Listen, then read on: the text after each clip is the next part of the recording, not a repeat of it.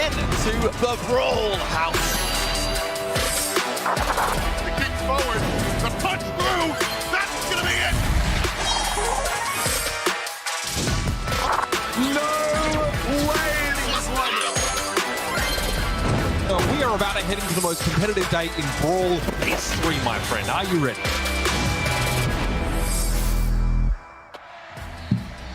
Hello, what's good, and welcome, Brawl Stars Nation. It's your boy F. Dot, and I am here with Reddy and Kenny, and we are ready to go. It's August, baby, and we got another monthly finals coming at you. Kenny, been a while, man. How you been? It's good to be with you, F. Dot. It's been too long, and honestly, it's going to be a really fun month. I am very excited for NA, as always, especially being from here, but take a lot of pride in this region. Their meta is something to see for sure. Oh, absolutely. And Reddy, great to see you, buddy, as well. Dude, I'm vibing today, right? We bring it home for the very last match of the month. And yeah, NA vibes are absolutely here today. I'm super, super excited. And this might even be the wackiest kind of bracket that we've even had in NA so far. It just might be. We have some surprise teams, but pump the brakes real quick. Let's go over the basics. If you're brand new, first of all, where you been? Welcome. This is the BSC, and it all starts in the app itself. You got to play in the power match to get things going. The top players from there go ahead and ascend to our top 8 single elimination bracket that we're taking a look here. And it's the same format as you qualify earlier on. So we do best of 3s in the early stages, and then we shift over to best of 5s once we hit that semifinals and finals type area. And these are your teams that are going to be playing today. Stamina and Chasmac Gaming are going to start us off, and then we go through a lot of familiar faces, but I think that Vatra matchup, Reddy, is going to have some question marks on it for sure. Absolutely. Anime lovers seem to have come out of absolute nowhere, and these seem to be very skilled players. We just don't know about them yet, and maybe this is simply a disguise to try and cause some upsets here, but it's all up to speculation. Nonetheless, Vatra Gaming are going to have a pretty respectful opponent. Also on the top side of the bracket, STMN and Tribe could face in the semis, and STMN coming off of a month where they actually got knocked out in the quarterfinals, got to ramp things up versus Chasmac, who are looking to advance from their 4th spot to claim STMN's current 3rd spot. I mean, it's a tough team as well. We'll dive deeper into that once we start talking about our individual matchups for sure. But I mean, Kenny, North America has, especially here in the early stages, a lot of times you look at the top teams and you go, all right, we'll kind of pay attention to y'all in the semis. Quarterfinals, all these squads are pretty dang good this time. Yeah, it's going to be a very stacked set of matches. And to be honest with you, too, when we casted this last month, it was 2-1s across the board. Look, nobody is safe in this region. There's so many particular teams that are so good. Just because Tribe's sitting comfortably at the top right now doesn't mean they're out of the wheelhouse yet. There's so much potential from all these teams. And again, they're all professionals for a reason. You have to hit that top 8 through a rigorous process. So on any given day, any team can win. And you guys can win at home. If you're watching, you can watch at event.brawlstars.com. You can win some special edition things, just pins just for you, but you got to take part in that. You can do all sorts of things on that platform. Of course, you can nail down your predictions, and that's what we do as well. So caster predictions coming at you right here, and this is what we've chosen. Now, I gotta listen. I was kind of mean to Reconic last week, and so I'm going to give them the benefit of the doubt this week. And I'm going to say, listen, maybe you guys can beat up Vanguard. It's going to be an uphill battle, but this is my prediction, Reddy, is I was just mean to him. And so I'm kind of throwing him a bone here. But I also really agree with you here. Reconic is a super scary team right now. And even versus Vanguard, they're going to be looking quite strong. Well, yeah, but still, I mean, even if it's 50-50, you got to go with heads or tails, dude. I think that this is going to be a close match. Now, when it comes to the others, we seem to all be in agreement, but at least I can say from my standpoint, these are going to be closer matches than history would typically tell us. Everyone, as you mentioned, has a tough opponent in the quarters.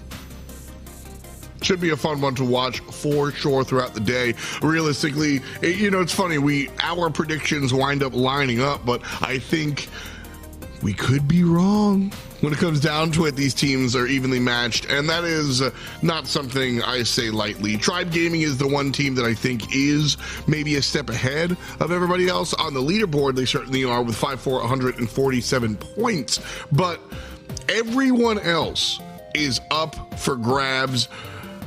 Realistically, I don't think Tribe Gaming are going anywhere. And frankly speaking, they could even lock themselves into finals, to Worlds today. The only team in the entire world is AC Milan Clash. They're guaranteed going to finals. Everybody else still fighting for it, Tribe included. If they win today and Vanguard winds up losing in quarterfinals, then Tribe Gaming, done and dusted, they're going to the World Championship.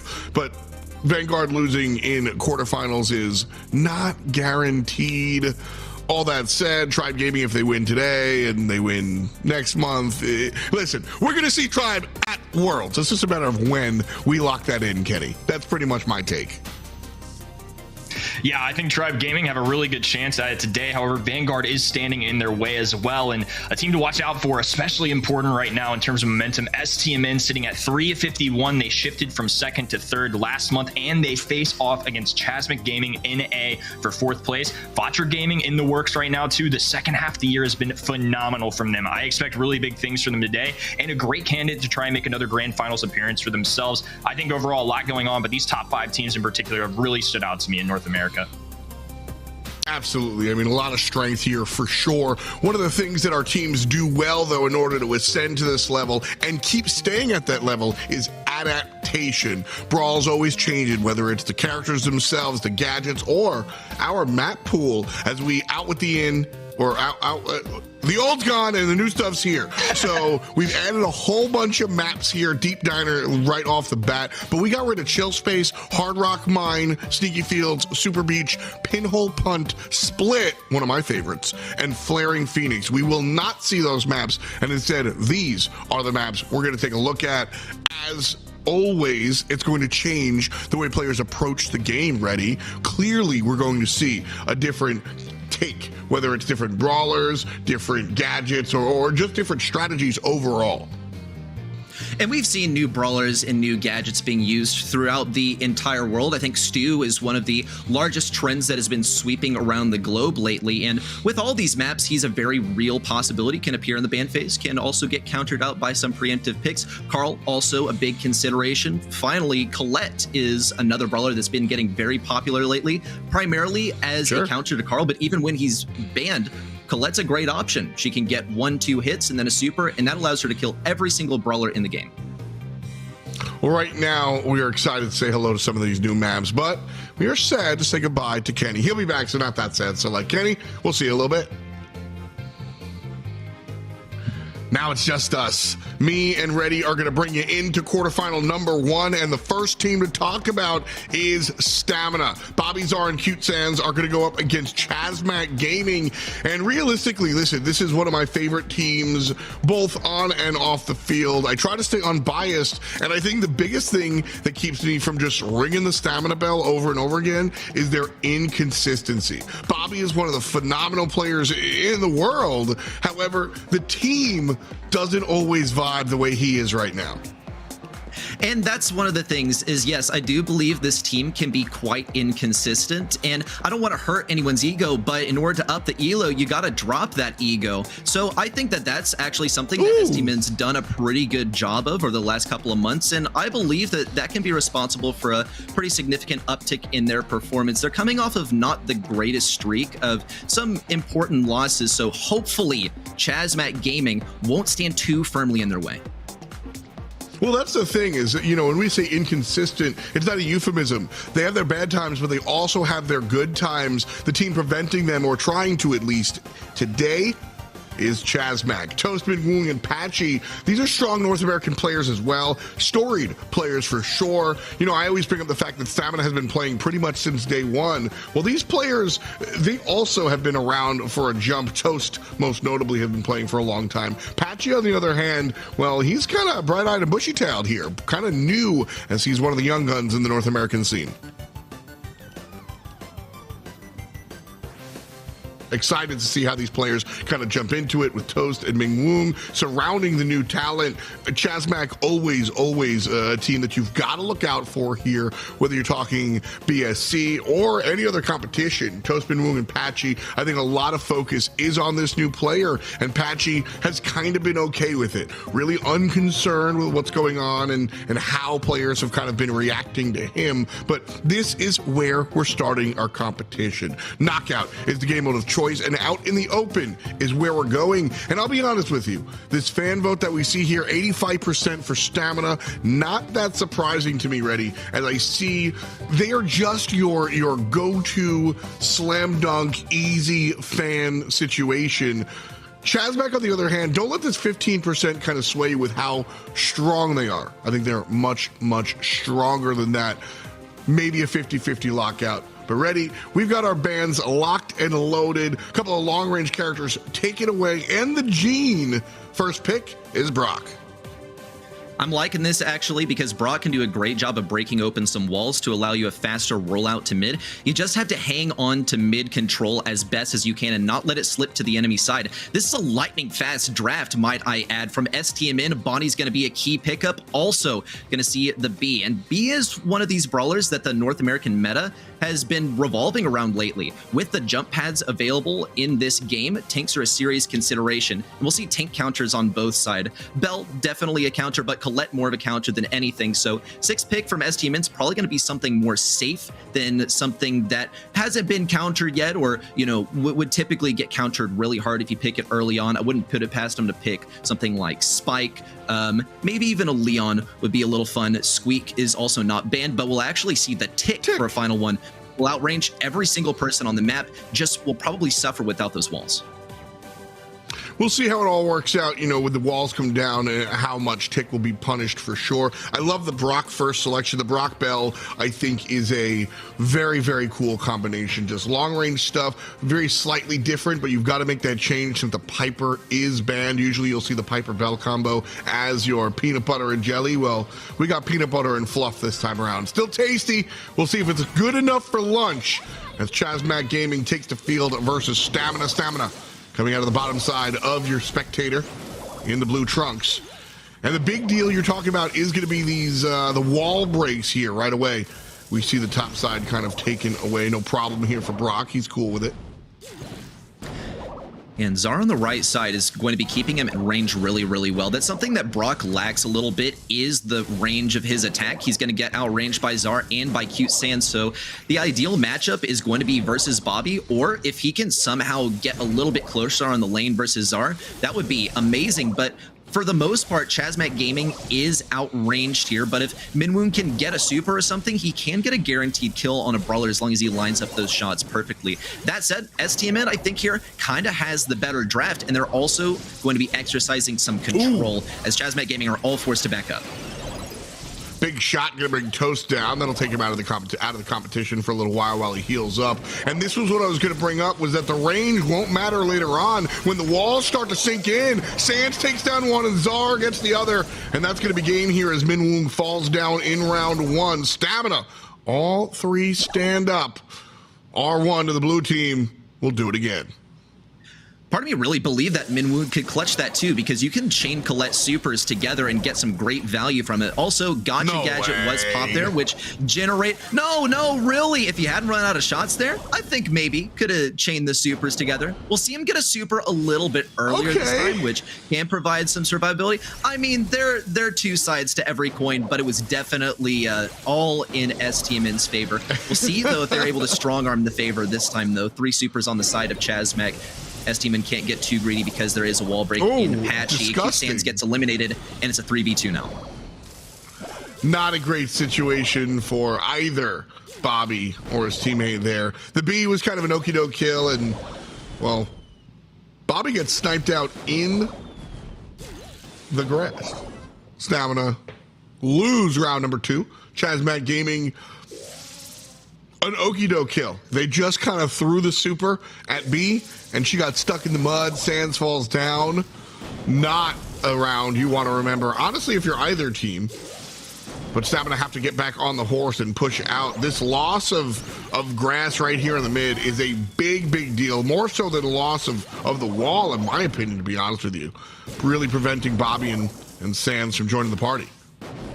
I believe this is extremely winnable for Chasmac Gaming NA. They just have to have a backup plan in case Bobby jumps in, because he has that super available, and he has pretty much a guaranteed kill onto anyone, pretty much except Minwoong. Here's a free kill onto Brock, and now he needs a little support on these lanes. Tick super coming through. Cute Sans dodging out the super from Minwoong, losing the Honey Molasses in the process. Starts looking very vulnerable, but no one has the health to capitalize on it. This 2v3 is looking pretty grim for Chasmac Gaming NA. They're going to lose Toast. Also, Cute Sans goes down. It's up to Minwoong. He has no gadgets left. This is his last one. Can he get a super and make it happen here? Doesn't look like it. And STMN will take this one.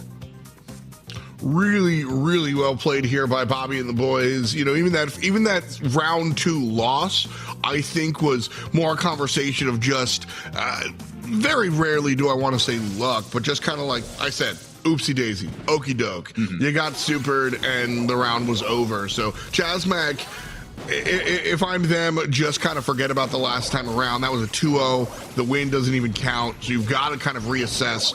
The idea of just letting Stamina come to you is not going to take it. I think Chasmac have to be a little bit more aggressive. The question is, Reddy, how do they do so?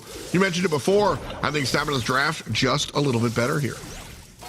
I totally agree. Maybe a little outer-drafted here for Chasmac Gaming NA, but it's not the end of the world. In fact, they got a very aggressive push right off the beginning. Patchy's also used every single one of his gadgets so far, so he has none of those left for the game, but it has allowed them to do fairly well versus Zar, who's slowly pushing up once again. Cute Sans is also going to hang on to the shield for a considerable amount of time. Big tap on a Minwoong. Bobby also pushes forward. Big pinch onto Patchy. If he can even escape here, does it look like that last shot is going to connect? He's all alone on the right side and gets taken down by the poison as it creeps in. Big moves with the Gotcha Gadget on the right side. Zar will fall. Bobby's next on the menu. Will it be enough to use a super? Here he comes, and Minwoong is able to get the takedown.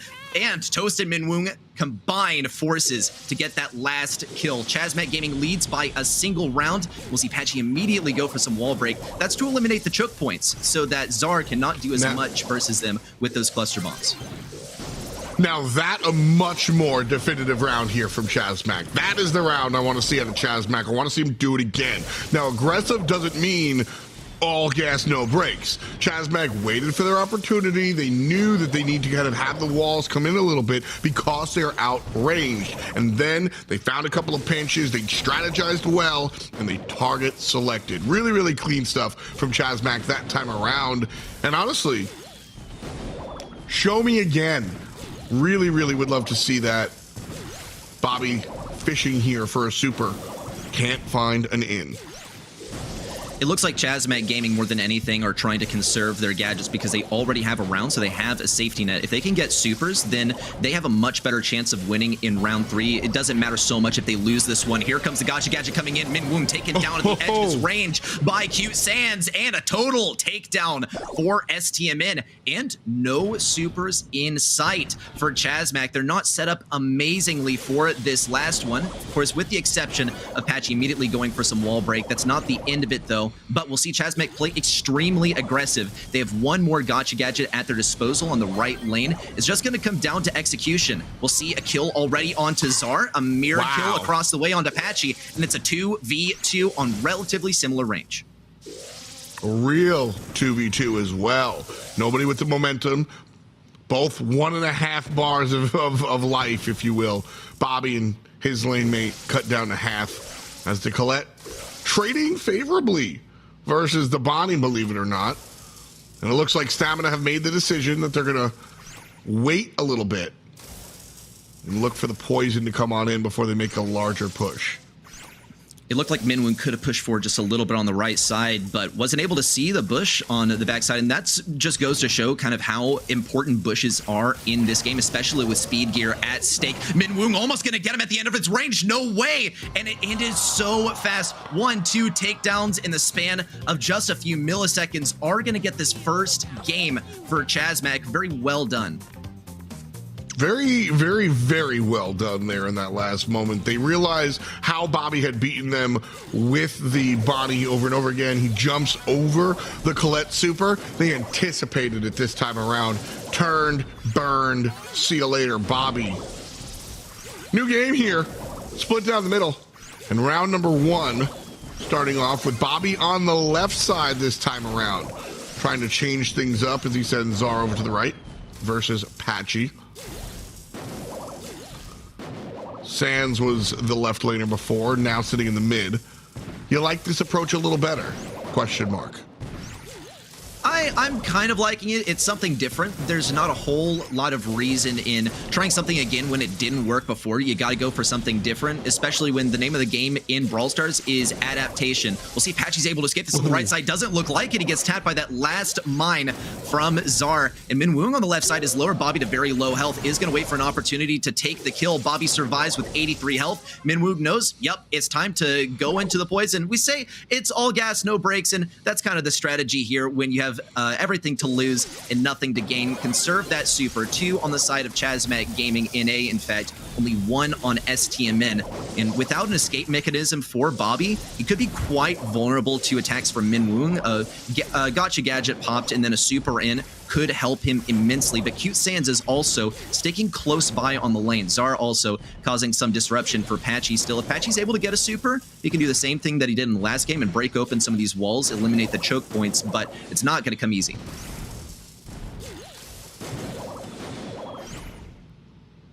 Couple more seconds before we start to see the smog come in here. Chasmac pushed up on their back foot, but now they've got some supers. They want to get aggressive, but it's Sands that's taking down Toast. Minwoong goes in, misses the second hit on a Bobby, and Bobby dodges the shot after the fact. Ooh, couldn't find the kill though. Zar versus Patchy. Patchy obviously has the upper hand here already, but Zar turns around, can't get the kill, and it's Chasmac that takes the round. We're all tied up, but no supers for the side of Chasmac. STMN, none for them either, and the gadgets are starting to wear thin. Great thing that Minwoong actually has 1 more gotcha left. It's going to be his key to pushing in. He's got to be a bit conservative versus Bobby, because Bobby can get a super off of Minwoong for free if he's just charging in. Doesn't matter that he's healing up, it's still supercharged for Bobby. And then immediately jump someone like Toast or Patchy. We see the tick super in. It's going to get a little bit of ground for STMN. If you're able to waste ammo for your enemy, that's free pressure as long as you keep moving forward. Big play by Minwoong and a takedown onto Bobby from long range with no escape in sight. And it's a 3v2 in favor of Chasmac. Now that's one of the things people look at Bonnie as Toast falls down. We got a real 2v2. Patchy barely alive, but is alive. The head falls down. And slowed. Minwoong survives for the moment. Right around the corner, curved like wanted. And Zar versus Patchy. He does it again. 8 HP, 7 more than he needed. Chasmac take the round, the game, and the set. And we're moving on to Heist. That's true happiness on the face of Toast right there. That is also relief, might I add. You already get that first set knocked out versus a team like STMN. That is colossal. This is really the game for Chasmac. They don't need to win a single match besides this one right here to pull ahead of STMN. STMN doesn't get points, and then Chasmac gets points. They swap spots with Chasmac coming in third. Of course, that ignores what could be happening on the bottom side of the bracket, but it's still huge for both teams. What a way to start things off. I think probably the top 1v1 of the entire game, or the entire set, might I add, was Zar on the tick versus Patchy on the rock, because we saw the entire game. It was furious. It came down to some round decisions. I mean, yeah, we saw it at least twice, if memory serves. And, you know, at the end of the day, it's...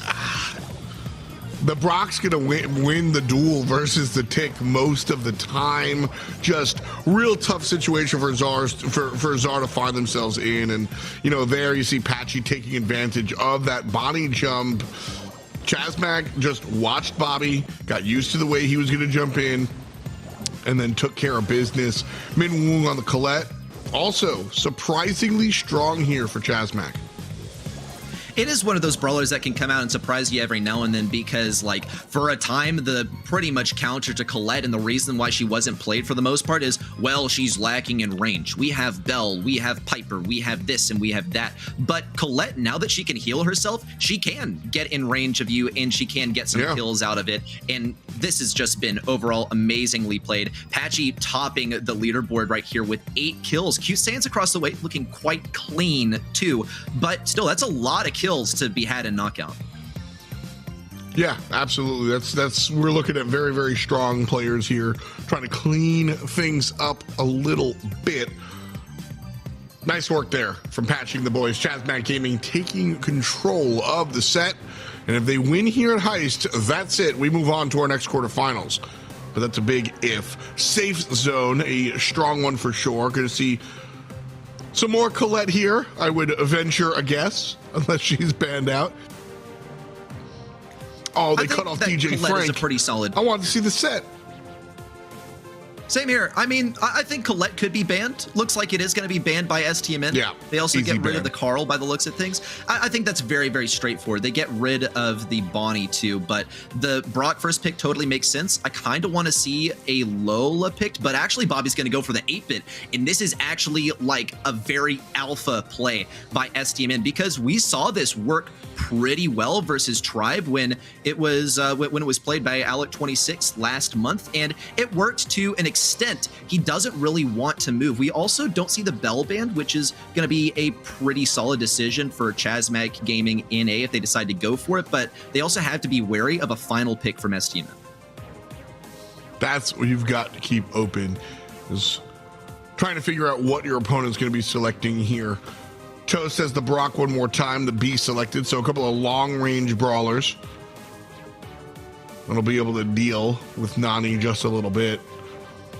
And there's the Lola, so just strong, all-out aggression coming out from Chasmac. No real tank, just all-out, brawl-out. Last pick here for Stamina, pairing up with 8-Bit and friends. Where do you want to see him go? Daryl. No, Griff. not Daryl. Griff. Okay. I say Daryl as one of those picks that's like, I would have liked to see kind of Daryl. like the. Yeah, Daryl would have been fun, and Zar can really pop off on some of these close-range brawlers. Griff is not one of the brawlers that I really expected here. He's not a brawler that I like a whole lot either. Consider this. He's going to be outranged by every single person on the enemy team. So he's going to rely on getting fed supers in order to do anything. That said, Zar's going to be the only wall breaker on the side of STMN. I think that Brock was a pretty key pickup to start things off. But the other thing is that a lot of wall breakers have been eliminated in the ban phase. We don't see Colonel Revs as a possibility. Piper, not really a possibility either. But Chasmac Gaming NA, I love the draft from these guys. 2 of the brawlers, both of the lanes, can do colossal damage to the safe. And when it comes to STMN, they really only have Zar, who's probably never going to be able to touch that safe because he's just so slow. 8-Bit's the slowest brawler in this game. Yeah, it's going to be tough. I mean, Sans, you're leaning on the Rico to really be the damage dealer here, right? That's who you're hoping to find on the safe. That said, Brock is going to be a tough matchup for anyone really in lane. So Rico here trying to find the damage, won't be able to find much, but early stages of our game and nobody really able to make it past this midpoint. Chasmac, the first ones even thinking about stepping forward. And Bobby on the Griff can take a close range fight with Patchy's Lola, whose ego is almost dead here. Well, A little bit of help from Zar for the mid lane as well. And Bobby gonna have some help from the 8-Bit. Do they push forward now? No, not just yet.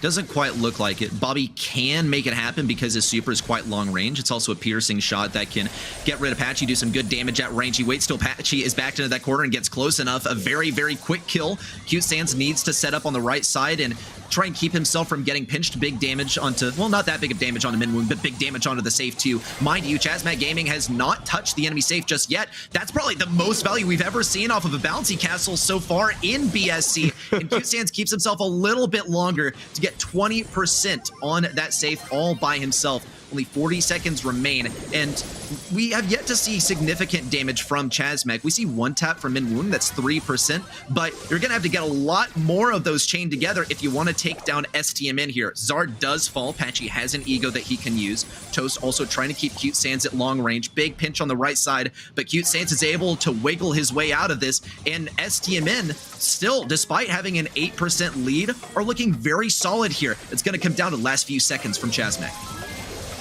Chasmac needs to press forward if they're going to have any hope of getting this done. But with Patchy falling down, I think that's all she wrote. 8% is all stamina needed. They got a little bit of bonus percent towards the end there. 76% being the final percentage for heist number 1. So game 1 in the books. And a nice look here from Stamina, despite the fact that I think Chasmac up and down had the better draft. That's why we play the game, folks. I mean, same here. I think that this is a good draft by Chasmac, but also this is pretty untraditional from STMN. Especially Zar on the 8-bit is going to be pretty difficult to face at mid because he's so tanky. He has so much health. Once he throws down the turret, there's really not much from Chasmac that can take down the turret with the exception of Minwoon. So if he goes for any wall break, it could be around that area, but it looks like he's broken open the right wall. Instead, he has no wall break left, save for a super that could come through at any moment. Patchy is going to get the kill with the freeze frame, only barely survives. On the right side, Minwoon keeps up the damage versus Cute Sans, but he's so slippery and is going to keep on healing himself up with those bouncy castles. On the left side, though, Patchy still having some trouble versus Bobby. Some wall break for Bobby, too. Does get taken down. Zar's going to have to step up to the challenge, but on the right side, Cute Sans is just unkillable. Okay, Caster's Curse. Well, Caster's Curse 2 in a row. We'll see if you get tic-tac-toe there. Patchy doing well, finding his way to the backside, is able to find a whole lot of damage onto the stamina safe.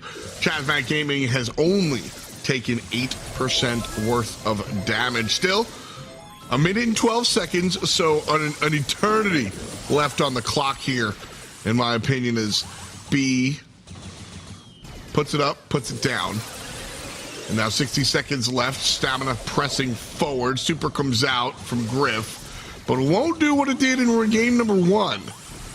And so with that said, Griff falls down, Sans in trouble. Chasmac on their back foot, but they should press forward now. A lot of the lack of pressure from STMN comes down to the strategic wall break from Chasmac. They didn't go for this one that's at mid right next to Zar because Minwoon needs it in order to get any damage on that safe. Chasmac Gaming have done a way better job of knowing that you don't have to have like a push. This push doesn't have to just be focused for safe damage. This can be control, and we sometimes put some damage on the safe. That's what Chasmac has done a great job of this time. Also, the wall break on the right side has simply been remarkable. It's shut down Cute Sans a whole lot. Some damage trickles in. 13 seconds left on the clock. Zar can make this happen. Bobby, if he gets a super, can also get damage on the safe. That's it. Zar gets to wail on the safe. That's it. There's no coming back for Chasmac, and STMN have done it. They've come back in the last few seconds to bring things to set number 3. All right, surprised me 2 times. Both of those dubs there. So it's interesting. The first dub, I was surprised. I was just like, okay. I thought this was by far an outdraft coming out from Chasmac. All of the onus was on Rico, and well, he did it. So cool, dude. You passed the test. And then we get into the second one, and I was like, all right, well, now you're behind. I don't know how you're going to be able to handle this one. Well, oh well, they surprised me again by standing up and just making it happen. Reddy, I think in game number 1, you saw a lot of pressure come out from Griff, and we did not see that in game number 2. Instead, we just saw the last minute, let them have it, boys, and they called it the bomb squad. I mean, if you get rid of the walls, it just makes Zar stronger, and Zar outspeeds B, so he'll be able to diff the long-range matchup. B also doesn't have that consistent of DPS as well, which is another consideration too. She also can't do that great of damage versus the safe. I love 8-bit on Heist. We just haven't seen him succeed lately because one of the things that shut 8-bit down and pretty much ended the era of the 8-bit meta was counters like Bell coming in. And we simply didn't see those today, and Bell's not as strong of a counter to him anymore. Just, I really think this comes down to a good draft by STMN. We just couldn't see it on the surface, and, well, the absolute center point of that draft was the 8-bit. I agree. Real strong stuff. At the end of the day, you know, relying on a Rico to be your damage dealer to the safe isn't the brand new tech, but surrounding it in here, this is what Stamina need to do in order to find themselves, kind of bring it to that next level, right? We see a roster change. Now we see some deep dive into the notebook style, and I'm here for it. Love what we're seeing. And now it's time to go to Gem Grab. Shout out to the bad randoms. Love to see them perform in here. Which team performs in set number 3? That's the question, as Stamina and Chasmac both have kind of had good moments throughout the evening so far. I've been impressed with both teams, both as far as our X's and O's goes, and as far as just hitting the shots. Bands coming through. No Sprout, no Squeak, no Crow. And there's the Carl band. Okay, I thought it was a pass band, but it will be a Carl band. Bobby with the first pick, Penny.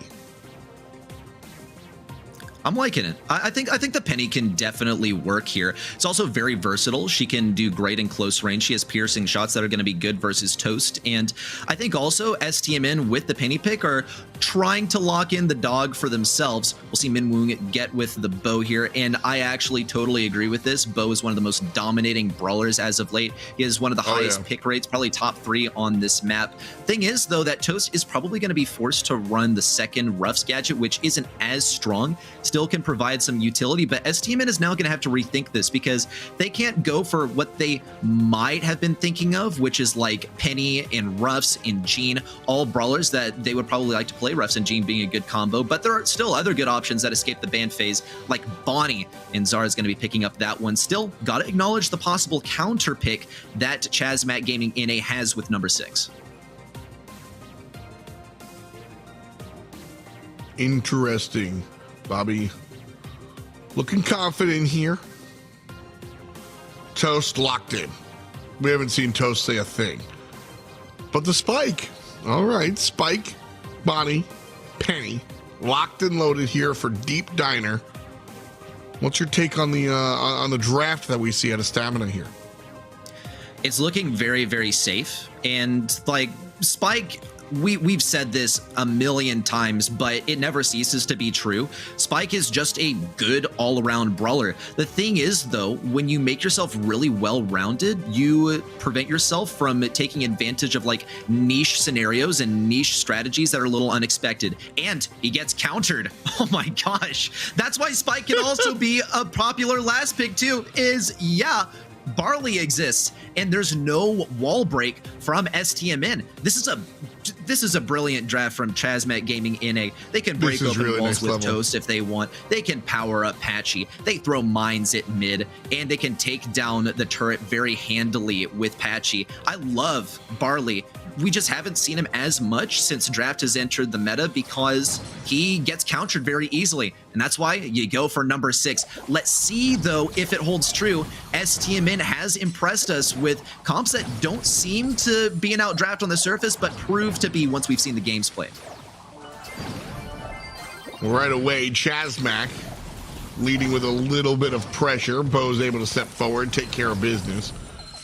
Barley pushed out, though. Sands has a nice angle here if Barley doesn't change position. And Min Woong getting pushed out just a little bit. There's some help from the Spike, but Zar's low. Mid positioning here going to Stamina. As Toast pushed off into the background, and Sands again. This is a great angle for this body. Barley's having a hard time getting involved. I think it's just going to come down to whether he gets some assistance on his lane. He gets comboed out by both Bobby and Zar. A jump in is going to lead Cute Sands to his demise, but it pushes Toast back for long enough for Bobby to get a few more gems here, set up that turret once more. Big mines coming in, and that is going to be crucial. No one can walk through that lane on the right side now, which seriously narrows down some of the choke points. Min Woong is going to have to conserve his health very, very carefully, though, if he wants to take down Zar. If he can get right behind the wall and we see mid push up, that's a kill onto Zar without a doubt. Big jump in and some kills traded out here. Gems topple to the ground, but STMN, Bobby is pretty much unfazed. Picks up gem number 9. He's just got to get one more. That's the idea. I mean, this, it's not bounty, it's not knockout. You could jump in, kind of just waste time while your team is sitting on the stoop. That's the mentality out of Stamina right now, though. They have to push off as Chasmac Gaming pushes forward. Patchy behind enemy lines, could be in a dangerous spot here, but instead it's him that deals out the damage. Body falling down. Gem number 8 for Chasmac, and so all of a sudden, Stamina's 9 gems. Not looking so cute.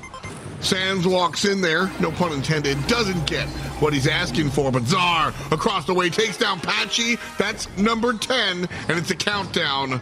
Not safe though, so they have to maintain mid-control.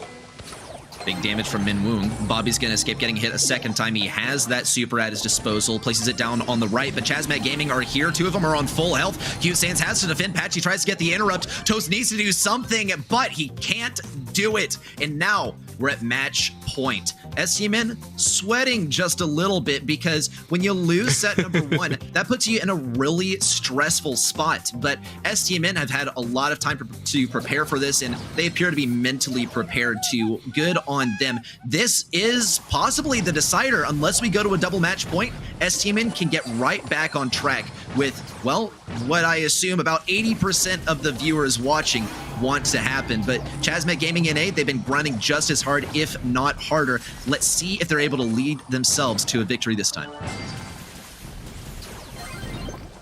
Sands again in this lane. Love this position for the long-range character. He can really pick and choose. This position I hate for the long-range character as he finds himself behind enemy lines. No man's land, just bad spot. Little bit too far forward, gets demolished. And because of that, Chasmac Gaming able to take advantage and step forward. 4 gems to 4 as Stamina answers back. And now they're the ones stepping forward, jumping forward even as Sands taking down the enemy Barley. No gems in hand, so no big deal. Mid pressure still in the blue team's hands. Beautiful lane matchup here for STMN 2. Cute Sands doesn't even need to get back in his cannon form. As long as Barley is on his lane, he's going to win every single matchup. But even with Bobby going down, Zara is barely able to escape Patchy's range. Cute Sands also has to move in front to tank a little bit. Another lane switch up. Min Woong getting sniped out by Cute Sands. Another gem drops down for Zara to collect. They're just 2 gems away from running back with a countdown, but Chasmac Gaming are not going to let them have it easy. Min Woong is really not sure on what lane he wants to go for now. A supply drop down, and Min Woong probably will go for it. He has to get consistent damage. If he can get a single super into mid, that's free control for them. They just gotta be cautious about whether Min Woong, oh my gosh, a double kill, and Zar is not going to have enough gems to keep that countdown running. 2 gems left needed for Toast. Huge team wipe too. And Chasmac Gaming NA have mid control. They can start working on generating a countdown. Lucky for Stamina and their fans, Bobby's able to pick those gems up no problem. But now we're tied at 9, and so 10 will not be safe. 10th gem here picked up by the red team, but watch Bobby here. Woo! Never mind! He exploded! Still, we'll get the 10 gems to match. Next one here will start another countdown though. Chasmac looking to maintain mid-control. Bobby stepping forward and the gem coming out. Oh, which side is it on, ready? Okay, it's on Stamina's, and so they will start. Not a new countdown. 5 seconds, and there's 12 gems in the pocket. Not going to be enough time here. There was! Last second. That's what I was looking for. Chasmac Gaming in air looking so dominant though. Toast just needs another super to lock this one in. The tripwire mechanics have just been ridiculous. Cute Sands has to keep on pushing forward. No super. He has all 12 gems. He can't afford to be too aggressive. Big damage. Here's the super in. No interruption. And Chasmac are gonna run it back. It is a double match point incoming. That was it, man. You know, so the big difference there that we were looking at was the 1 gem differential. In game number 1, we saw the Stamina guys grab that 11th gem. That kept them out from being matched. And then we saw a little bit of back and forth tossing of the countdown this time around. But that last second, Chasmac grabs gem number 12, and that is what secured the deal. Nice try there from some fans to try and jump in there, but a little bit too late. Well, Min Woong can take the Sands lane this time. He's going to be facing versus Bonnie, and Q Sands is not going to be able to get around the walls very well at all until he gets his super. But if he's denied the super at every single turn, then that won't really be a problem. Min Woong still counters the heck out of him when he doesn't have super. Bobby also is going to be feeling some pain. First super coming in from Toast. No tripwire just yet. Doubles down with the super from Min Woong. Two supers on top of each other. Bobby can charge right back in, gets stunned, but he's out of reach. Very, very lucky for him that no one was there to take advantage of the idleness, though Patchy on the left side is going to look to take down Zar. Possibly can get this final tap on him. Min Woong does fall, though, with a big super from Cute Sands. The mid control 100% belongs to STMN, and not many takebacks are possibly in sight. Patchy barely alive, scratched out, he'll be done. Barley, though, stepping forward, big super, and this will create a lot of distance between the mid and the rest of Team Stamina. Toast picking up gem number 3 here for Chasmac, and as Sands comes up the right-hand lane, everybody in trouble as the body's finding the shots. 10th gem in the pocket here for Stamina, and there's no chance of answering back with the countdown reset. And I don't think there's any chance of chasing down the penny. Put him on the spin cycle, boys. Stamina take the game, set, end match.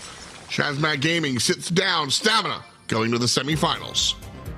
Very well done by STMN. A close game without a doubt, but I don't really think we expected anything less. Chasmac Gaming NA, they're an extremely hungry team trying to get that 3rd spot, and they almost did it today. But STMN, they've gotten themselves back on track. Some spins, some protestos coming out too. The usual stuff from Sands. Guys are in their element today, and this momentum is going to do them real good in the semifinals. They have a potential matchup versus Tribe Gaming, which is going to be their next greatest challenge too. And some of these replays are simply ridiculous. I think the tripwire was probably my favorite feature of Chasmac's strategy this time, but STMN simply knew what they were doing with the lane switches, and Zar is a phenomenal spike. I mean, it's hard to fill OG's shoes with a spike, and I think Zar's doing a pretty good job.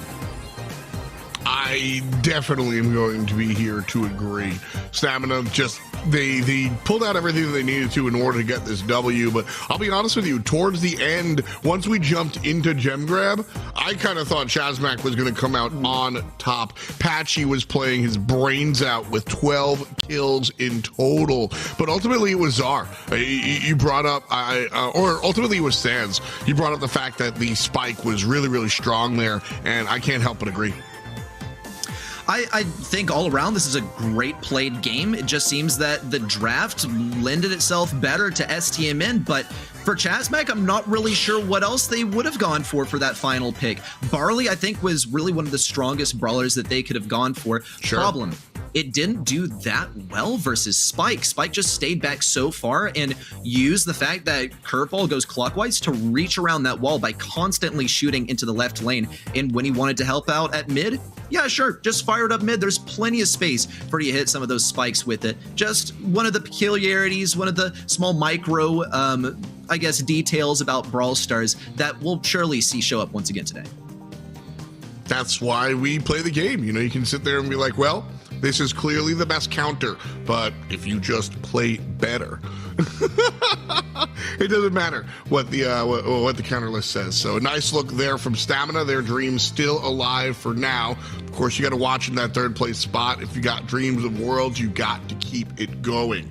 And so we'll see if they wind up versus Tribe in that semifinals like you were talking about. But our second quarterfinals going to come at you right about now. Tribe Gaming going up against West Coast.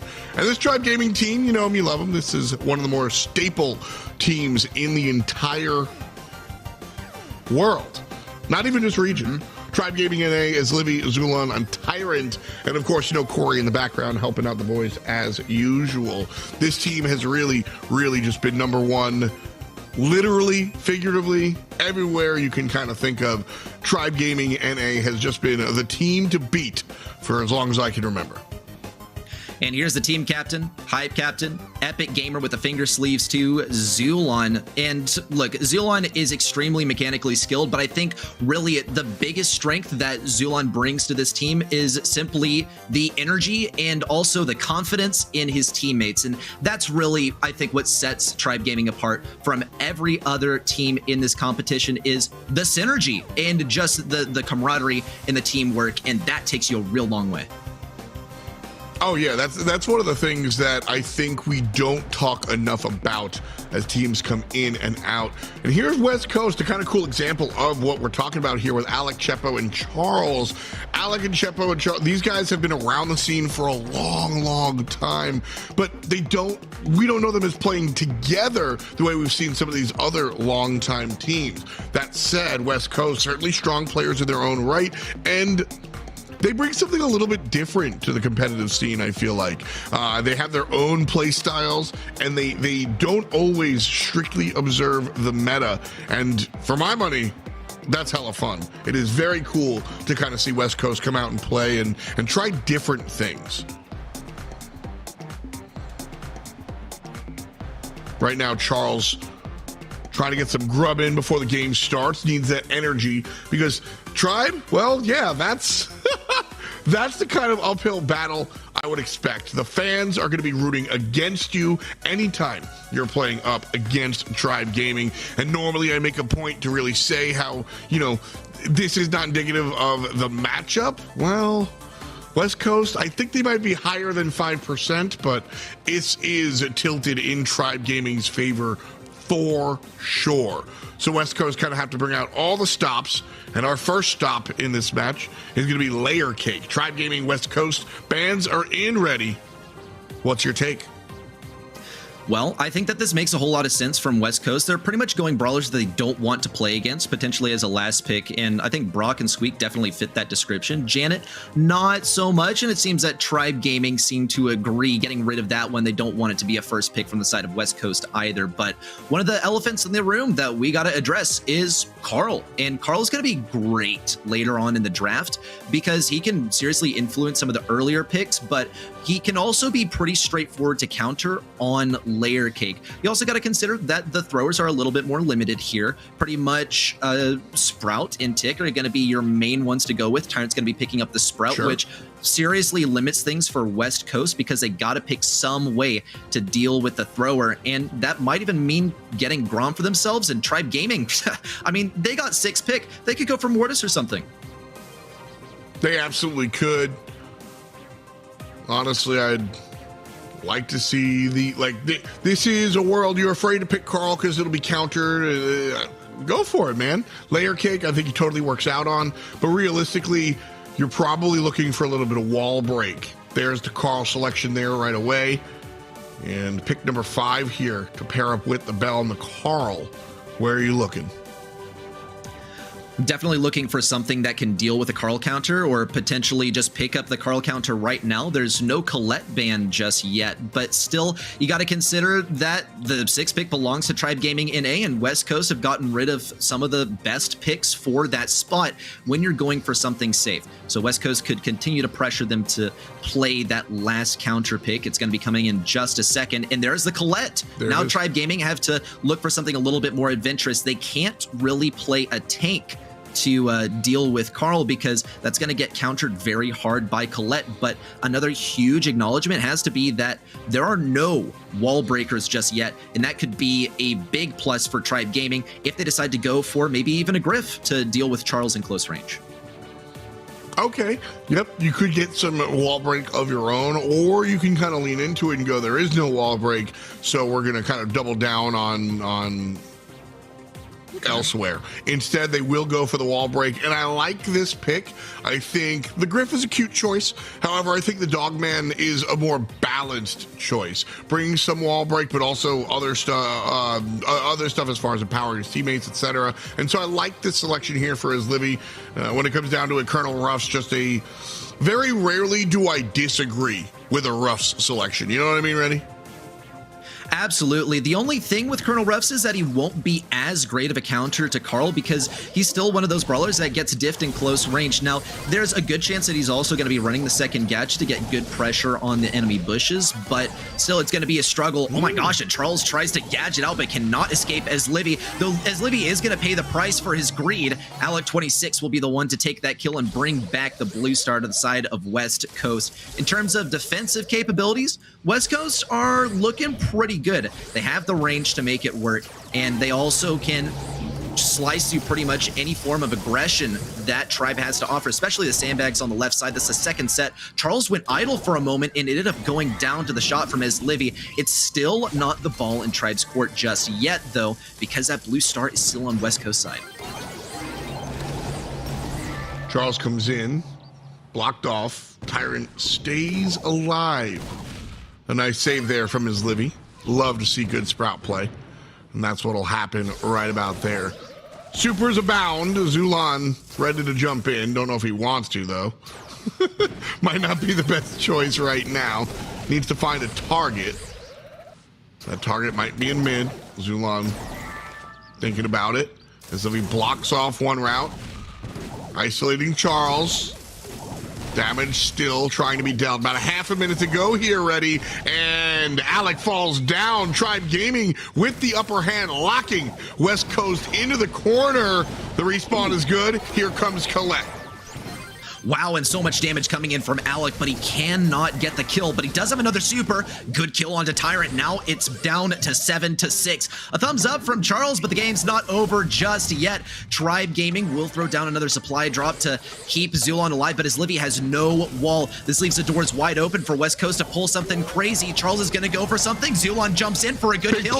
26 can't take advantage of it, and Tribe will get this one in spite of how close it got there with the end, with the aggression from West Coast. That is a good number of games in a row so far for Tribe Gaming. They're on a roll. Just got to keep up the momentum as well. Zulon, though, doubling down. Even if things went awry on the south side, Zulon jumped over and just people's elbowed the opposition. Great stuff there at the last second.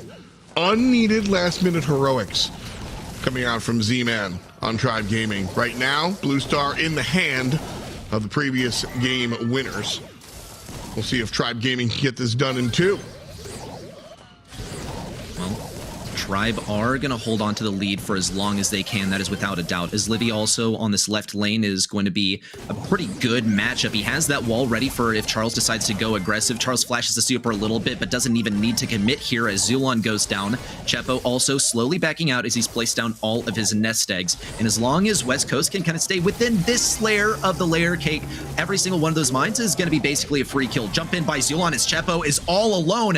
And is anyone going to even be here to pinch? Charles is occupied. Alec 26 can't really do much, but Charles is going to get a pretty free kill onto Livy. And another one, just like that. That wasn't so free, but Tyrant was left stranded at mid, and West Coast do have a comfortable lead at the moment, but Charles has to stay alive, which limits him to playing mostly defense instead of hyper offensive as Carl usually would.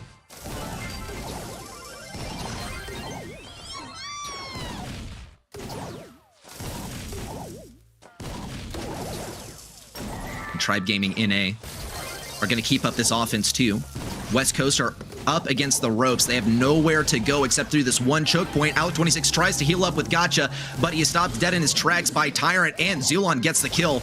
Charles has his super at his disposal. He can't afford to try and come back and get some good damage for a kill, but the clock is ticking down as Livy does not have enough DPS really get takedowns here. Alec 26 might have a combo. Jump in by Zulon to get a kill. 12-11, and the comeback from West Coast as they pull things back, and now it's tied up in set 1. Fantastic. Again, Zulon does what he needs to do, but this time around, West Coast answer back at that last second. So even though Zulon gets his kill behind enemy lines, it's West Coast on the front side that's able to stretch it out. So we go to a game 3, and it's Charles right away. You're always going to see the Carl kind of go and take that blue star. It's about if Tribe can kind of punish. First game they did. Second game they can't find it. Third game, what? Tyrant gets cute and is able to find the kill on the other side.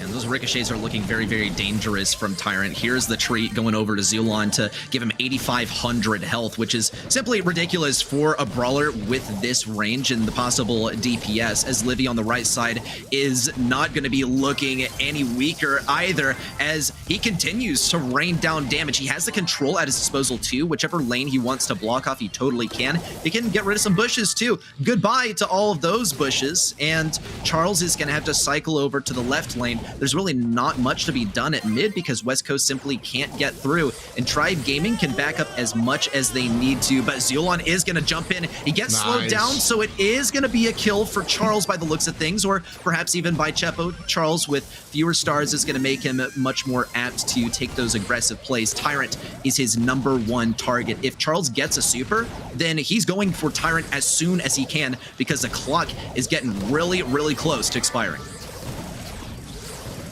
Trouble for West Coast. Alec kind of locked out on the backside. Charles, low HP, has to wait to heal up, but that's fine. More than enough time on the clock here. We've got the countdown from 20. 4 stars is all West Coast needs, and Tyrant alone could be the kill that they want to find. Tyrant in trouble, gets targeted, but it's all good as Colette falls down. Lead still to Tribe as Charles gets eaten as well. And that's going to be game. Tribe Gaming take set #1. Game number 3 here has been Livy just dropping bombs the entire game. Tyrant started us off with a bang too, but Livy was the single most consistent player throughout this entire set. He did such a great job, and his teammates did an amazing job of supporting him too, making sure that he didn't get jumped on by Carl. And I think also Colette versus Sprout was a pretty suboptimal matchup for Colette, but it meant that that Carl could actually play versus a brawler that he's going to get hits on and he's going to get supers on, and once he has that super, combine it with Flying Hook, that's your gateway to actually getting a kill onto Livy. There's really no other way around it because there were no throwers in this game. There were no counters to Sprout, despite Sprout not even being a last pick. Well, ultimately, I saw a lot of heroics out of Zulon. Really liked his play here on the Bonnie. One of the characters that can really kind of do everything. And if you're going to player, you've got to do everything. And Zulon did a whole lot of that. Also, just shout out to the team in general for their target prioritization. You saw as soon as West Coast kind of had an idea of what was going on, Tribe Gaming made the call, targeted a player, and all 3 players on Tribe snapped to it and let it rain. So a great look there. 45% of the damage done by his Livy for sure, wow. But every piece of this team needed to work in order to bring this bounty home. Well, West Coast really needs to lean on whatever they can to take down Tribe Gaming NA because Tribe really is, for better or for worse, on a different level. And for West Coast to upset them, we've seen in the past, like we even saw Alec26 last month, we saw him pull out that 8-bit for some funky action, and it did pretty well. Problem is that you can't really cheese a map like Layer Cake. It's just, the draft is simply too diverse. Now, when it comes to Hot Zone's all over the place. And Dueling Beetles is absolutely one that you can cheese. This is one where we see the Poco double tanks. It's somewhere that we see some Stu domination. That is a ban for sure. I think B is also a very possible ban. I think also we'd be pretty pleased to see Carl banned out, but he is not going to be banned. And Tribe Gaming NA get to decide whether they want to play around it or go for it. I think Stu is actually a better pick here than Carl. So West Coast are probably going to play around it a little. Zulon on the Stu, excuse me, very, very strong stuff. Really kind of just parks himself down or jumps towards mid and is able to kind of just keep dancing. Real tough to pull off, but Zulon can certainly do it. Chepo and Charles here, the Crow and the Bell, long range stuff out of the Bell. And, you know, this is a team. Chepo has always played a strong Crow, and I love Crow on Dueling Beetles when it comes down to it, able to slow everybody and kind of take advantage of them after the fact. But here you're going to have slows met with slows. Tyrant picks the B. Last selection here. What do you want to see? I wonder if we'll see a tank, actually, because we see the Gale ban by Tribe Gaming NA, so they probably have something like that cooking, and they don't want to allow West Coast to counter it out because West Coast does have the final pick. Gale's a great preemptive way to deal with it. Not going to be a tank, but definitely someone who can get aggressive. If West Coast is going to go for something, probably their best bet is going to be something that's good in close range and also does fairly well at like mid-range and long range. I think Spike is a very solid pick for these guys, but as we've seen, sometimes it can be a bit too safe of a pick. It worked out pretty well for STMN, but it's a completely different map. It's a totally different game. It's not really easy to deal with Stu, and Alec26 is going to say, okay, well, you counter me with 2 brawlers here, but I'm still going to go with the Carl, and sometimes that's really all that you need because Carl is such a good brawler. It's very funny because I think Carl meta is, as we were kind of slipping out of Carl meta in my opinion, Carl meta is a meta dictated by Carl. You select him or you select what's good against him. And I think that we're in a situation in this game particularly where it's around Carl. Carl has some counters across the way. Carl, either Alec plays this and he wins the game with Carl play, or Tribe Gaming take advantage of Carl and West Coast lose because of the Carl selection. I'm happy with the Bell and the Crow and the Carl. If they win, I'm happy, and if they lose, I'm sad. Does that make sense? Are you with me on that, Reddy? Because this, Alec put all the weight on his shoulders with the selection here. Absolutely. And also we see Carl played in a bit of a different way than usual because he's going to be going for that Flames gadget too, which means that he's not going to be flying hooking in. He's just going to play it at long range, which is the way you'd play Carl if you pick him early on in the draft and then get countered really hard by the enemy, not when you pick him as the final pick. And now, actually, that the speed zone is on the right side, it's going to be that much harder for Alec to do well in this matchup. Bonnie and Carl have the exact same range, believe it or not, and with speed at play giving Zulon an advantage, it's not going to look very good for Alec when his only capabilities are, in fact, at long range. Tyrant, though, is going to get slowed down. This is looking pretty good for a push in by West Coast. Here comes the super from Chepo. Destruction, but also a takedown from West Coast. Zulon in the backlines gets a kill. And West Coast, despite being ahead, do not have mid control. Not at all.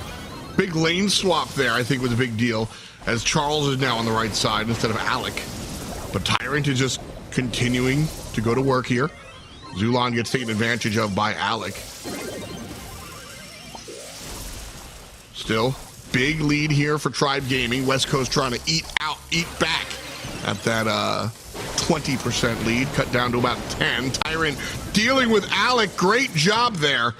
And just like that, Tribe Gaming going to be standing on the point one more time.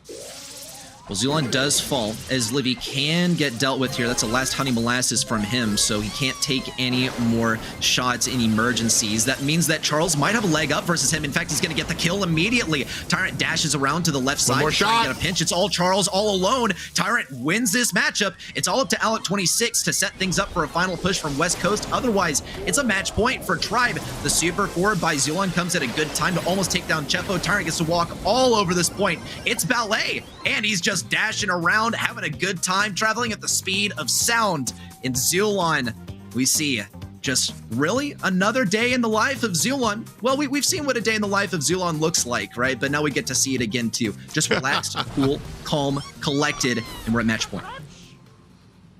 West Coast tried to adapt there by making the lane swap, Charles and Alec, but it really didn't matter. Alec just not performing on the Carl the way they wanted him to. Tyrant did exactly what we said he would do, kind of literally circle strafing around players. And Chepo falls down before he can get involved. Alec and Chepo need to be a little bit more like over aggressive, and I stress the over. We just kind of see them staying on their own side, and I need more out of those two players.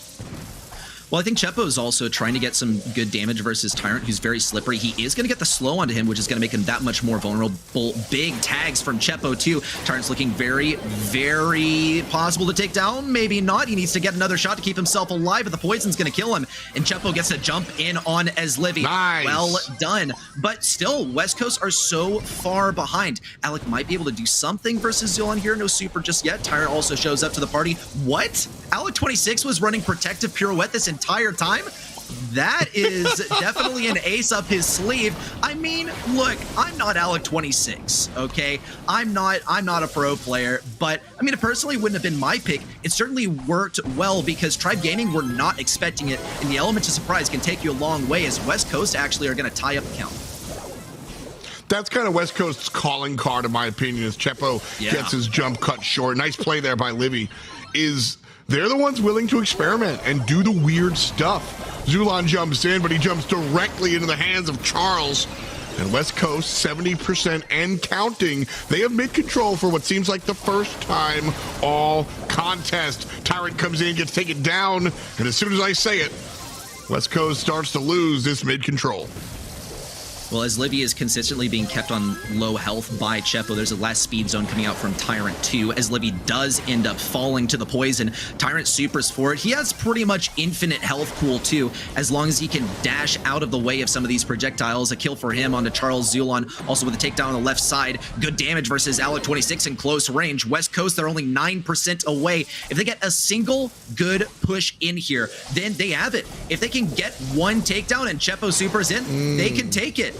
But Alec 26 doesn't have free mobility in, as Livy is almost going to get the kill, does take down Chepo, and West Coast FA, with their one kill, can take this game. They extend the match point and push us to a game 3. Really, really well played here by West Coast. Big difference, like I said, was a little bit more aggression coming out from both the Crow and the Carl players here. Alec and friends kind of in game number 1 just sat back and kind of got eaten. This time around, some of that aggression that we were kind of asking for, and that's what brought them the overwhelming lead. And so because of that, we'll see ourselves in game number 3. Alec getting some good shots on Zulon, who needs help here from Tyrant. Whoa. But instead, Tyrant just one more time walking into trouble. And there's a little beep. 2 kills. Tyrant goes down. All right, I think we saw very good value here from the gadget from Alec as well, because he pretty much blocked off any mobility between lanes with that gadget. We'll see Zulon jump in, and that's pretty much the reality of playing Bonnie, is you're always going to get a free kill when you jump in on Bell, unless there are teammates nearby that have really good burst potential, but that's also a trend that we've seen throughout this very game too. We'll see if it continues. Tyrant keeps on dashing around. Alec 26 can hit him, but Tyrant simply keeps healing up. Chepo's going to put an end to that with a takedown, but West Coast have not been able to walk onto this point just yet. With as Livy consistently staying on the left lane for the most part, I think that this is working out really well, because he was having a tough time at mid versus Pro, and with Pro primarily playing mid. Okay, some kills in the back lines. What's going on? This is so dominant. Tyrant, you can't throw up a Protesto. You know what happens, right? That's not a good memory that we want to revisit. But at this point, I think it's pretty safe. Yeah, you got about 98% of the point. I think you can thumbs down.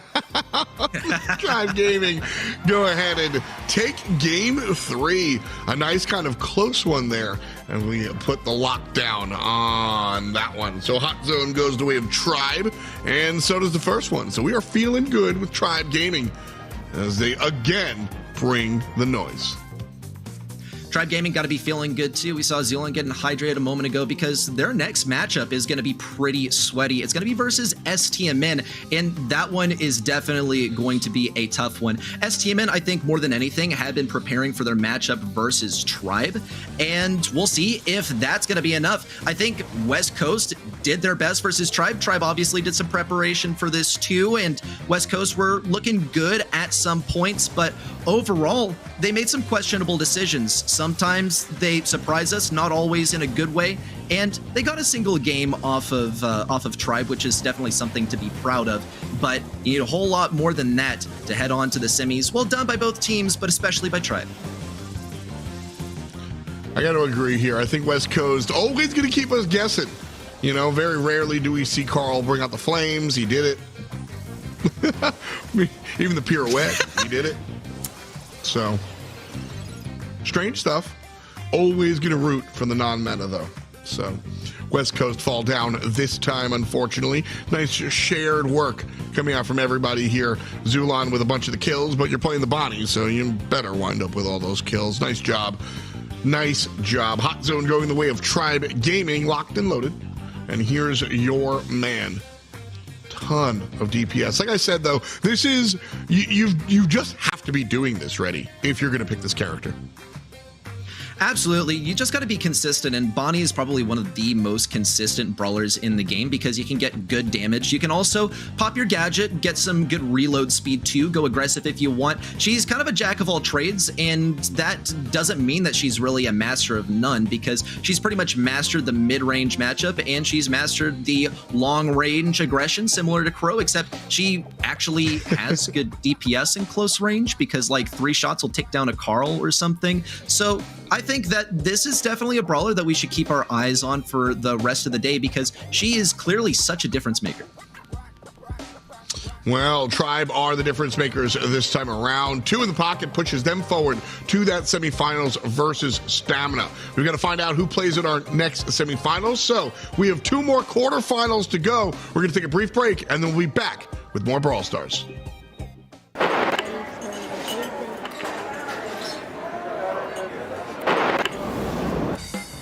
Hi, I'm Stu, and welcome to Stu's Spectacular School of Driving!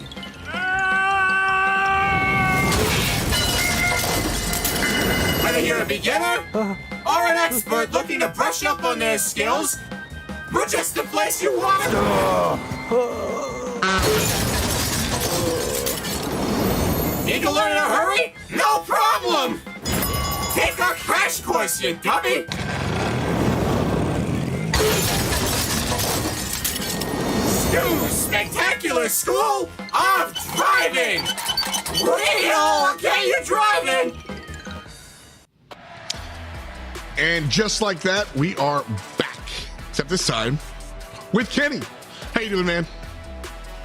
I'm doing well. It was a great couple of matches right before this. I was having a lot of fun, even on the no passenger side, kind of just watching and take it all in. First match especially, what a close one. Oh yeah, a lot of fun stuff here. This is what the bracket looks like after 2 big bouts. Stamina taking down Chasmac in a 3-game mess. And then Tribe Gaming coming through and just taking care of business. West Coast looked nice, but, well, wasn't enough to bring it home. Now, we've got Vatra Gaming going head-to-head against a team named Anime Lovers. And now these are some new faces to the scene for sure. I'm very interested to see what Anime Lovers is going to be able to bring to the table. It's cool to see at this point in the season a new team show up and get ready to bang. Yeah, agreed. I mean, I'm super excited to see what these guys can bring to the table. And in the monthly qualifiers, when watching those two, I mean, they had some pretty good performances and took down some good teams to get here. It's not easy, and it's no mistake that these guys are top 8 in the region. I expect some pretty good things from them. Absolutely. Just a reminder, you guys can watch at event.brawlstars.com, and these are the teams you're going to be watching there. Vatra Gaming, RBM, Juan Carlos, and Chino. These guys are one of the stronger teams, I think, that have been kind of climbing the ladder as of late, specifically this year. They've been really fun to watch. RBM is my player to watch on this team. I love what he's able to do. I agree. I love watching RBM's gameplay. I think he's one of the players that's really shined for me, especially in the second half of the year. Look, even though they are the current 5 seed in the region, these guys have so much potential to keep climbing and especially make the worlds. Love to see the hearts come out from them too, but just very impressive stuff from them overall, and definitely a likely candidate for me to try and make the grand finals here today. Ooh, okay. All right. I mean, not that that's overwhelmingly out of the question, but a spicy pick for sure. Ishtar, Karumi, and 02 are the players that are going to be representing Anime Lovers. And we'll see where these players come from. As far as I'm concerned, relatively unknown. Yeah, I mean, a lot of question marks behind these guys. And again, from what I saw, they were doing a great job. But, you know, they are going to be going with some names that I believe revolve around Anime Lovers in general, or just anime. But yeah, a lot of unknowns. You know, this could be players that maybe haven't shown their stuff for BSC this year. They did beat some really strong foes in the ladder to get here. A team like Obey Alliance, who was at top 8. You know, these guys are good players. I don't know a lot about them. I don't know a lot about their play style. Maybe some plays that we'll end up seeing later on. But, you know, overall, a lot of question marks, and for that reason, I kind of just have to go with Vatra based on what I've seen.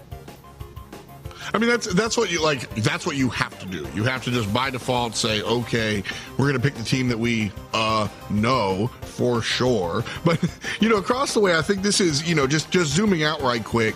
This is one of the coolest parts about doing esports, man.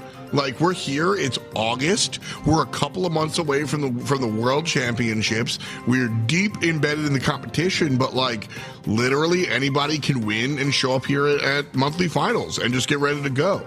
Now, are they going to be able to amass the points to find themselves? That's a whole different conversation. But just the fact that they're here on the field, standing in front of Vatra Gaming, that's the good stuff, man. That's the good stuff. Yeah, and this is definitely going to be a good task for them to try and beat. Going to be starting things off with some double swoosh, and this map has been very interesting to see develop. We're going to see a Colette, a Squeak, and a Penny on the left-hand side be banned. Crow, Bonnie, and Janet on the right. Pretty standard stuff, and to start things off, it's going to be Bo with the first pick. First pick Bo, never that mad, just he runs things. Mines are absurd and still has long-range shots. So thumbs up to the Bowman. We'll see how it works out as another long-range brawler across the way is selected here. Bell for Kurumi. And then teaming up there will be the Carl. And so Carl, you know, kind of the numero uno guy here. Not going to hate it. Double swoosh lets him work out as well as he's able to kind of hide in the bushes and work his way around the map. So double swoosh certainly a strong look here for Carl. But our last two picks, excuse me, our last two picks here for Vatra Gaming. Obviously, we're looking at ways to counter Carl. Yeah, and I wouldn't put it out of the question to see Daryl on this map. A lot of the times I've seen it practiced. RBM, of course, and his squad are known for using tanks, and I don't mind this Pam pick here either. It does pretty well in the sharpshooters. Somebody like Bell, not necessarily a hard counter into that. It is a kind of lane that's been an option for a while, and there's the Daryl again. It's going to be one of the few counters left into Carl. A lot of the times when you see brawlers like Carl show up, it's going to be Colette, it's going to be Surge, it's going to be Daryl. That's a lot of the times what these teams are revolving towards, and again, I wouldn't put it out of the question to see a Daryl here, which is what we do end up seeing in a Gale response. I really like this option as it's going to be a counter into the Daryl. So win conditions for both sides right now. I feel like this is definitely a big chess match going down. Very excited to see what happens. I love seeing Gale. I think that, honestly, I kind of like Anime Lovers draft just like 51-49. I like their draft just a little bit more. But this is why we play the game, so we're going to jump on in and see what Vatra's got. The Daryl, though, I think he's going to be front and center. RBM, I think, is going to be the difference maker here for Vatra. For sure, and it's something he's known for doing, right? I think part of his reputation is being so strong on these tanks, and a benefit for him is he's actually going to be laning against the Carl. And to start things off, you got to play it a little passive. You got to work your way up there since he's a shotgun brawler, but over time, when he gets that passive supercharged up, things will get a little more interesting. Ishtar electing to use the gadget that's going to allow him to burn up some of this grass, make things difficult in the lane. Very interesting stuff to start things off, and very even in our gym count. Dower roll's gonna miss. Does get the kill after the fact, hanging on by a thread. And then Bell puts a dot on that one. So far, mid lane controlled by nobody. 7 gems, Vatra's got 4 of them. And so, Anime Lovers returning to mid. Their pressure kind of belongs to them, actually. Tied up at 4 here. Chino will likely grab this next one. Kept at bay, though, by the long-range shots. And 0-2 over here in this right lane, doing a good job. Yeah, just a reminder, too, this is going to be our first map here. It is not 2-0-2-0. Still got a lot of Brawl to be played. Gym countdown beginning for Vatra Gaming, though. One, Carlos tripping over a nest egg. He needs to be careful here, but Gale very much out of range right now, backing it up. Ishtar does have a super available. Could be getting there very quickly. 0-2, they got to watch out for as well. Can steal in the enemies. Chino's going to be frozen here. They do manage to pick up a couple, though. One, Carlos taking down Carl, and that's going to be enough for them to take game number 1. Smooth play there by Vatra. Just really kind of doing what they needed to do. You know, it started off a little bit rough. The first push coming in from the Daryl was kind of off the mark, but wound up getting the kill. And that at that point, the game was tied. We saw Vatra kind of sneak forward step by step, but it wasn't completely easy as I think a lot of fans kind of expected. Anime Lovers were a little bit more present than a lot of people might have thought. 0-2 gets bounced around, and that's the RBM we know. And a nice combination of players on the bottom side takes care of business as well. This game now overwhelmingly in the hands of Vatra. But as soon as I say that, Ishtar off of a good stun from Z2 finds a kill. Yeah, one, Carlos was really able to take advantage of the gadget from Pam, which has allowed the siphon off shots. Going to make things a little more difficult. Roll in now from RBM, countering the Carl very well. Another roll going down as well. Kurumi, the only one left standing, falls as well. Daryl picking up several kills there and being a big difference maker as Juan Carlos does pick up 3 of those gems. And now it is Vatra with a significant lead. Chino here trying to look for the mid, but RBM just now getting jumped on, but again winds up on the good side with the assist from Chino. Love to see Vatra working as a squad. That's what's winning them this contest and the one before. 8 gems to 3 with 1 on the floor. And RBM stunned, not done. Gets the kill and pushed. Countdown for Vatra. 10 gems on their side. Now Ishtar's not going to be able to move here for a second. Going to be falling to RBM. A good trade, though. Still an opportunity. 0-2 with no super available. Kurumi trying to land whatever shots he can. Now body blocks coming in for RBM, and that is going to do it. Vatra Gaming taking set number 1 in swift fashion. Just A+. This is lots of love coming out from the Vatra boys. This is a big deal, actually, straight up and down. When you're playing with your squad, we talk about how important communication is. You hear me say target prioritization way too often during these broadcasts. And really what it is it's less like picking the target and more snapping to the target. And that's what we saw a number of times just in game number 1 or game number 2 alone. We saw a lot of, all right, well, Ishtar's pushing forward, bap, bap, bap. All 3 players target the Carl and down he goes. And so that's really important. And I think that comes down to teams in the same room, man. It's such a bonus.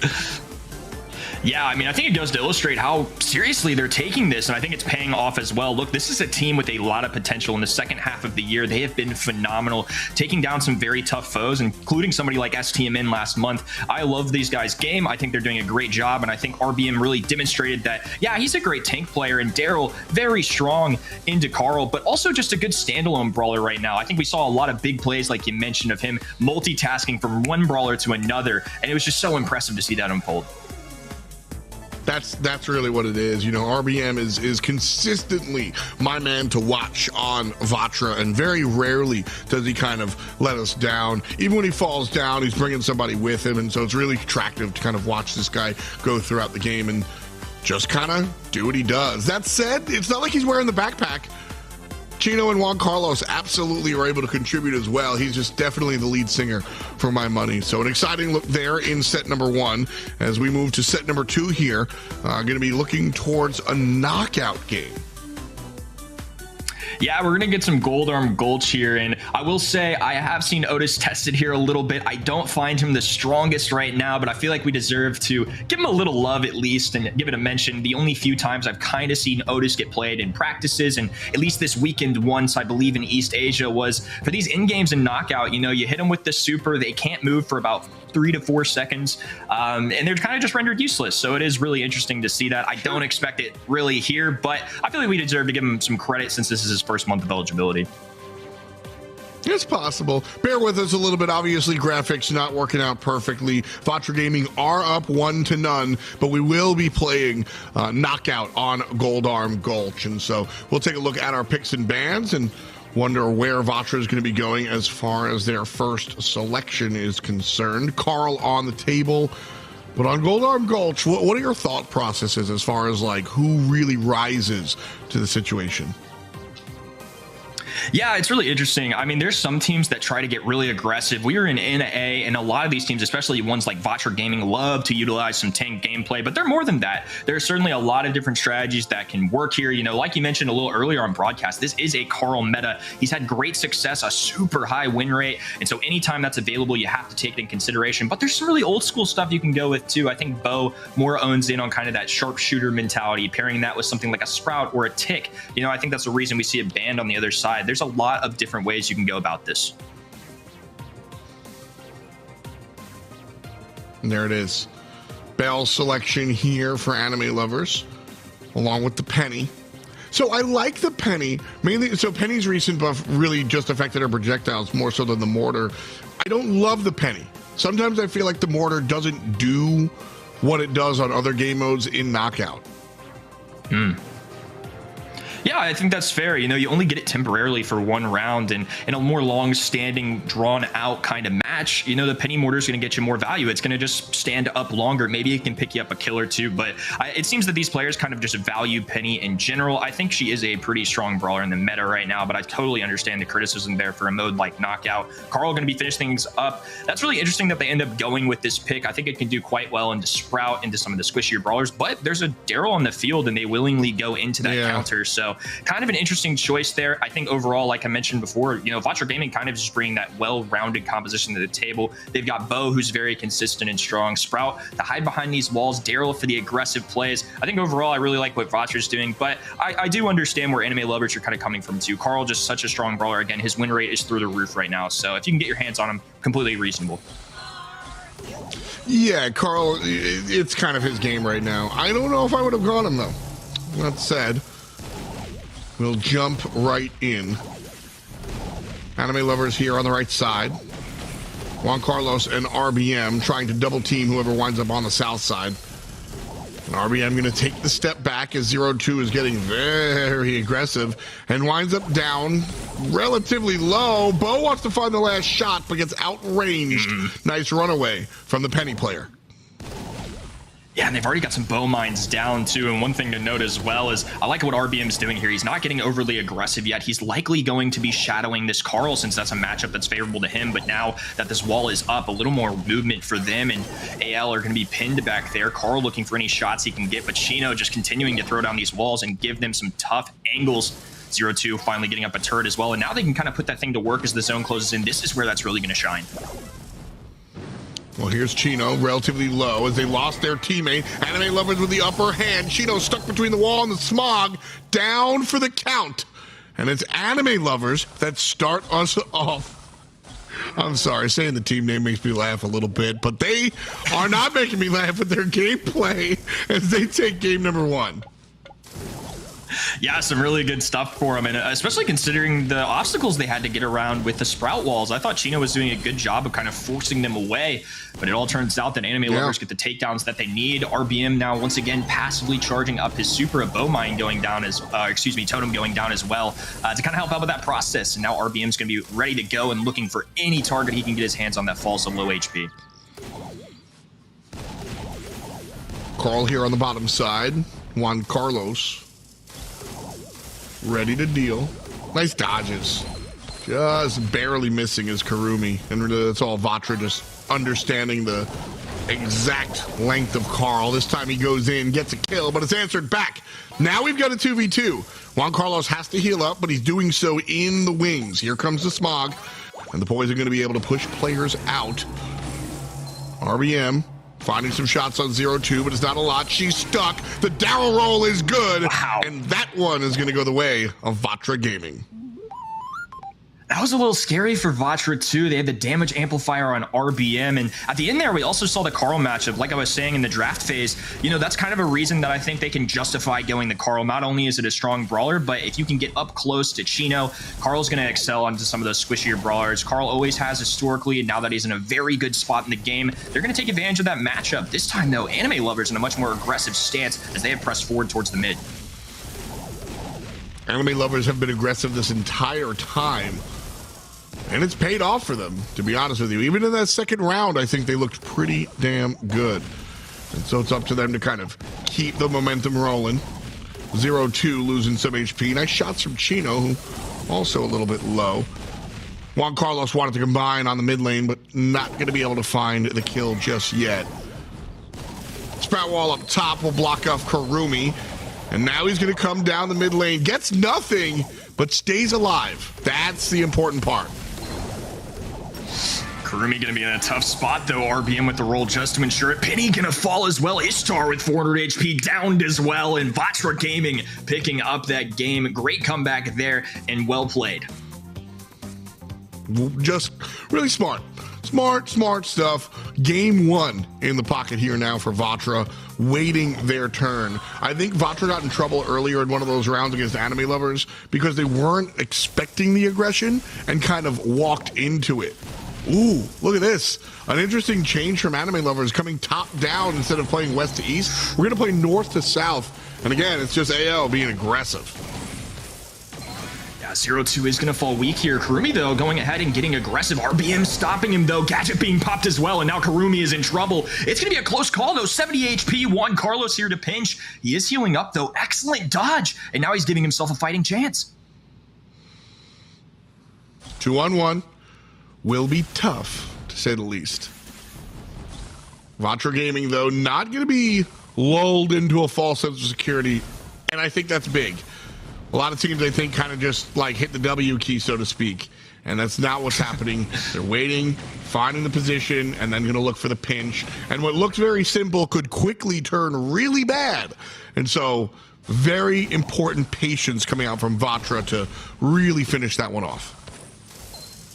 Yeah, only one round away now from moving forward. 0-2 going to be fighting against RBM on this left-hand side. Juan Carlos does have the mines available. He's going to be placing him right there. Karumi, though, getting very aggressive. You're popping a super and all just to get out of the positioning. Thankfully, they get a kill onto Sprout, though. Great plays overall. And the little chicken emote coming out reminding me of a little heyday action. But now it's going to be a 3v2. Anime Lovers in a pretty good position. Oh, yeah. And I mean, you know, 3.5 versus 2. This is where you're actually going to get value out of the turret. When players are stuck in the corner, not great situation. Also, look how Anime Lovers are refusing. They were very aggressive, but now they're refusing to leave the mid because they have all these traps that they're going to try and bait Vatra in. And that, I think, is a nice adjustment here from Anime Lovers, as now here comes RBM. On the bad side of things, Juan Carlos trying to get the wraparound onto 0-2. Big Barrel's going to block some of those shots, and down the bow goes. So we're tied again. Round 2 going to Anime Lovers. Yeah, Anime Lovers putting themselves with a real fighting chance here. One round away from extending this, putting Vatra in a little bit of a scary spot. They elect to split up a little bit.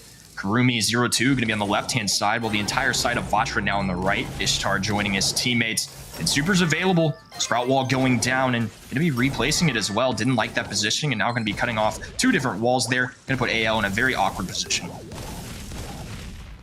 So last time, Anime Lovers came from the top side and kind of forced Vatra to play. They looked off balance the entire game. This time, Vatra adapt and adjust by swinging to the right.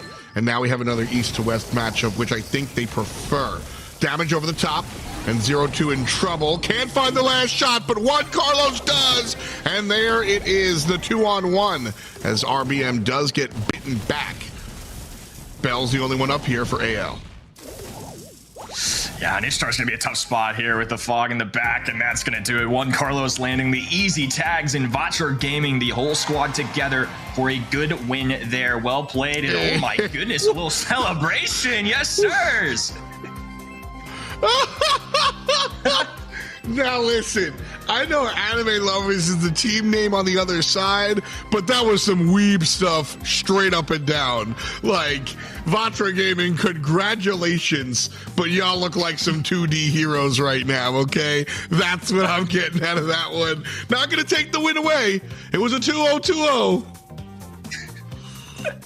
Yeah, that was impressive stuff. I mean, not only in Brawl, but some great coordination outside of it, too. That might be the most coordinated celebration we've seen all year, and one I will definitely remember. Well played to them, though, and Anime Lovers, of course, doing a great job. I mean, we had no idea what to expect from these guys, and I think they made it pretty competitive overall.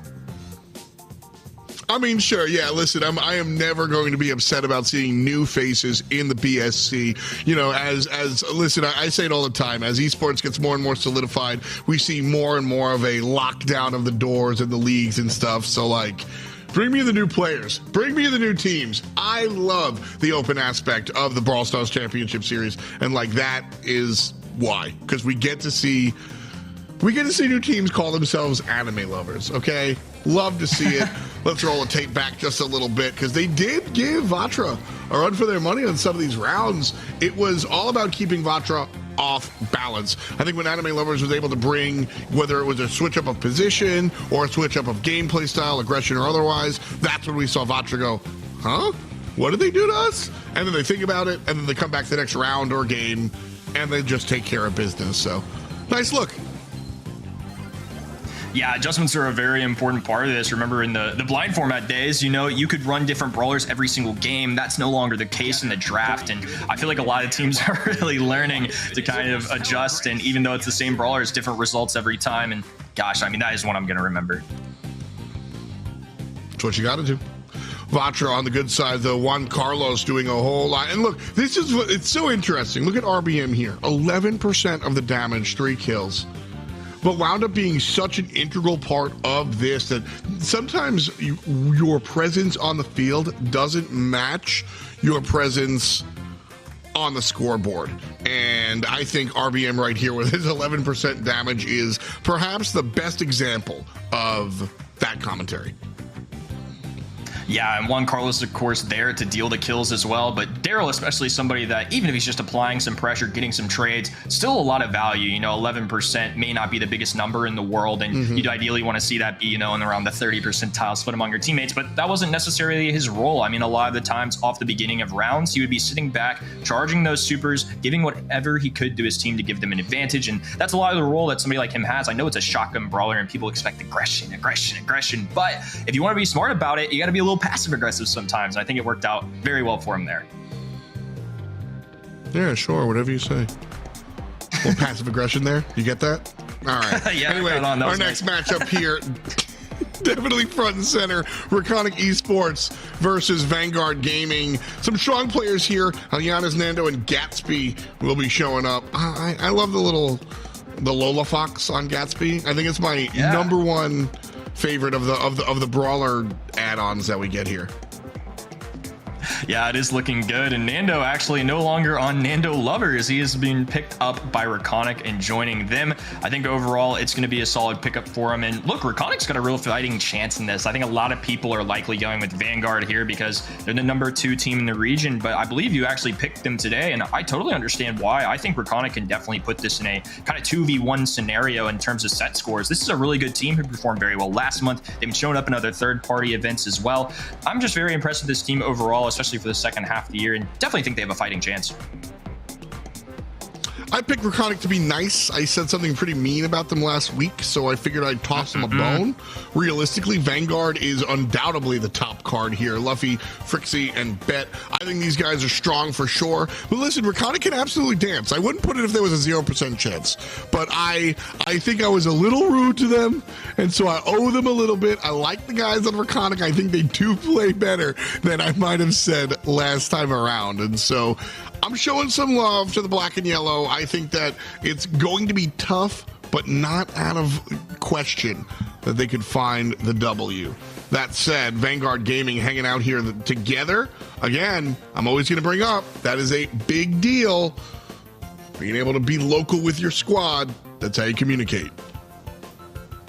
Yeah, I think there is something special about being all together in one room, and I think that's what makes things like LANs so eventful as well. It's really going to put them to the test, and I think it shows how seriously they're taking this. Anytime you can kind of arouse the troops together and get a little boot camp going, I think it can only help performance. I always mention Zulan's chain, so I got to mention my man's pendant, this giant pendant here. All right, gotta love the accessory game for sure. We'll see if it provides him any extra stats. It's an IRL gear. We'll see what kind of stats it provides as we jump in to our matchup here for sure. But realistically speaking, I mean, Vanguard have been one of the best teams in North America.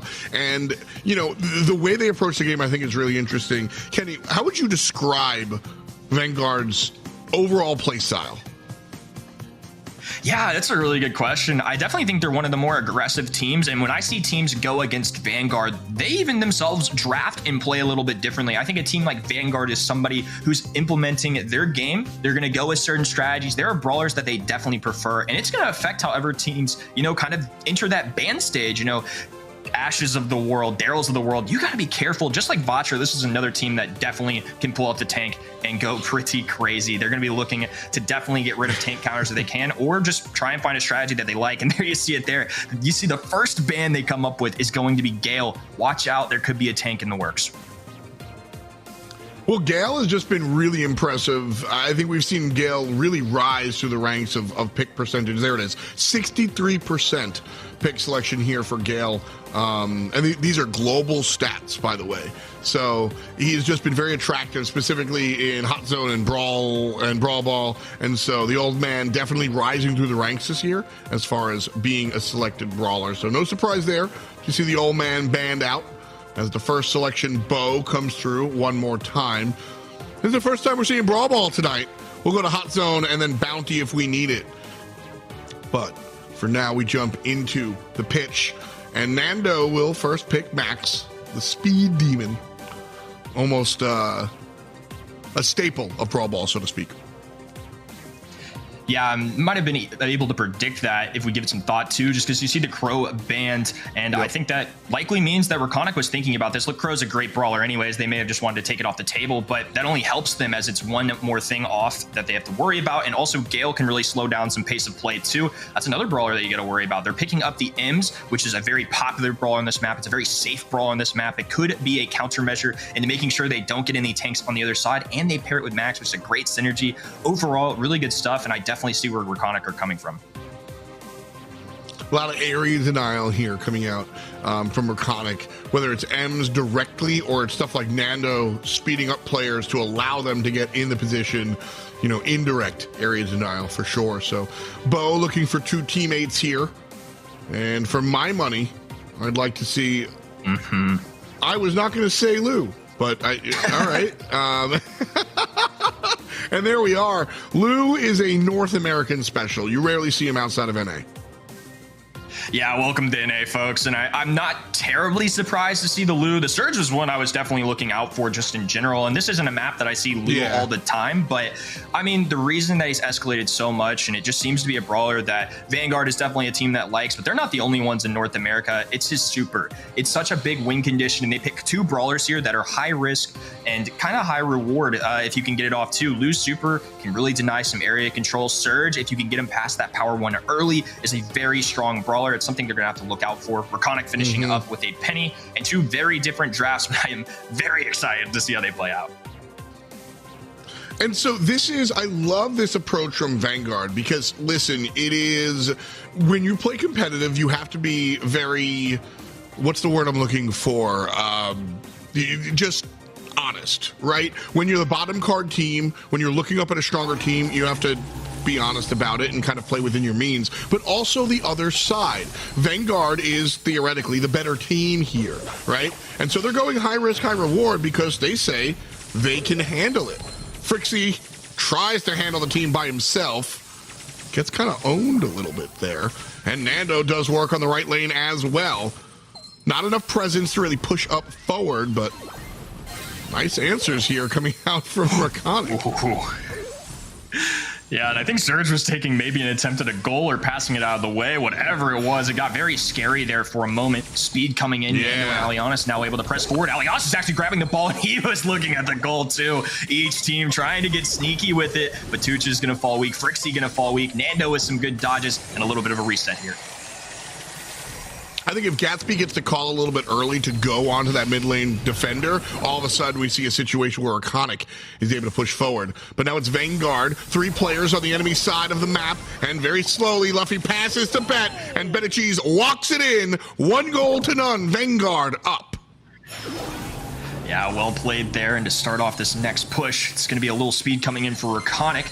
Tucha is left now in the grass. He's going to be trying to deal with Gatsby. A little option for a push here. It's going to force Gatsby all the way back. Now Nando's the one flanking. Phase shift coming out as well. He's going to try and keep himself in a safe spot. Luffy with the super available as well, but Tucha's with a pickup. And now it's going to be a 2v2 scenario. Ball in a perfect spot for Gatsby or Nando to try and take a step forward. Ooh, big kill. Isn't enough to open the window. Gatsby thinks no, tosses the ball into the corner. As Batucha is now just kind of dealing and saying, okay, fine. We have the 1 goal lead. You guys are the ones that want this ball. Y'all remember that, right? That's what Vanguard's saying over to Reconic. Now, we'll just castle it.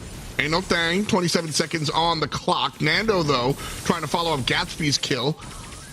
And will be able to find himself in a good position. Bowmine wins the matchup. And Luffy comes from around the end. And Vanguard Gaming look real good for a moment. But with all this time, Alianis can pass to Gatsby. They're going to tie it up. Wow, good stuff there too. And one thing to note as well, Bo's actually running the other star power. It's not the one that's going to stun you with the mines. He's going for the visibility, which makes a lot of sense given that grass in the middle. But once that all comes down, not going to play him too many benefits. Super going down for Lou, control for them as well. Batuch is picking up the ball, kick to the right, and Luffy's going to be looking for any kills they can get their hands on so that they can try and get a goal here. When it comes down to this overtime scenario, honestly, Vanguard Gaming falling back, just kidding. Batuches in the mid, has the ball, waiting for the defender to die, does so, 2 goals. And with 30 seconds left, Vanguard Gaming take the game and are on match point, or set point rather. Yeah, good fight right there. I thought that was very competitive, and good on Reconic for playing that all the way through, never giving up, and just being able to grab that ball at the very end, especially like you said, bringing out a good chest turn. That ball was castled. There was really nothing they could do, but Tuches was so willing to play goalkeeper on that ball too. He was standing in front of it at moments. Vanguard not holding up on defense the whole way through, but starting off very well on offense. But Tuches with a pickup, and Nando going to be on the other side of things. Gatsby trying to flank and give his team a little bit of space to work with. Nando with some great plays right now. Great gadget work, good dodges, and a pickup there as well. Reconic looking very good to kick things off. Reconic is always looking for the play. I think that's really the key here, as Nando and Gatsby are on the left side. Alyanis winning on the right side, pass up mid, and Frixie is trying to deal with 2, trying and failing. That said, the fight goes the way of Reconic, but the respawning Bet is going to make sure that his surge prevents any more push on the left-hand side. 90 seconds to go, and the player falls down, so no defender on the left-hand side. Frixie stands in the way, goes down, and now Reconic trying to make it. Batuches by himself plays D. Just kidding. Alyanis gets it in. Really good attempt there from Surge. If he'd actually gotten his super off, they may have been able to stop that goal, but did everything he possibly could. Great interception, doing whatever he can on defense. Batuches now into action against 2 different brawlers for Reconic. Going to be jumping in once again. Picks up Alyanis. Now Luffy flanking on the right-hand side as well. Thankfully, Gatsby picks up this kill, though. And Luffy trying to look for a pass over towards Batuches' area. He's going to go ahead and get that denial towards the ball with his super. Ball being kicked up, still in the grassy area. Takedown onto Alyanis. Things looking very aggressive right now for Vanguard, who are going to take a stab at trying to get a goal here. Batuches a little mad. Very aggressive play coming out from Vanguard all of a sudden, and they're just going to kick this one left side pocket. Tied at 1, 26 seconds to go.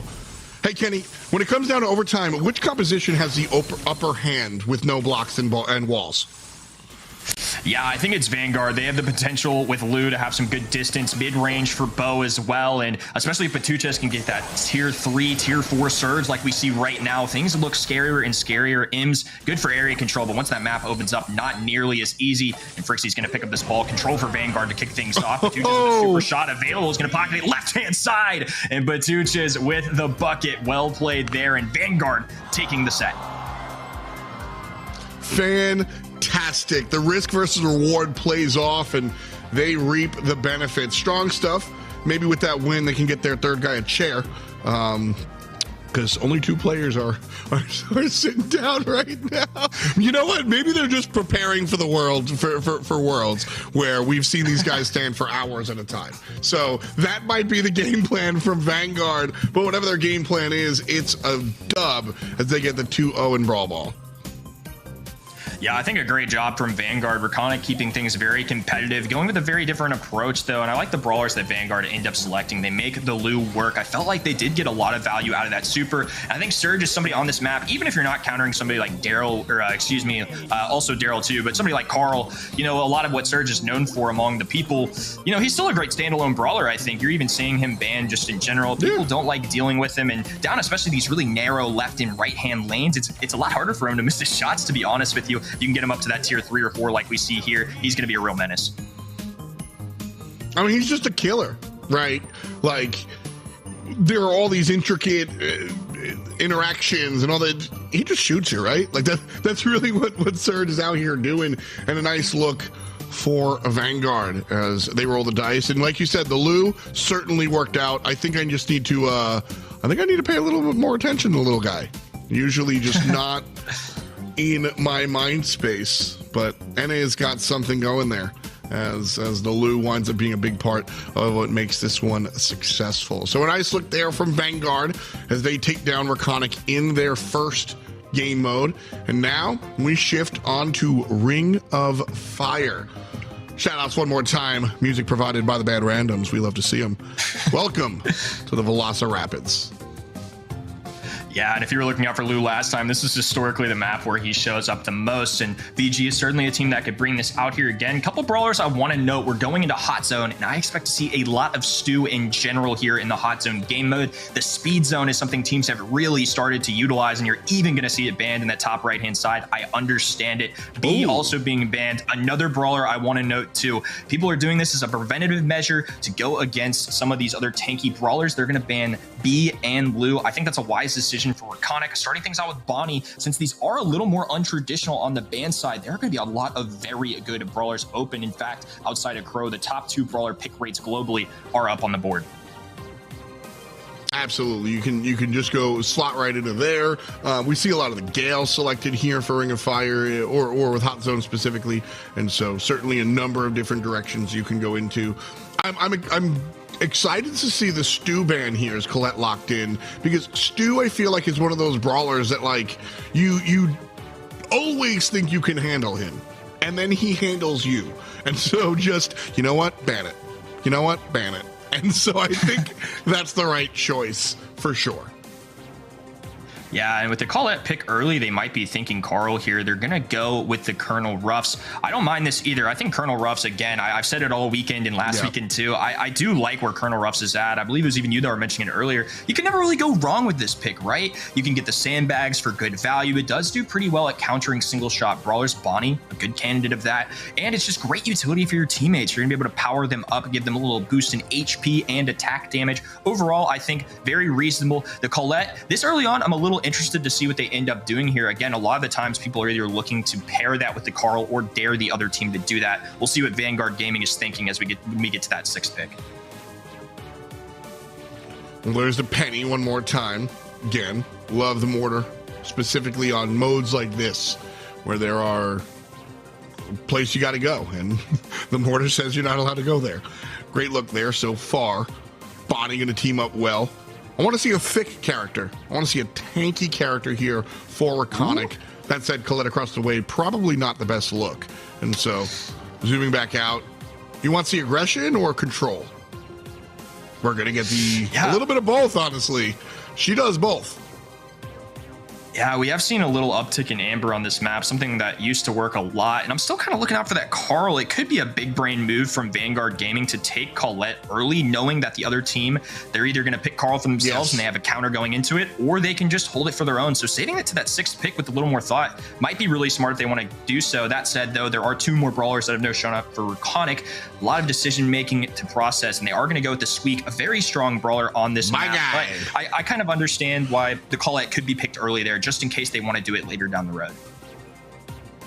Oh yeah, no, absolutely. The Colette first pick that's the whole thing, right?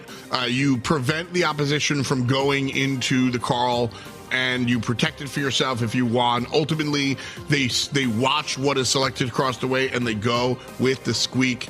I like this overall. Squeak, one of my favorite brawlers, full stop, but specifically on modes where you're looking for that area denial, Squeak brings both area denial and just, I mean, he can do a ton of damage. And so a nice look here for sure, just annoying to listen to.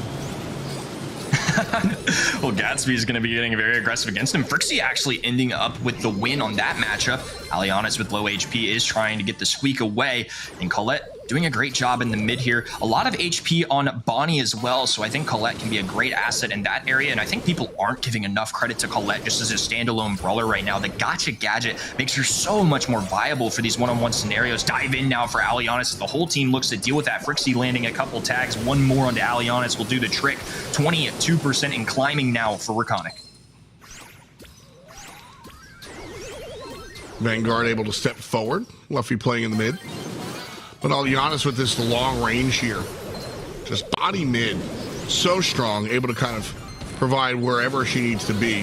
Gatsby getting walked on by Frixie here, who's losing the matchup, by the way. Frixie just barely alive. Nice play coming out from the Amber. Yeah, now the grass is going to be disrupted on the side of Vanguard. Will only make things more difficult for them.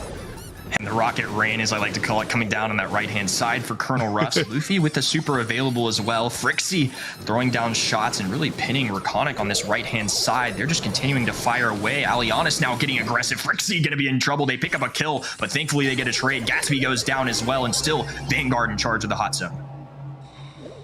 Ooh, I don't know about the spins just yet. Vanguard slowly taking advantage and taking control, but this one's still definitely being contested.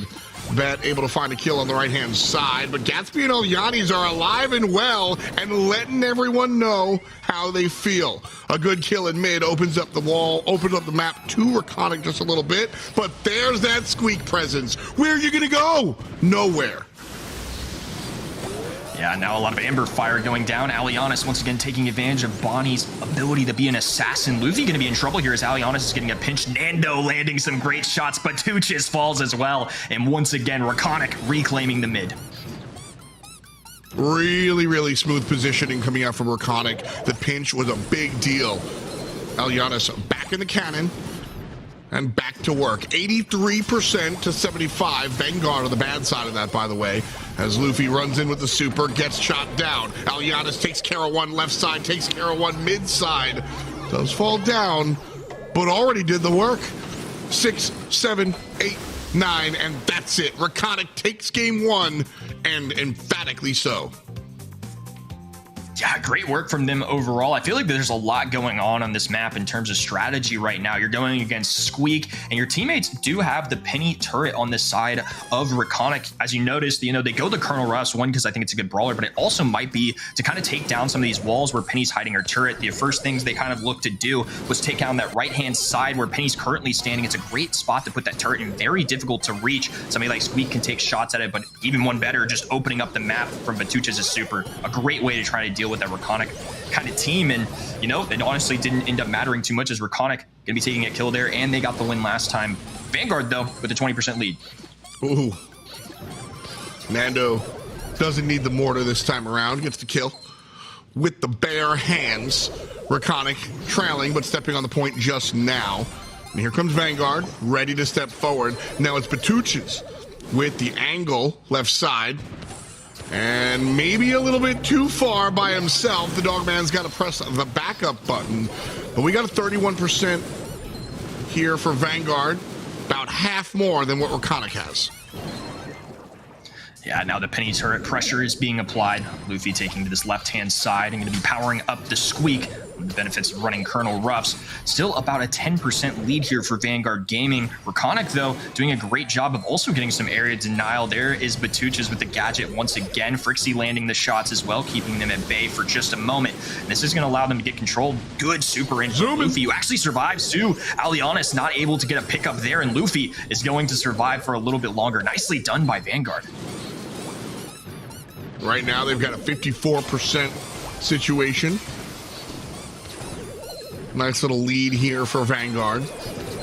Reconic trying to fight their way back into it, but just so much more presence from Ruffs and Squeak combined here this time around. Alianis does win the fight on the backside, but Frixie's able to trade out no problem. But Nando wins out one of the fights. All that said, while all this is going down, Colette barely alive, but technically on the point. So things looking up for Vanguard. Just now Reconic able to step forward and actually make some numbers.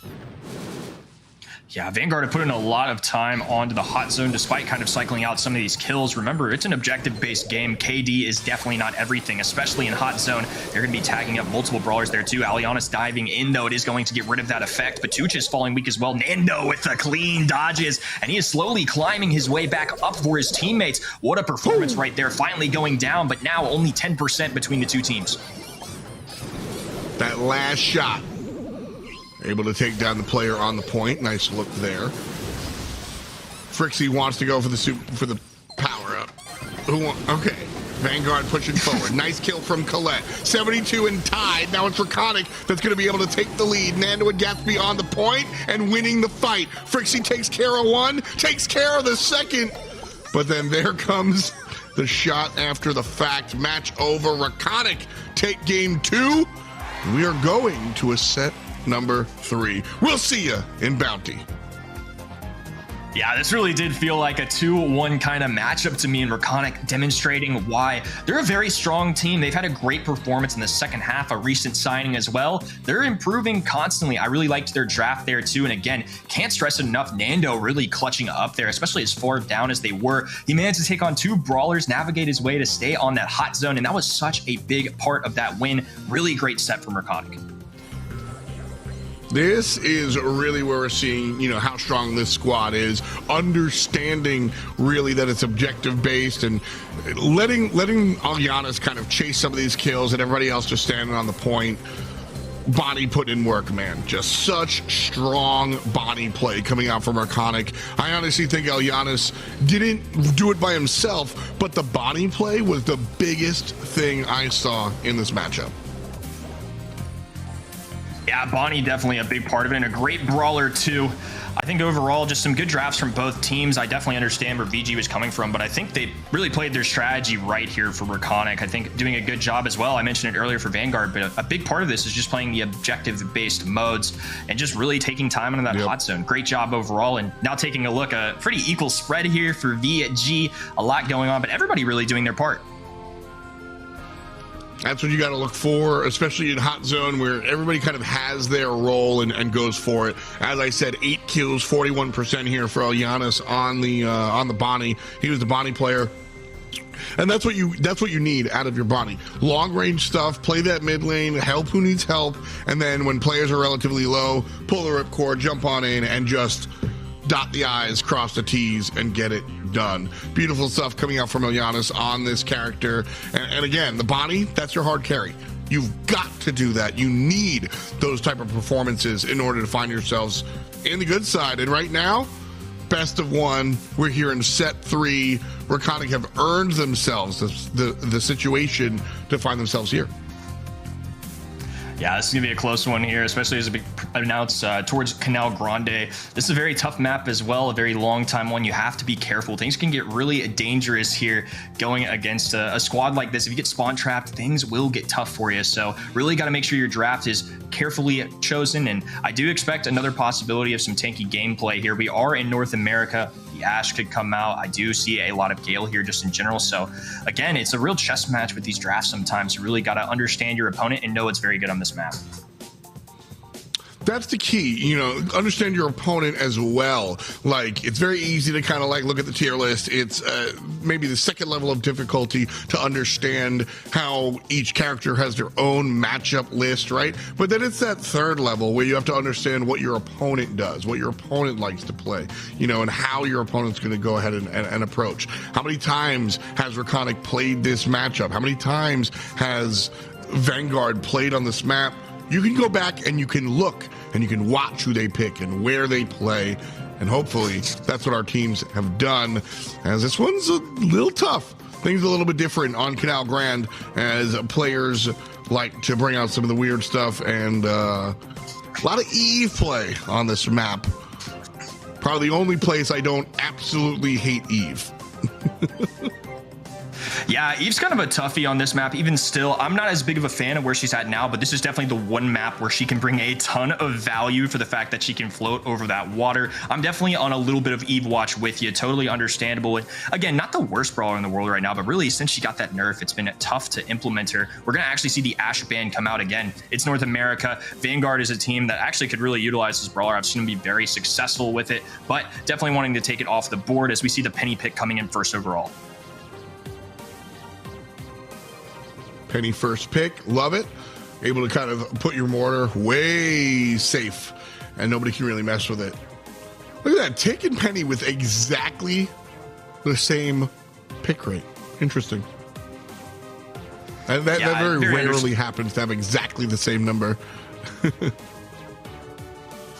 Yeah, kind of crazy that they're both the same, but very understandable for both. Tick can be such a good one to utilize here too. The long distance can suit across the pond a little bit. I think Tick can bring a lot of value here.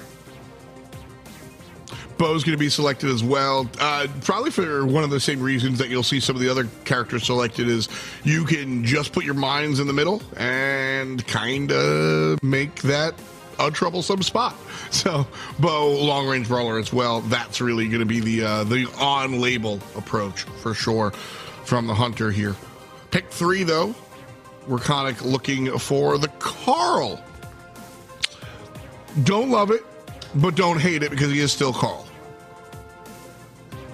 Yeah, I understand it for sure. I mean, Carl is a very strong brawler right now. Again, his win rate is through the roof in a lot of regions right now. In EMEA, it was over 80%, I believe, this weekend. So some crazy, crazy stats for him. Look, anytime teams can get their hands on Carl, I think it's definitely something they got to consider. One thing they got to watch out for now, though, is the Surge. I think Surge could be a really good counter into him. Could go to Daryl, too. If they do that, though, they need to be careful because Gale is on the board. A great brawler on this map and also going into that brawler. We're going to see the Max get picked up here, so it looks like they might be going for a more aggressive stance here. Very interesting stuff from Vanguard. Yeah. So that was Reconic. That's why I said that I didn't love the Carl pick, because you open yourself up to so many counter selections across the way when you pick Carl 1 or 2. But we see the lock-in here from Reconic, and they essentially just cross their fingers, and they wind up with a thumbs up because you've got Max across the way.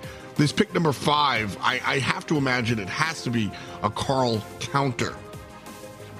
And it's the tick, which at the and so like, cool. Yeah, I mean, I'm a little curious too. I kind of expected to see more of a counter approach for them, but it seems like maybe these are just some brawlers they're comfortable with, really want to run. And, you know, we did see it before. Tick is the highest tied for it, along with Penny for being played on this map. I think, like I said before, kind of a solid brawler here. I don't think it's giving them any, you know, advantage really, but it's definitely not holding them back. And no, you're definitely not crazy for the statement on Carl. I mean, he's got so many countermeasures, Daryl being one of them that they draft there. And also, I'm a big fan of that pick going into Tick. I actually like what Reconic do there, but you have to keep Carl in check too. I mean, this is a draft that is dictated by Carl a lot of the times, but it is for a reason because there's so many brawlers that can also do well into him. So, you know, you have to keep that into consideration. It doesn't look like Vanguard Gaming are doing anything to directly counter him. This is very interesting. Reconic will be taking an aggressive brawler that will do well into the squishy Tick. Vanguard Gaming are playing a different game here. They are trying to, we will see them try to mitigate the Carl. Gatsby goes up and grabs that blue star for sure. At the end, I think Vanguard are looking to, well, you know, I was going to say they're going to play a passive game, but then why do you go with the Max? I'm very eager to kind of see how Vanguard approaches this one, because this is a draft, mainly looking across the way, this is a draft that you didn't just accidentally wind up here. They have a game plan, and I want to find out what it is. Yeah, I agree. I think Vanguard being very, very specific with what they're going with. I mean, Max, I feel like is not the most common thing to see on this map, and no necessarily seeing any synergies here in particular. So Vanguard looks to be playing some brawlers that they just think will be very strong here, at least in my eyes right now. Maybe there's a little motivation behind it. The Penny turret, though, is going to be a reason why she's played so much here. Pickup for them as well. Alianis caught between two brawlers there. Tough positioning, and this is where things can get airy. You got to watch out. At least Daryl can charge that passive role. Carl also has a getaway plan, but poor Bo is just gonna have to stay here and be spawn trapped for a little bit. Now both sides looking to get out of it. There goes Gatsby popping the gadget, trying to give his team a little space to work with, and now going at Frixie too. Pops a gadget. Well played there. Tick gonna be a good candidate to at least try and deal with it as a thrower. He's going to end up falling in the end. Gatsby now going down with 4 stars is going to put Vanguard up by 2. That's a little reset here. Vanguard with the lead, now looking to push back. Gatsby gets his super wasted, but Tooches dancing around and is able to find the kill onto the Carl. Dodges the answer back as well. So now it's 10-6 with 17 seconds to go. Nando up high, Giannis down low, and here comes Luffy with the super. Not really going anywhere with it, but he's going nowhere fast as bottom side Gatsby wins the fight. So we're separated by 1 star. Gatsby falls down, and Vanguard at the last moment secures themselves game number 1. Whew, Carl was within striking distance. That got dangerously close. He was in a tough spot though, low HP. He nearly clutched it up though. Really well played and a good effort there from Reconic, but VG now are the ones in the driver's seat. Definitely an interesting one for sure. As Luffy taking a ton of damage right off the bat. Giannis is punished. Vanguard Gaming 3 stars and the blue one to 0. So Kenny, this interesting draft coming out here from VG, what's your take after seeing game number 1? I like it. I think it's just a good, well-balanced roster. I think Max likely somebody that's never really been that bad in the meta, and even still, I don't think gets played nearly as often, but has seen a huge uptick in gameplay just throughout the second half of the year. I think a lot of teams meet at Worlds. They get a lot of inspiration from each other, and again, like I said, Max just a very balanced brawler that can bring some good utility to the table. If you're a good Max, always somebody great to have in your toolkit. Pairing that with Penny and Tick, who are two of the highest played brawlers in this map, can definitely still work. Again, not necessarily a synergy as Gatsby goes forward. Phase shift going through too. Actually, a takedown to Gatsby. VG are just working as a unit, though. I think all three of them are doing different parts, and they're doing it very well. Well, Giannis shows up and just throws away everything. Vanguard still with the lead, but Giannis with a nice Daryl play to kind of cut down everybody across the way. And I got to agree, I think Vanguard Gaming, they just kind of like are picking brawlers that they're comfortable with, and a little bit of in-between kind of, not necessarily like on-label synergy, but I'm picking up what they're putting down. And so right now, they've got about half a minute to hang out. Reconic undoubtedly going to make their move soon, but it's about where. Teams split up. One on the left, two on the right as far as Vanguard is concerned. And it looks like they're going to make their push on the right side, Kenny. Yeah, and Vanguard in a very big position here, going to be picking up a kill as well. Alianis now the last hope for his team at the moment. Nando too far away. Take down onto Alianis, and Vanguard are going to get the win in Holt Tribe from guaranteeing themselves a spot in the World Finals just yet. Well played to our number 2 seed. And they are putting up the little emote as well. Keep quiet, guys. They are still playing, and we will see them very, very soon in our next round. Great look there coming out for the boys. They're going to go into our semifinals. And then you mentioned it real quick there. Tribe Gaming, if Vanguard had lost here, Tribe would have just locked themselves into Worlds, no question. Now they've got to do a little bit more work. Still, that's really not the question on everybody's mind. Vanguard Gaming doing a good job here in set number 3 to really bring it home. Reconic, I think they had the better draft. It's always surrounded by air quotes for sure, but Vanguard Gaming ultimately they picked what they were comfortable with and they brought it home. Yeah, two very different drafts for sure. I think both definitely have merit, though, and a lot of good choices from both sides throughout the day. I think they've kind of taken different approaches to each map. You know, sometimes we saw some good area control. Sometimes we saw a little more aggressive gameplay depending on the team. And it's so awesome to see. I think that's one thing that's so cool about North America is just we're in this little pocket of our own. There's a lot of different brawlers that get played here that don't necessarily get to shine other places. I really enjoy it as always, but VG with the pickups and kills, Gatsby doing his best, and Alianis couldn't quite hit the board on the kill side. May have been a reason why they were a little lacking in terms of the scoreboard, but overall, very good stuff from Reconic. Still impressed with what they did on the day.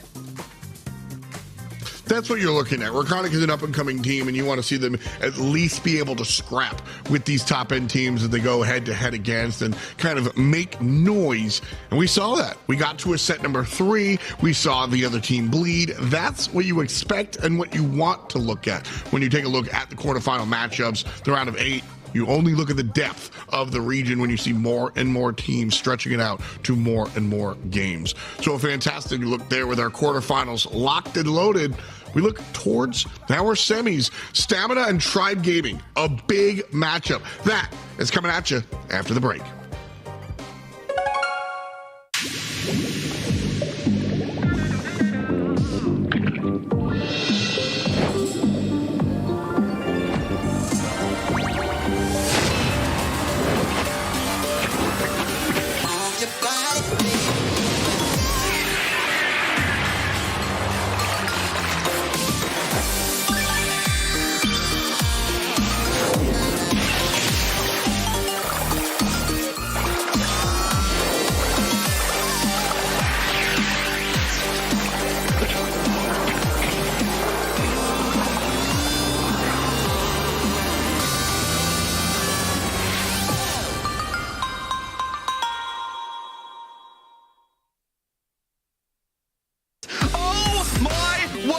One-man army. This is going all the way. Welcome back to Knockouts. See some top plays from the July monthly finals. First up, Achapi gives it all he's got against Zeta Division 1. Tensai forced to use a barrel there as well. Achape falling low over the left-hand side. Wall comes in. There's a pathway through, but that's a choke point that they're not going to want to walk through. It's replaced, and I'm not sure if that wasn't communicating with Moyogoku, but the timing there was terrible for the team. Achape is in a 1v2, and he can actually win. If he does, the gas ticks, and he hits the shot, managing to bring it home for Zeta Division 0. Up next, it seems that Vatra Gaming won't go down without a fight. Zulon picks up the 10th gem, teleport back. He feels untouchable. Vatra Gaming have to get a huge push in. They might be able to get a good pull. Down goes a lollipop drop. No pulls just yet. Zulon is going to stay alive just in close range, just a few more seconds. And there's the pull on the Zulon. No way! As Livy's able to run back with 8 gems, but Vatra Gaming have interrupted the countdown, and they'll be able to get one of their own in just a second. And now, OGS and STMN EU go back and forth, and back, and forth. Well, 2 of them fall now, and it's a 3v1 over here. Skyrix all alone, but he's got the sandbags to tank. He's doing a good job of staying up, but now he gets pushed off. And Soy's going to slide over the right side, stop them from pushing on, just allowing Guga to try and take the lead. Cards come through. He has to jump back, and he survives for now, but it is 5%. There's only 5% in it. Soy DeBreza cleans up the right, but now getting a little tick by tick, and they hit the shot as well. Gugu gets that. Level 4 also. Pennysaur is coming in as well. It's even. They can slot on though, and they do take the lead now. STMN have got to do a massive push. 25 seconds left, and it's still going up for OGS. Wow, beautiful stuff from OGS. They do get a kill too, as a matter of fact, on the side of Stamina. I don't know if they can catch up here. It seems like they might just do it, but they need to hold on to both the left and the right side. It's so little in it. Gugu, he needs to get those percentages. It's so close. Oh my, we might just have the draw we were asking for. Wow. See if Rising Sun rises up at the last second. With just a few seconds left, 15-second countdown active, Blood Diamond is in the lead, but here comes Aaron with yet another super. Wochi as well down the left-hand side. We can't forget about that as well. In he comes, Daryl rolls there. He rolls through it. They've got the shots on. They get the blue star, and there's no takedowns. The bow can't get the second shove. And finally, check out this nail biter put on by Tribe Gaming NA. It's going to be a close call. Zulon backing away, and Tribe, if they play a perfect defense, could certainly get this. Yeah, it's possible massively with an Ems on your side, and Rico, here comes the damage. 10% left. Atari's still standing. Is Livy still standing? Tribe have gone and done it. Oh my word. Thanks for joining us. Be sure to come back next month to see more awesome plays.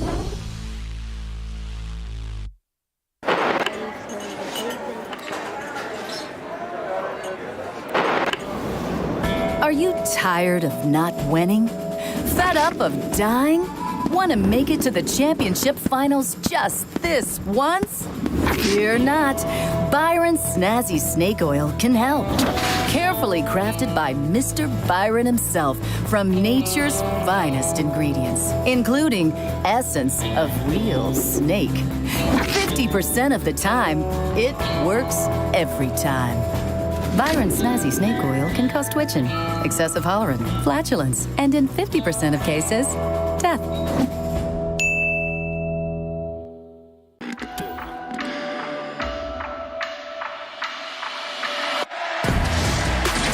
Welcome in to the Brawl House.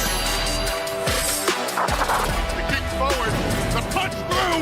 That's gonna be it. No way. We are about to head into the most competitive day in Brawl history, my friend. Are you ready?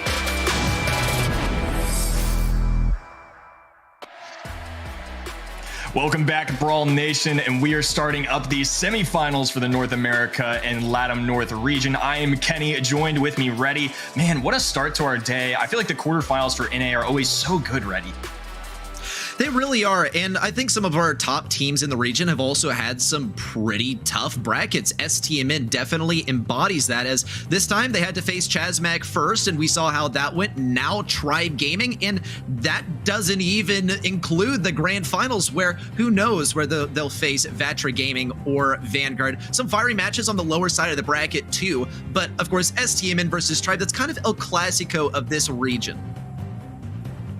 Yeah, for sure. I mean, a lot of history between these two teams, and STMN, the only other team in the region to actually get a monthly finals dub this year. I think overall this could be a really fun one. The 1 and the 3 seed clashing on the bottom side of the bracket. Some good stuff too. Vatra, a second half appearance kind of team, and Vanguard have been a blast to watch as well. Overall, it's been absolutely insane to watch, and NA is just so competitive. No doubt. I mean, Vatra is definitely a team that I'm looking at to take this one. As you can see, I'm anticipating them to take that second semifinal, and you are too, Kenny. Now, FDOT isn't here to give us his reasons for voting for Vanguard, but I guess we could be a bit of an echo chamber here. I think Vatra is, despite being behind Vatra in points, a pretty solid team and can definitely upset the guys. Absolutely. I think all 4 of these teams are definitely qualified to try and take a grand finals here. Look, even if you go as somebody like STMN here, they're a great roster of players. I could totally see them winning, and nothing wrong with FDOT going at Vanguard either. I think for the people at home, no matter what you end up doing or choosing on, of course, event.brawlstars.com, the best place to watch our monthly finals and be interactive with those picks. I don't blame anybody no matter what they go with. I think all of these matchups are very intense. I think STMN, especially a team that are very hungry to get a win right here, especially after maybe a little bit of a letdown in the Snapdragon Series Pro earlier this week. I'm sure they're coming out for blood. It's been a very interesting story to kind of see take place. It has not been a good month for STMN because they went down in the quarters, and then when it came to Snapdragon, they didn't do so great either. But here's their redemption arc. They have gotten past the quarterfinals already, an improvement over last month. And hey, this keeps them in the top few for NA. Vatra is rapidly approaching though, and here's the center of the entire team. Bobby, chow down, having some cereal. Got to keep yourself energized, I suppose. But I wonder if he knows that he's eating on stream. Still though, yeah, fun times there. Okay, yeah. He knows, Bobby knows. But still, I mean, Bobby is probably one of the probably the core player of this roster, considering that he can pop off super hard when he needs to, and also does a great job of being a team captain for this team. Yeah, excellent player, and some excellent players on the other side as well. It's going to be Livy, Azulon, and Tyrant once again. This has been the most consistent team in the entire region and one of the most consistent in the entire world. They've taken every single monthly finals except for one this year, and they're going against one of their greatest foes. And again, just a lot of history between these two teams. It's so fun to watch them every single time. And Tribe Gaming had a chance of qualifying today as long as Vanguard did not make it past the quarterfinal. And, well, that is kind of out the window now, but Tribe can continue to further their lead in this region and set up some safer future months for them. A little way from Livy and Bruce getting a slam dunk in the background. Good vibes from the Tribe guys today. They are in their element. They're definitely feeling comfortable versus this team. Yeah, I kind of love to see that they're, giving us multiple player cams. I love that from Tribe, that we get a little piece of the puzzle from everybody. And yeah, it is nice to see Bruce on top of the bucket right there. I think overall, this is a really good one, though. I'm still going with Tribe for now in terms of prediction, just because, look, until they kind of get beat, I'll believe it. I think STMN are definitely a candidate to do that. I think they have a good chance. And again, even though they're without OG, they're maybe trying something a little bit differently this month in terms of the starting lineups. I think overall, no matter how you spin it, all 4 brawlers for each side are so good, and I think this is gonna be a very fun one to watch. 77% of people at home picking Tribe to win this one. I think it makes a lot of sense. Obviously, in my mind, though, it's not necessarily an 80-20 matchup. I feel like it's always important to illustrate that and definitely give a lot of respect to a great team on the Stamina side.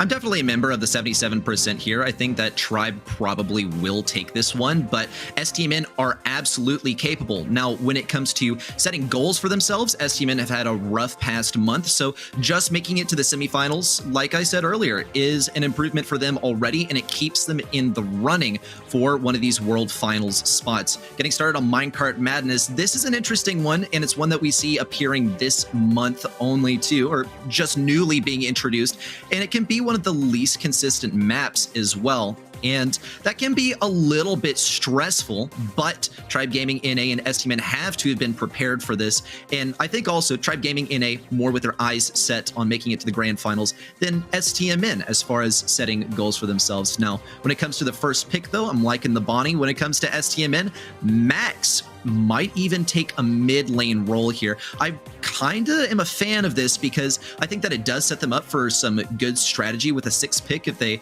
get like a max kind of comp going with some tanks action in there. And this kind of throws Tribe a curveball because it doesn't leave a whole lot of general options for them. I couldn't help but smile when I saw the bans come out here. One of the notes I actually have written down is that Buzz is kind of becoming a quiet tank of choice on this map. You know, he can kind of lunge across the map, and for similar reason to why Daryl is liked, he can get through kind of those obstacles on the left and right hand side of the map. In STMN, a team that have more commonly been taking max this second half of the year, they're liking this aggressive play style and might be kind of an influencer why they're going with some different starting lineups here. We're going to see the Amber come out as well, all reliable, as Livy picking the Colette. Very interesting choice to finish things off.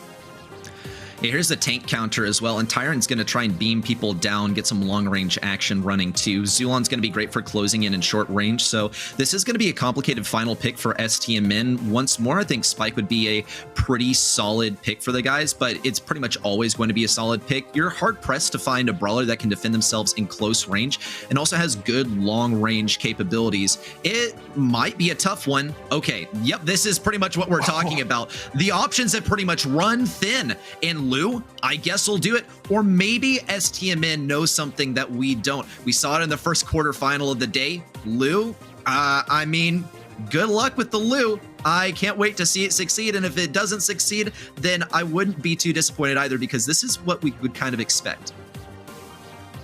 I think you just kind of have to expect the unexpected. And look, Lou has been showing up a lot. And on this map too, I've even seen teams like STMN give it a try. I've seen everybody, even Tribe, give it a try, because it's so good if you can get that area control. Look, his super is the best part about him on a map, especially like this, where there is an active third party. We've got a minecart now being instigated in the mid. If you get him slipping and sliding on the map or really cut off the areas they can walk on, it can do so well. Pick up early on, Czar getting a takedown to Tyrant, and STMN kicking things off with a small gym count lead.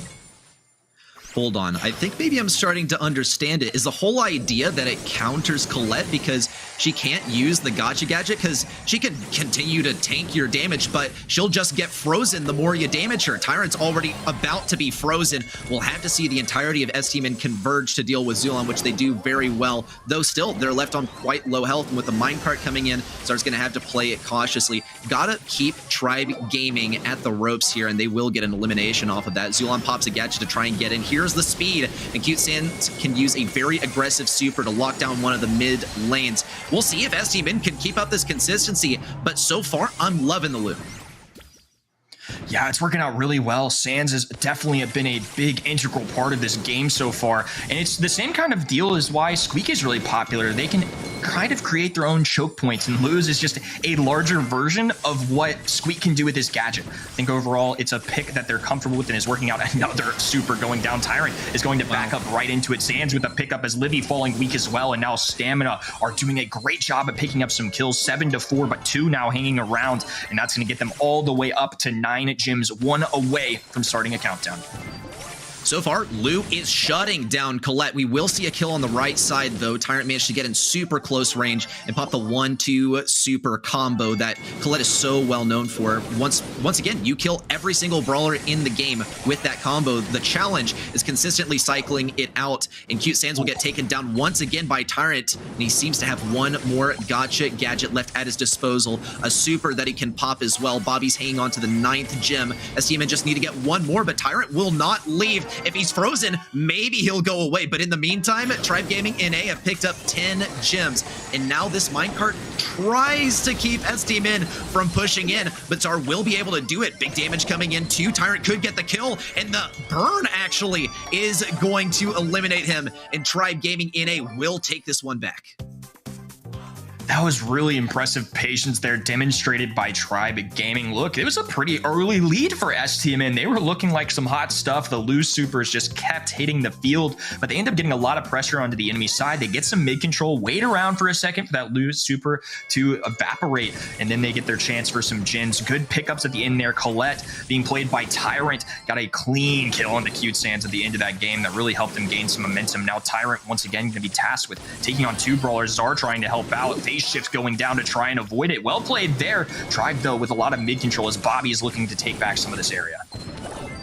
And the minecart comes in to STMN's side, and they will likely have to retreat here. A 2v3 just mathematically is not winnable, but here comes the speed, actually. They're going to take advantage of the minecart slipping around this corner, and they're going to continue pushing in. Here's the freeze on the right side. Bobby will fall as Livy remains alive. Not going to get tapped by the minecart either, but could be a free kill for Zari if he's able to line up his shots. Will get the elim, and the minecart claims its first victim too. Down goes Tyrant, and STMN has control of mid, but if they can confidently stay in this position, if they can get the great pinch on Azulon, looks like they will, then they'll be able to stay in mid despite the minecart coming their way this time. Some damage from Zulon, but Cute Sans has the great dodges and wins this lane. STMN continues to stay alive at mid as Zar gets burned up, and Tribe Gaming NA look to have won it back by this point as Zulon re-enters the cannon and pops the gadget.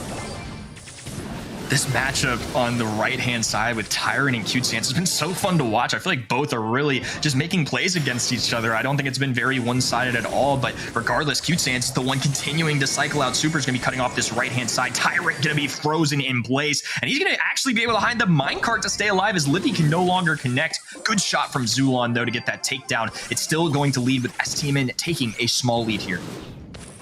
I'm just wondering when Zulon's going to jump in. He's been sitting on that super for a very long time by now. Cute Sans is going to throw in some ice to influence the positioning of brawlers towards the right side. They're sitting ducks unless Tyrant can hold them off. He does get taken down, claiming a kill in the process. Bobby with some big damage, and Zulon is still able to escape. Though STMN, the fight's not over. They can still pick up a couple more gems to interrupt this countdown. Minecart is coming their way, and Zulon can take advantage of them being isolated if he uses the super, but he doesn't want to use it just yet. Here's the 10th gem. STMN are tied up. Big jump in from Zulon. He gets taken down, but STMN are going to resist the greed on the right side. Instead, they get the matchup win on the left side. Cute Sans stays aggro, throws down the super, and tries to slowly move back this back line. Zulon can pick up some gems, but he falls immediately after. A great victory for STMN that ties us up in set 1.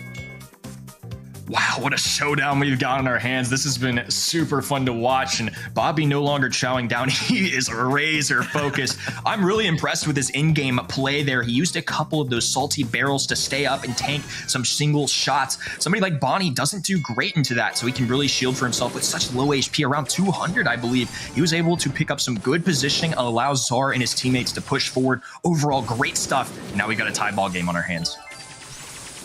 Zar confidently taking mid so far. He has all 3 of those phase shifters, which are going to make him quite good versus Zulon if and when he gets that super. Cute Sans also going to have to back up versus the minecart here. Does give a little bit of room to Tyrant, but it's not the end of the world. Here's the super from Cute Sans. He won't stay alive on this lane by the looks of things. Nope, not going to get the kill. On the left side, though, as Livy almost gets beamed down from long range, Zar gets the final shot and has to use a phase shifter to escape too. Tyrant with his super also ready to go and get some serious damage, but the pinch was simply too strong for him to resist. As this minecart snakes its way back, the Tribe Gaming side, STMN can take a confident gem advantage. And super going down on the left-hand side too. Tyrant trying to keep Bobby at bay, and once again, he's in that spot that gave him trouble last game. Cute Sans continuing to just hold the line here as Zulon tries to fire down some shots as Livy now trying to creep up this mid. Tyrant with the super available too. 9 gems now for Zar, getting dangerously close to a gem count lead and instigating that clock. However, now Tribe have reclaimed this mid, and the minecart is going the opposite direction. It's going to go towards stamina on this next turn. Well, they have to act now, but they cannot be too greedy. Zulon has his super ready to go. He's going to try and keep some distance, doesn't want to let STMN push up, also doesn't want to sacrifice any of his health. Good assassination of the brawler on the right side. Big super in, that forces Zar to the side. His phase shifter's used. Some damage from Zulon comes in, but the minecart's going to block his escape, and that is why people don't like minecart madness. It feels like the RNG comes at the worst times, and Bobby picks up all 13 of the gems on the floor as Cute Sans and Zar continue to charge forward. And that last assault from Tribe Gaming NA once more stymied by the minecart. Possibly a final super from Zulon, or rather from Tyrant, but it's simply not going to be enough. And STMN take this set. Wow, good start, and starting things off with a bang too. Well played from STMN with a very unorthodox comp. Look, like I said, a lot of other regions in the world maybe aren't as familiar with the NA meta. This isn't that crazy, and they made it work so well. Very impressive stuff from them, and again, I can't iterate it enough. The amount of supers we got out of Lou. A crazy amount. I really felt like Q-Sans played that brawler so well. Well, I want to know what's in the bowl, Bobby, right? What is your fuel today that is helping you take the dub so far over Tribe Gaming? Because that is very impressive. And the drafting, I think, was a pretty, forefront feature of this last set, considering the success of Lou. Now, I don't really see Lou being that great of a pick in the following maps. Maybe on Beach Ball, if we get there, but still. It was a great pick, and they let the gameplay tell us exactly why. We've seen this in their last match. They're showing it to us again. As long as they can keep that kind of consistency, then they might just have this one over Tribe Gaming NA. Wow, and look at our stats too. A lot of even distribution and damage, but Czar, 13 kills. My goodness, brother. Good work there. And overall, just some good stuff between the two teams. Look, even though STMN won that round, it was neck and neck. I mean, it was just one Zulon unfortunate tripping into the minecart kind of game from being on their side too. Zulon with a very clutch takedown at the end there, but unfortunately does have the minecart in his path, can't get away. 13-4, 200 DPS. Great job, Czar. And playing such a technical brawler as Max 2, I think really lends itself to Czar's talents. And also, we've seen in, well, the home of the world champions, East Asia, just how popular the Max mid is and just how impactful it can be. It's taken a bit of time, not necessarily for the respect for this strategy to make its rounds around the globe, but for people to play it to success. And seeing STMN do this already breathes some new life into this region, and it gives us something that we haven't really seen in that large of a capacity before. Now, as we move into Bell's Rock, I don't see that being that popular of a pick. Max, I don't know, but Bell's Rock still does lend itself to some strengths of both teams, some specific brawlers too, that who knows? Whoever gets first pick is pretty likely to ban out the brawlers that they simply don't like or don't want to get countered by. I think Daryl is a big one, and Carl is too. Yeah, Bell's Rock's a really interesting one to look at right now. Bans coming in. It's going to be Sprout, Bell, and Brock for STMN, Bonnie, Bell, and Carl on the other side of things. This is going to leave Janet open, and Bobby going to be the first to make a pick. It is going to end up being Tick as well. There are brawler pick rates globally. Any of those three would be great choices. Obviously, Bell off the boards, but could very well see a Jean or a Bo getting selected throughout our draft. I love the Tick first pick, and I love how they combine it with the Sprout. It's obvious that STMN have gotten exactly what they wanted for the very first pick. Now over to Tribe Gaming NA, what will they go for? I would probably say that Squeak is a solid option for last pick if they don't go for it within number 2 and number 3, but they have to find some kind of response to Bobby. And I think also Rico on this map is extremely underrated. If you're able to play it at mid, then you can lock down a whole lot of control and you can flex onto other lanes in just superb fashion.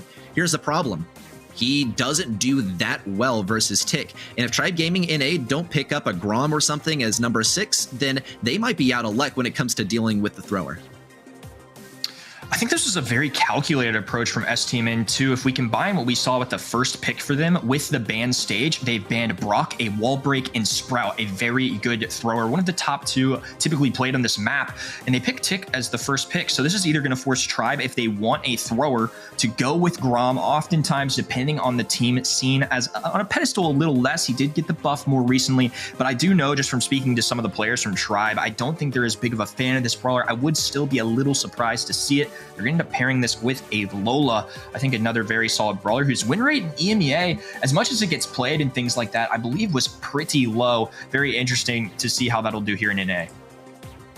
And as far as other brawlers that can be picked here too, Bo has not made an appearance just yet and could for number 5 or number 6 because he does get countered pretty hard by Carl, who's out of the running. So it's going to be decent as a number 5 or number 6. He can also block the pulls from Tyrant if he throws down a super totem. It just means that that super totem is not going to have any other use besides blocking a pull because Bobby can take it down with pretty much a single shot. Here's the Piper from Czar, and this is pretty interesting. How are Tribe Gaming going to compete with the range that this brawler offers? Because Bell is out of the mix. B is an option, but I don't think it would be the best option because it has a very tough time versus Lola. A piercing shot, a long-range brawler. I don't see Janet picked yet. It might be a good final one. Yeah, it's going to end up being Fang. They're going to go with an aggressive choice to kind of deal with some of the squishier brawlers like Tick and Piper. Of course, the STMN side, very much known for their Piper gameplay. And to kind of back up the stat I provided earlier too, Lola had a 33% win rate. We'll see if things change a little bit in NA versus EMEA this weekend, but I still really like this comp. Lola, a great brawler overall. The Ego can provide a lot of DPS. Piper does outrange the Rico, but a matchup to watch out for that could be scary. Piper oftentimes going to be countered by Gene, much more difficult to get those taps onto Gene and get a kill quickly. But Bobby going to be playing his icon brawler. I'm very excited to see this set. We always love the Piper Marley, but will he execute on it? Because Bobby can pop off. He needs to do that right now. Tyrant's going to stay just out of his range, too, kind of trying to get in his head. We'll see how well that works out for him. But on the right side, Cute Sans is going to laser down Zulon, who doesn't get a super either. Here's the Ego as well, as Livy will fall. And if Tyrant can be taken down without being fed a super, that's the best case scenario, and that's exactly what happens. Very surgical gameplay from STMN so far. Tribe Gaming NA need to start pumping out some Fang supers if they want to make any kind of impact on STMN. That's a great point. It's a big win condition for them when you play the Fang. If you don't have a super, you're just left behind. Zara actually picking up a kill onto his Livy there. Well played. A 3v2 situation. Still no super for Zulon either. Tyrant now forced to try and help out. He does have a super on his side. They're going to definitely need to use that if they want to take advantage. But Bobby does have an escape mechanism with his super. This is getting really tough here for Tribe. But a max range pull, a takedown onto Zar, and all of a sudden things are evened out. A 2v2 is looking very furious right now. Bobby can go for a wall break. There's a super in from Zulon, and Bobby tries to get that final shot, but is unable to do so. There's one tap from him. If he is able to take these guys down, that would be amazing, but more importantly, he cannot feed them any supers, and he will accomplish exactly that. No super for you, Tribe Gaming NA, and STMN has all three. The thing that STMN could do next time to prevent themselves from getting Gene pulled, Zar got pulled from max range. He just has to keep that head available when Tyrant has a super. Otherwise, he can't play aggressive. Good push in from Zulon, and they got the ball rolling now. Some serious damage onto him, and that would have been the final tap from Bobby, but he does get taken down, and Tribe Gaming get game number 1. Wow, Tribe with an excellent comeback there. You can't really stress it enough. They were in a tough spot. They're going against an amazing team against them too, in a very historic kind of rivalry, and they end up stepping up their game in the second and third rounds. Great adjustment from them, and they're actually going to be the ones taking a 1-game lead in this set. As Livy continues to get pressured forward by Zar, he's going to have to weather the storm, go through some mines in order to survive. Good takedown from Bobby onto Tyrant already. Cute Sans is going to continue to just try and keep Fang at range. He does have a super now, but it might not be worth it to use it just yet. If as Livy can get a super of his own, that might be pretty good for Tribe Gaming NA. The battle is not over just yet, though. If Zulon spies a key opportunity, he can make an aggressive play, but the longer this game goes on, the more as Livy gets damaged. Zulon with a big super in. Now it's a 2v2 once again. And this is where things get scary too. Zulon does really well into Tick up close, and they've now opened up this entire left-hand side. Zara is going to be ushered over to the right. Cute Sans on the top of him as well. An interesting choice by Bobby to break open that entire left-hand side, which should help give him some range in future rounds. It's Livy with a super available too. Zara with one as well. Shots being rained down. A battle on the top, and is Livy's the one that comes out on top, but he is taken down. He's actually going to fall 1v1 scenario, but Zulon, such a favorable matchup there. They are going to be taking round number 1. Zulon gets a super. Zar almost got his super.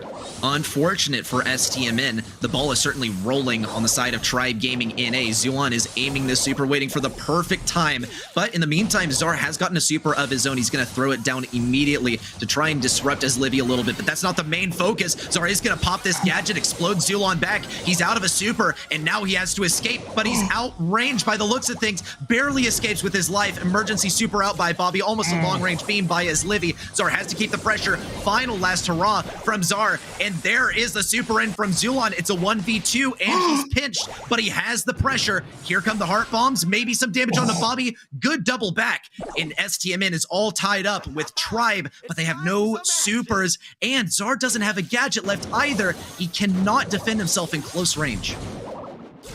Yeah, that's one of the best features about Tick when going into a tanky matchup like that. He has a way to bounce them off him. Zulon with the super available too. This entire left-hand side is wide open for Lola and Piper to rain down. They've actually moved Tyrant over to the right. Great job of Zarov getting some good area control here. Dive forward on the Bobby, a bounce off as well. The stun. Zulon picks up another kill and once again clutches up for his teammates. The gadgets were just forced out of STMN, and that's really what has gotten this one for Tribe Gaming NA. There was no CC for STMN, no auto aimers, no last hurrahs, no any of that. And when it came down to Cute Sans, he was probably the most vulnerable to Fang at all without having a single stun on his side. The Fang is definitely a power pick, and it worked out so well. Very well done by Tribe, and the draft went to them this time. Yeah, and the best 3 of 5, just a reminder of that. Shooting Star will be next, though. It's been such a good shootout here. I mean, both teams have certainly had their moments where they're shining, and even though it was a 2-0 take by Tribe, I mean, it certainly looked like at moments STMN were popping off on a few rounds there. Great stuff by both teams, but the Fang gameplay really ended up paying off. The opening of this game was just remarkable because we saw Zara get pulled, but Bobby did a great job of lining up his shots. Once the momentum fell into the hands of Tribe Gaming NA, though, there was pretty much no coming back. And STMN did take a single victory in the second game too, but in the process, they had to use all of their gadgets in order to win, and that's really what cost them the last game. It was not free. Nothing here is free, but it was certainly a lot easier than it would have been had there been gadgets on the side of STMN for Zulon to just do his thing and super in without the fear of getting stunned or having significant damage dealt to him in close range. This, once again, was good teamwork by Tribe Gaming NA to drag out the rounds long enough to force those gadgets out of STMN and capitalize on those moments when they had finally drained them. Yeah, look at this. Zulon with 7 kills on the Fang, 72 KD, and a lot of team damage as well. Great job, and I mean, a big part of that win for sure. You know, Fang is often kind of a risky brawler. We saw it play out early on in this set. We had Fang who didn't get his supercharge in that first round. It was a concern of ours because that's such an important function for Fang, and he ended up being just fine, making adjustments, making sure he had those supers going into future rounds. Such a pivotal part. Zulon really demonstrating why he's one of the best players in this region.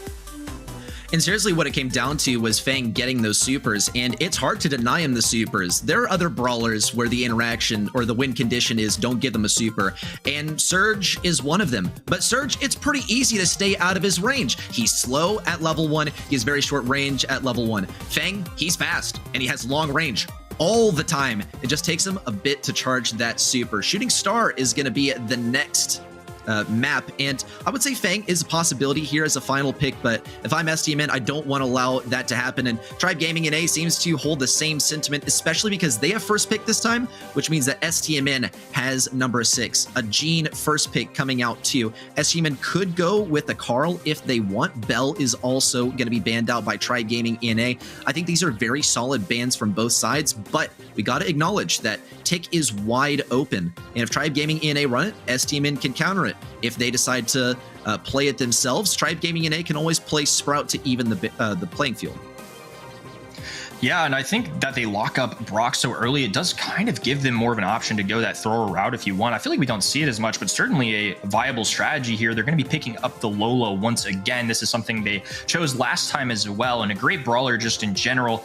But now you're on the other side of things, and it is a little surprising, I think, to see Jean with such a high play rate, but it also kind of makes sense, right? When she's, when he's not being banned, you know, he's going to end up getting played here. You see on the top of the spread, there's going to be so many sharpshooters out. You know, we've got ones like B remaining, like Byron remaining, which could very well show up here, but they're going to be going with the Carl. Makes sense that somebody like Gene, who does counter sharpshooters, also is going to be an early selection. And some of the top counters to Carl do include Surge, Sandy. Let's not forget about Colette, though, because we've seen her do well versus a lot of different matchups. But Tribe Gaming NA, maybe they go for the B or something. They go for something that has such long range that it's going to deny anything that STMN can go for here, because that's really what we're looking at. Lola has the exact same range as Carl on the right side. Zulon is relatively long range. I love the Byron, but the counter to Byron is going to be something like Crow, some kind of anti-heal that's not very viable here, because of the lack of bushes where you can get speed gear and also hide away for a good amount of time. It's going to be a complicated pick for STMN, but Colette could be an all right option. B, also, they just need to pump some range into this team comp. Yeah, I was thinking of B too. I think B would just made a lot of sense there, given the sharpshooters that were taken off the board. You know, you could have argued maybe a thrower, but I don't love it as much when you see Carl on the field. I really like what Stamina end up choosing here. If they open up this map too, it's going to allow their side to shine just a little bit more. You know, you have to be cognizant that Carl, one of the best brawlers in the meta right now, is on the other side. You don't have, I'll call it a hard counter on the side of STMN. So definitely a lot of good stuff from both sides. I think you really can kind of see the logic going into both teams, especially with the limited amount of choices they have, as there were 6 bans. I think STMN's comp is very reactive, and I think that Tribe Gaming NA's comp is pretty much what they would have wanted heading into this one. They took Byron because not only is it going to be a good accent to Carl, but anti-heal is not on the table, and it's going to be pretty good for healing up Carl. It also means that STMN has to play the other long-range brawler, though Bobby is going to pop off here, finishing off Byron at long range. Some more damage onto Zulon. No way, and a double kill. Oh my gosh, Bobby, slow down. I don't know what was in that cereal, but this dude is serious now, and he's not slowing down either, though some good dodges from Zulon will pick up some ground for Tribe Gaming NA. First super coming out for Livy too, and STMN is backed up against the wall, and Bobby doesn't have rocket laces to escape. We'll see Zar get pinched and taken down on the right side. STMN still leads, but it's going to be so hard for them to pick up ground when Zulon has a super. This is where somebody like Gene can really shine, and so can Livy with that super nice pickup there. Bobby with 4 stars too, and they are behind. Sharpshooters don't love to be sitting in the corner with some walls in front of them. It's harder for them to rain down shots. Zar now throwing down the Ego, trying to give them any spacing possible. It's quickly taken down as Livy still owning it. A big pull coming in, and now all of a sudden it's a 3-star lead for Tribe, and they're still hanging around in the mid. Good stuff, but now it's going to be left for Stamina to react with about 30 seconds to go. Well, I'm scratching my head right now. Tribe Gaming NA is retreating right now, but that might just be because they are working the clock right here. 25 seconds left, but they've given STMN a whole lot of ground by the looks of things, because nothing really changed on the side of STMN, and Tribe Gaming started backing up, but they do have a couple of supers at their disposal. Zulon doesn't have a super just yet. When he does, it's going to be so hard for STMN to push in. No Ego for Zar. Bobby does have that super at his disposal too. Cute Stance can slow down. Big pull onto Bobby. No escape there. A double kill with Zar getting finished too. And STMN will be taken down. And Tribe is looking so poised for success. What we have seen consistently from STMN is that they come out of the gates swinging, super confident, super dominant. But then in the long game, Tribe tends to prevail. Yeah, again, it kind of feels like to me that STMN is more recently have really tried to implement a more aggressive play style, putting a little more offensive oomph into their compositions, and I think they did a great job to start things off. Tribe, though, just such a solid team, but instantly being backed into their spawn already, this is where things can get really good for STMN. I'd love to see them capitalize here and get a couple of pickups. Zulon can get taken down. Well played from Bobby. A dive in, though, from Tyrant. He picks up one, and is going to have to masterfully dodge against Zar. One dodge there. Does get picked up by Cute Sands. Zar in a corner as well. 6-5. Tribe Gaming up 1 star.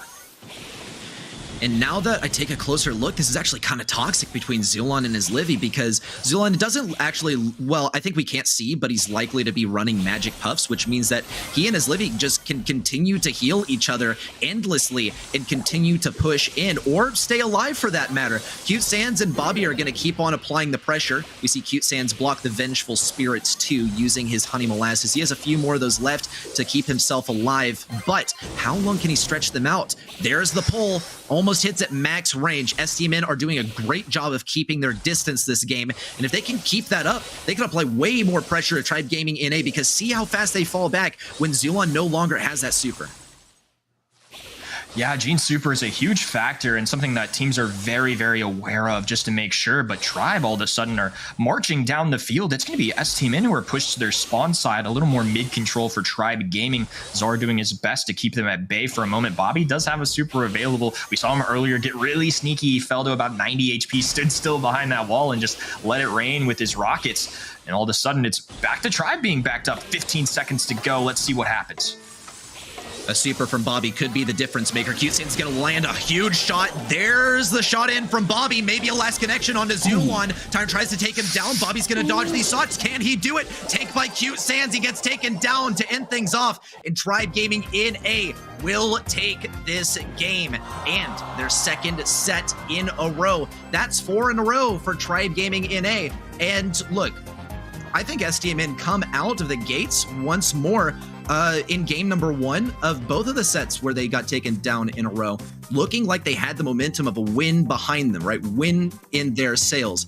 But Tribe still had that momentum that has to be living rent-free in STMN's head. So if they can reset and do well on Hot Potato, that's going to be a massive achievement. It's going to be quite difficult, and it's going to come down to those long-range matchups, just as in the previous sets. Yeah, some good stuff for coming in from Tribe. And again, they're the top of the region for a reason. It's so difficult to beat them, and they just consistently have shown discipline. And really, even after these hot STMN starts, they just picked up the kills that they needed. Early on in the game, too, they were pushed all the way back to their spawn in game number 2. You see him pick up a kill on Zar there. Great teamwork. And like you mentioned, the Byron and the Gene can actually heal off each other. A good pull there from Zulon as well, and good stuff. These final moments were so close for STMN, but Bobby with only 204 HP does end up falling. A couple trades right there, ends up being 4 stars in Tribe's favor. And taking a look at this too, Zar with no pickups, a lot of damage, but Bobby, my goodness, 5 kills, 50%. What a demonstration from him. It's almost unfortunate that such a good performance ends up being a loss in the set.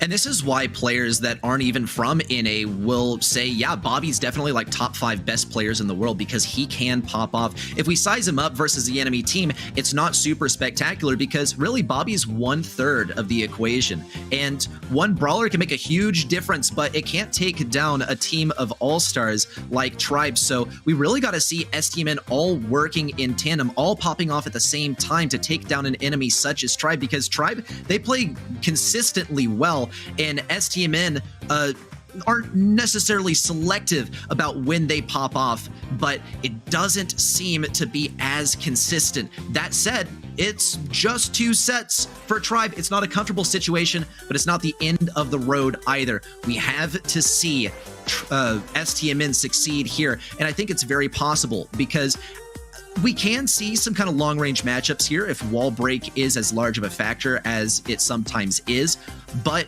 still, with the bushes at mid, it can lend itself to some of these mid-range and closer-range aggro brawlers where STMN tends to specialize.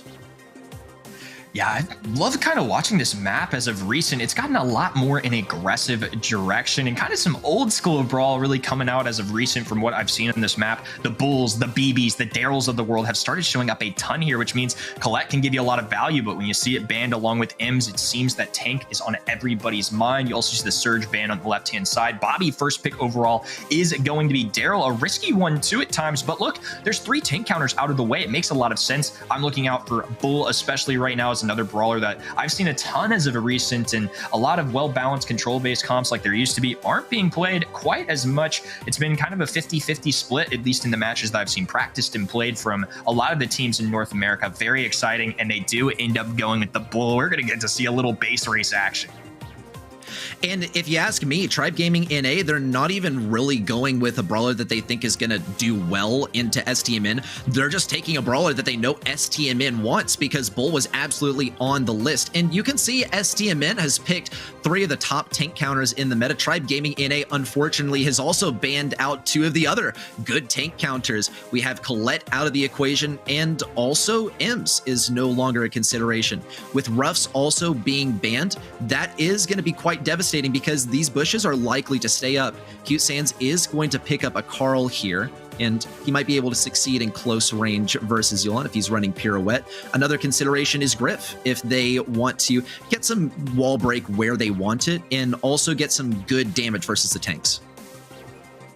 Yeah, I like this Carl pickup too. Not only one of the best brawlers in the game right now, of course, but does very well into the ego on the side of Zulon. I wouldn't call it a hard counter, but at least in that interaction does really well. Zulon and Bull can both do a ton of damage onto that high safe. STMN rounding out their draft with Zar picking the Penny. Very well-rounded composition for STMN. A good flare of damage that they can do to this safe with somebody like Daryl as a shotgun brawler. A lot of control they can implement with the Penny turret. And of course, Carl just could be an insane brawler right now. Well, I wonder if BB is still a consideration here, because she could just run it up mid with that shield active and not start swinging until she makes it to the enemy side. That would definitely be an unusual pick here, but it's not probably that bad. We'll see if Tribe goes for something a little safer here. Oh, what? That's not safer than BB, dude. Well, we'll see what Tribe Gaming has up their sleeves. This is going to be a wild one for sure. If anything, as Livy is going to be doing pretty well at long range, even if Cute Sands keeps on getting damage versus him, because Primo has so much health, especially if he decides to run a healing gear. But also, he's going to win the close range matchup versus Cute Sands pretty much every single time. Yeah, this is really interesting. I think El Primo, in terms of interactions with the other brawler, can actually disrupt things like the Carl Super. It could actually be very helpful. I think one thing that Tribe Gaming probably took into consideration is they go with a second tank here, which, you know, somebody like Zulon going into Bobby can be dangerous since he's a shotgun brawler. They end up picking this up, though. Nicely done there, but they're just going to overwhelm them with HP. They can kind of just keep cycling in and out, and you already see Zulon and Tyrant causing some trouble. Bobby forced to play defense. Zulon getting a couple tags in there. Rollout from Bobby. Tyrant, though, activating Gadget, I believe, as well, to stay up just a little bit longer. Now he's lurking on the left-hand side while Zulon continues to go to work. Somehow he didn't go down until just now. And El Fuego is going to take down Bobby, slow motion to charge in there from Tyrant too. And Cute Sands is going to super forward, try to cause some disruption, immediate stun out of the super too. He doesn't win this close range matchup versus really any of the brawlers. More damage rains in on STMN safe as Zulon is just a man possessed. He is taking 0 prisoners, tosses Cute Sands out of the way, but cannot finish that damage on the safe just yet. But Tyrant doesn't need a gadget to charge in on that safe. A little bit of damage here and there. Bobby and Zarwell combine forces to take it down. Cute Sands, meanwhile, has done a good job of getting consistent damage. A super in from Zulon. El Fuego is going to deal some more damage to that safe too, as Livy beams things down from long range, as Lola and Freeze Frame is going to make this unbeatable. More damage comes in. 120 health defense, but they can't stop Tyrant mid-dash, and that's going to be it. Tribe Gaming with a... What on earth is this Primo pick? As Livy, no, show us a reaction, dude. Show us a reaction, dude. You can't just be picking up a Primo and expect us just to think this is a normal day in the life of Ez Livy. It's match point for Tribe Gaming. You wish you were me. Yeah, I definitely want to talk to Corey after this one, or any of the Tribe members, and kind of get a feel for if this is one that they've had in the wraps. I haven't seen El Primo scrimmed as much recently or anything like this, and I get it. I mean, it makes a lot of sense. Historically, we've kind of seen this brawler from time to time. Even earlier on the year, we saw it on occasion, but they're playing this very well, and now, once again, base race taking place, and Cute Sands super interrupted. That interaction with Zulon went very much in Tribe's favor. 74% to 37. STMN are not going anywhere quite yet. They still have the ability to get a ton of damage in with somebody like Bobby getting on the safe. If STMN can somehow ignore Primo and ignore Tyrant on the Bull, then maybe they can win this base race. It's just a matter of getting there. And Tyrant will dash in. Cute Sands and Zara forced to deal with him. He survives for so long, thanks to not only the gadget that heals you, T-Bone Injector, but also the shield that comes up with Tough Guy. Bobby on the right side is going to be denied on the lane as Livy pops down an Ego as well. It's a for sure kill for Zulon. On the left side, Tyrant gets a kill too. And Tribe Gaming in a heal up a little bit as they set up for what could be the final push if they can keep up the momentum, but they're not that far ahead of STMN. We just haven't seen STMN touch Tribe safe since the beginning of the game. Yeah, a lot of moving parts going on right now. 2 supers as Tyrant's going to activate one of them for his squad. Going to get some damage in here, but they need to be careful because Daryl can get a ton of damage as well. Zulon now jumping in on the action, and Lola shots hitting the safe. Body block coming in for Bobby as Livy trying to get the remaining tags. It's now 5% to 37. They have a chance here for STMN, but they need to play a perfect defense. Bobby's decided he's going to go for offense. Tyrant connects on the safe, and just like that, it's over. Tribe Gaming in A will take the victory. They're headed to the grand finals. And left in the dust, STMN. They brought some inventive stuff this time. I really liked the Daryl first pick. It was serious ingenuity, and I could absolutely see it working. But the dub this time goes to Tribe Gaming. Still though, good development by STMN. They've gotten through the rut. Now we can see them develop a little bit more. Most importantly, they've gotten past Chasmac. So that spot that they have currently for Worlds is not as much in jeopardy unless Vatra has something to say about it.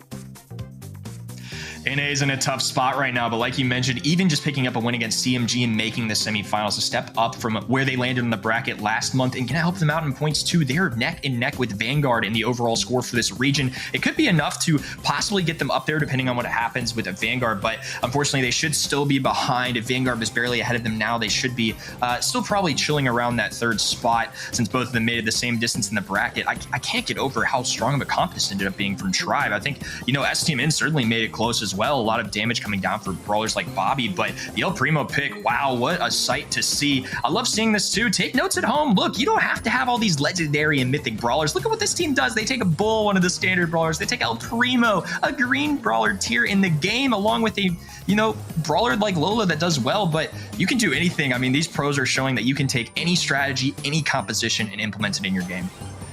Well, now I'm pretty happy with the spot where Primo is in. Let's kind of talk around the part where he got that super for free really fast, and that was basically all you saw.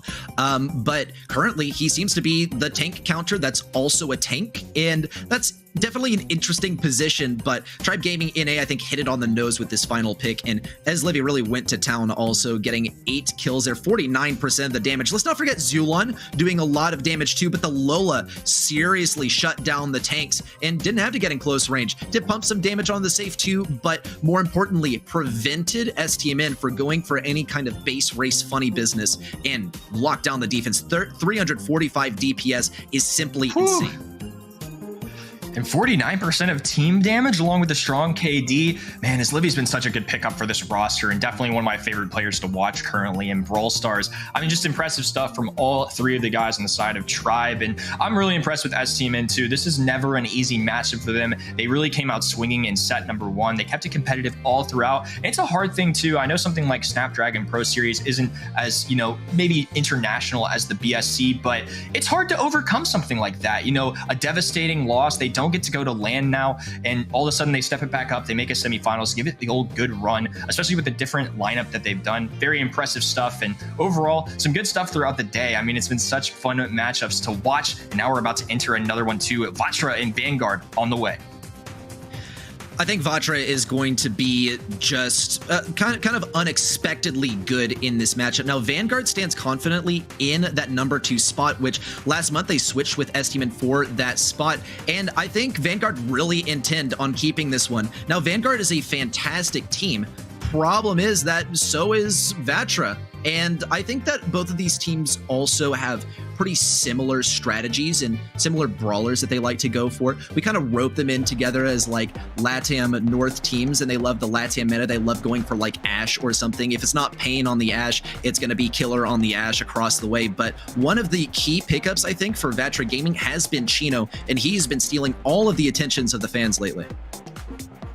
Man, this was one of the matchups I was super excited to see. Vatra Gaming all paired together, Hearts coming out. Good luck to you, fellas. I think overall, like you said, these are just kind of teams with some similar flair of tanks. They love getting aggressive with it. They love picking these big brawlers. And I don't think we've seen this matchup for quite some time, and maybe not at all this year in the BSC. I think both of these teams have really shined in the second half. Batuchis, Luffy, and Frixie, being known as the Avengers early on in the year, have made some grand finals appearances, and the only team standing their way from doing the same thing again is Vatra Gaming, who I agree, I feel like even though they are the 5th seed in this region, certainly have not been playing like it.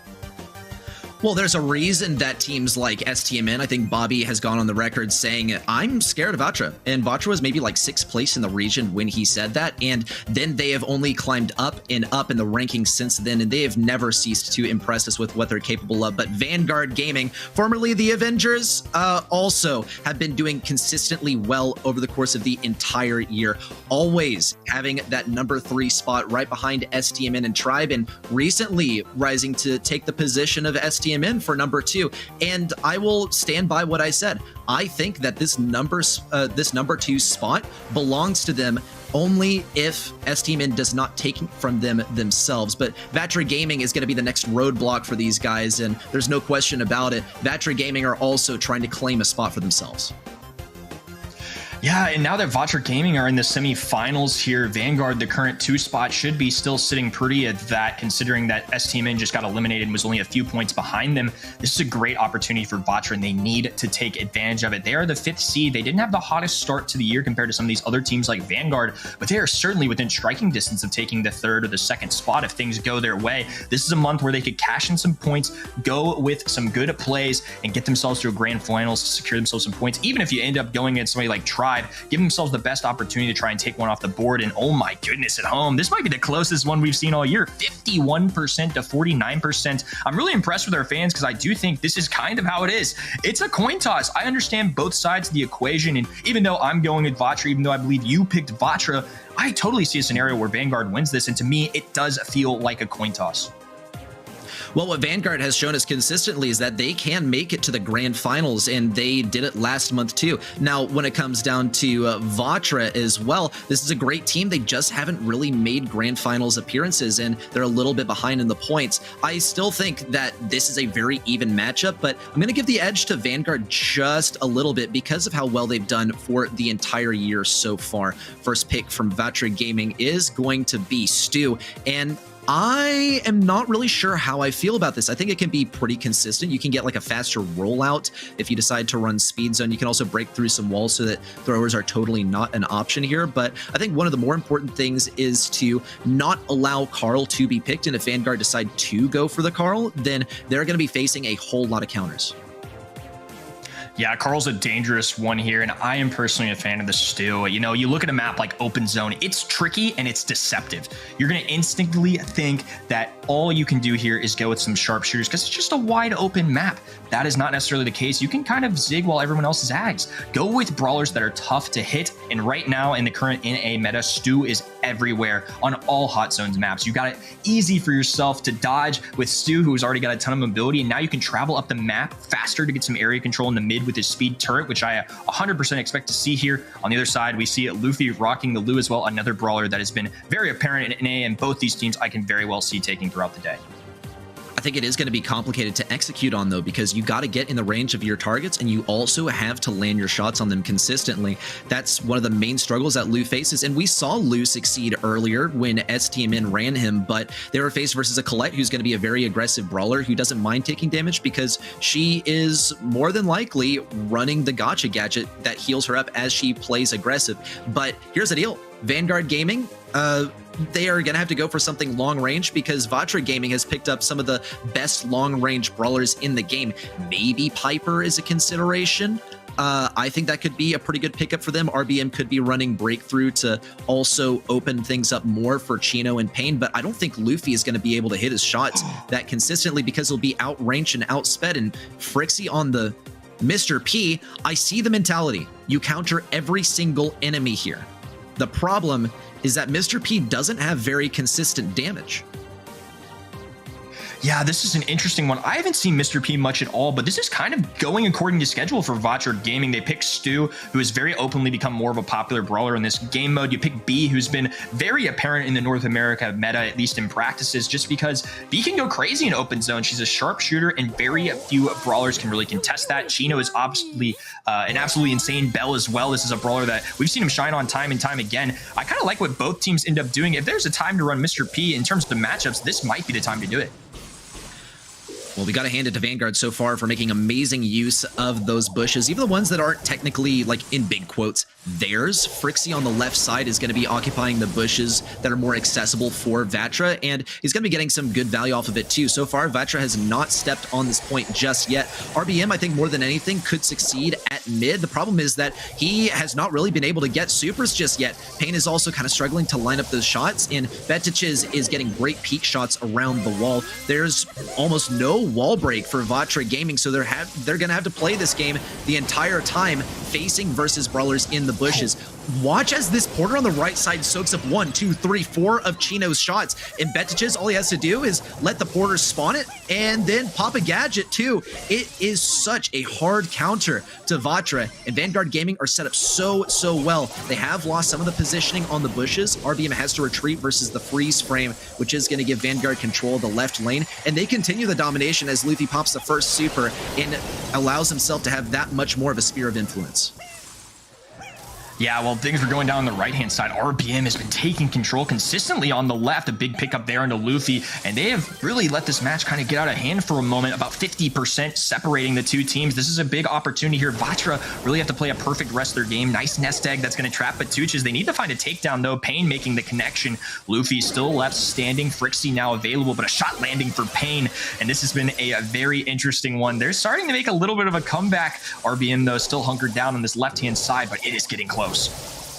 I think these are the most spiteful nest eggs we've ever seen. Watch, Betich is going to walk into it again. Gino's like, I'm so done with you standing in that one stupid spot. Have a nest egg, right? Have some dessert here, and it is going to get him some takedowns. In fact, it has been absolutely key in shutting down Mr. P. Luffy's also going to get beamed down at long range. RBM gets to talk his stuff as he walks around at mid, does the usual stew stuff, and takes this one back. This was a crazy comeback for Vatra. Look at the reactions on their faces, too. Pain scratching his head just a little bit because, like, oh, okay, so how do we take that one back? I wonder if Mr. P is going to take that same position in the corner as last time, because Chino, I think, outbrained him by placing the nest eggs there. And you know what they say, fool me once, shame on you. Fool me twice, shame on me. And the shame, I don't think, is going to be on Betiches this time if he sees Chino make his way over to the right side. Well, they take a very interesting approach from the side of Vatra. They simply ignore the right-hand side to start things off. They all just ship it to the left, knowing Mr. P is a pretty tough matchup for somebody like B, especially. Pain with the beautiful shots, though. And this time, it's Vatra, the ones in control. This is a map where things can get out of hand very quickly, though. RBM has been very apparent on that left-hand side. Now going to the right, taking on a Mr. P. He's lurking in the grass on this right-hand side. Chino doing the same on the left. Dashes forward, needs to dodge here as he's very weak. And Luffy doing his best to try and gain some control back for his team. Frixie hit by a damage amplifier too, a couple nest eggs now in the mid as well, and this is now the opposite scenario. It's really getting out of hand for Vanguard this time. Good trade at mid. RBM gets to walk at mid once again. Vatra Gaming now are moving over to the left side. Betiches has a very aggressive turret here that's going to be relatively inaccessible to all of these brawlers, and here's the super on a mid from Luffy. It is going to force everyone away, but the battle doesn't end there because Vatra Gaming, they don't really mind backing away from mid too much because they do still have a range advantage. RBM is going to have to pay for his aggression, though. On the right side goes down to Luffy. Betiches does trigger that nest egg too, but doesn't have to pay the price for it either, since there's no one in sight to catch up with him and land any shots on him. Vanguard Gaming have pushed forward the line of defense so far that they're in fact going to catch up to Vatra Gaming on the percentage. Wow, what a big momentum swing. Now they're the ones with the lead, and things got really overwhelming on that left-hand side between the Lola Ego, the Mr. P Porters coming out, the Lou Super. So much going down. Now Vatra trying to take a stand here. Batuch is going to fall weak. A shot landing for Chino. He is frozen by the Super, though. 64 HP and 91. The Super being placed down. He's going to stay alive. Vanguard Gaming doing some good stuff right there, and now things are all tied up. Oh, that was just mean. B had that final shot lined up perfectly, and Mr. P with like 80 health says, have a porter, have a little spin too. As we tie things up, Vanguard Gaming is closer to taking this one back, but it has been super back and forth throughout this set so far. The real question is, what can Vatra Gaming do now to get some leverage over Vanguard? Well, they are still going to run it up the left lane this time, trying to stay as far away as they can from Betiches on the right, because as soon as he gets a super, Vatra Gaming don't really have a good way of reaching it and then taking care of it from there. So they got to capture as much as they can before Mr. P gets that super, because let's face it, it's an inevitability. He's in bushes, he's fast on the right side, he has AoE at the end of his shots too, and it doesn't take him that long to get it either. Vanguard Gaming are going to join forces on the left and mid lanes to pressure people over to the right so that Betiches can work this super. 53% and counting. Vatra Gaming with such a dominant start here. Frixie has a damage amplifier on him too, and even though Chino is weak, he has to do the same and stay back. A connection onto Luffy, another one landing for Chino. A takedown for Luffy though on the Lu, and all the nest eggs are about to get triggered here. A good time to do it, and now is the time for Vanguard to take a stand. They're the ones in complete control, and it's left to Vatra now to reclaim their territory. Colossal pinch on the left side is going to mean that Lola's out of the question. Luffy also getting taken down, but Chiz on the right side doesn't have another super to offer, but looks like Vatra are going to ignore it as much as they can. But as you can see, once that super went down from Mr. P, Vatra Gaming have only gotten about 10% on the point, and Vanguard have gotten 30. The RBM is going to try and back cap here, do as much damage as he can, just needs to tap that border a little bit more to take it down, and the battlefield's looking pretty clear, but he doesn't even bother with it. He doesn't even need to. Vatra Gaming have so dominantly taken this final game. Well done to them. The best way to address the Mr. P in the end was simply to not even play with him, because when you play with Mr. P, you're playing his game. And man, well done by those guys so far. It's just set number 1, though. I just am curious to see what Vanguard, where they went wrong, maybe even in the draft in this set, and what they can do to improve for the next one. Yeah, that's one I'm definitely going to want to look back on for future preparation and things like that. I mean, what an interesting event here. You know, we kind of saw multiple instances where we see 81% to 26% right now. They claw their way all the way back up into this. I mean, that was 60 some odd percent there. That is a huge deficit to go against. And there were multiple times where Vanguard was doing the same thing too. This seems to be a map where momentum is a huge factor. And just because you're out for the count seemingly doesn't mean it's all over. I did end up not minding that Mr. P pick, though. I did feel like they ended up getting a lot of value from it, caused a lot more chaos. Overall, I think really well played from both sides, to be honest with you.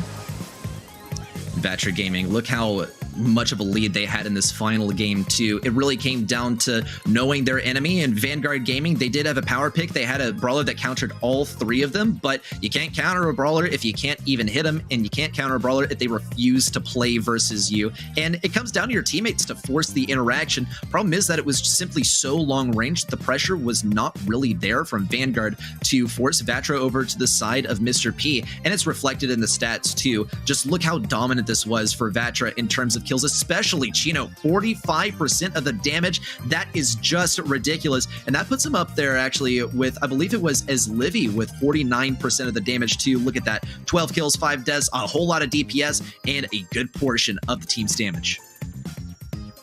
Yeah, and as a sharpshooter too, I mean, we said it before, this is one of the more notable brawlers I always see Chino excel on, but I mean, with 45% team damage, 12 kills as a sharpshooter, that's insane. Great plays from Chino, and definitely a big factor the second half of the year for why Vatra is doing so well. Well, well done so far. The momentum is in their favor, but how will it get them through double swoosh for our second set? It's not so much of the same idea as Hot Zone. Yes, you're going for control, but on double swoosh, you really only need a dash in and out of mid once a gem spawns. And look, you can sit in those bushes and just claim the gems that come right up to your bush. You just might find yourself at a tied situation. So for that reason, one of the brawlers that we saw dominate in the last set is going to make an appearance here, either in the pick or the ban phase. There's really no other way around it. Stu is a phenomenal mid here, but one of the best ways to get rid of those bushes is going to be Amber. Yeah, I'm so glad you said that, because this is one of the, I think, points we made before broadcast, as we do have our nice Brawl discussions from time to time. Stu is officially a normal mid here. He's no longer an alternate in my mind. He's often a first choice and could even appear in the ban stage, like you said. Let's see what happens as we see the Colette, the Penny, the Surge going against the bans on the other side. It's going to be Janet, Crow, and Penny. Pretty normal stuff. First pick overall is going to be Bonnie. I definitely do like it. I think it can work well on either the left or the right lane. Certainly not a mid player here. Also can be good for comebacks and getting a last gem and then jumping out immediately. In terms of the bans, though, we still don't see the Stu ban, so that's going to be a serious consideration for Vanguard. Another great brawler here for playing mid also makes an appearance in some of the more popular brawlers here, and Betches is going to pick it too. It's Gene. The problem with Gene is that there are about 1 billion ways to counter him. Anyone with a spawnable counters Gene, because they don't get pulled. If they have a dash too, that counters Gene. So Stu is probably the perfect answer to this, but Vanguard Gaming, I don't know why they doubled down on a mid. They could go for it themselves, maybe play Stu on a lane or something, but if not, I'd say it's a serious consideration for Vatra. Yeah, Yeah, they're going to end up selecting the Lola here again. Just a very solid brawler right now. I think it's going to be a great lane option, the Ego in play. I would honestly not mind seeing Vatra Gaming go with an Amber, not only because it's good on this map, but also going to be a great matchup into the Ego. I think a lot of good choices here. We mentioned it before, but Stu could definitely be a mid option. Bo, somebody to keep in mind too, one of the higher play rates because he's often skipped in the ban phase here, but can definitely work as a mid, and also his mines can be so valuable at getting that wall break, a little more visibility for your team, and just a good brawler right now. Okay, well, you called it, and there's going to be the bow. I wonder if Amber is also a consideration here, too, because you can pierce through Luffy's ego, possibly, with that shot, and also eliminate the bushes that Lola kind of needs to succeed, because she's a normal speed brawler, and with those bushes, that's really what makes her viable here. I also wouldn't rule out Ims too much, but we also got to consider some other good brawlers that pair with Betichiz and Luffy. I think Squeak would be a great last pick if Vatra Gaming don't leave themselves open to getting countered too hard. But mind you, Carl has not been picked yet, and it counters Bo, so if Vatra Gaming go a counterable brawler, then it might be a possibility. Pain is going to go for the Amber, and I think this opens the doors for a Carl pick. It's just going to come down to execution. Yeah, I do like these choices from Vatra Gaming. They make a lot of sense here. A sneaky kind of choice that I could end up seeing here is Colette. We saw Reply Totem, the EMEA Grand Finals winner yesterday, kind of capitalize on this brawler. Excuse me, though, is banned, so that makes a lot of sense. But yeah, I mean, it makes sense why they end up seeing that ban. Carl's still a great candidate here, too. A few options, and that's what they end up going with. A pretty solid round of predictions for us already. I'm proud of us. Yeah, I think this was actually pretty good. There was only one brawler that we didn't mention here, and I think it was like Lola or something, but Lola's also kind of a given. Not me making excuses for us, but so far, I think that this draft has been pretty straightforward, and it's hard to decide on a favorite in terms of the comps. I think also for Vanguard Gaming, going for the Gene pretty much right away sort of revealed their hand a little bit that they want Carl for themselves, or at least they don't want to face into the Carl.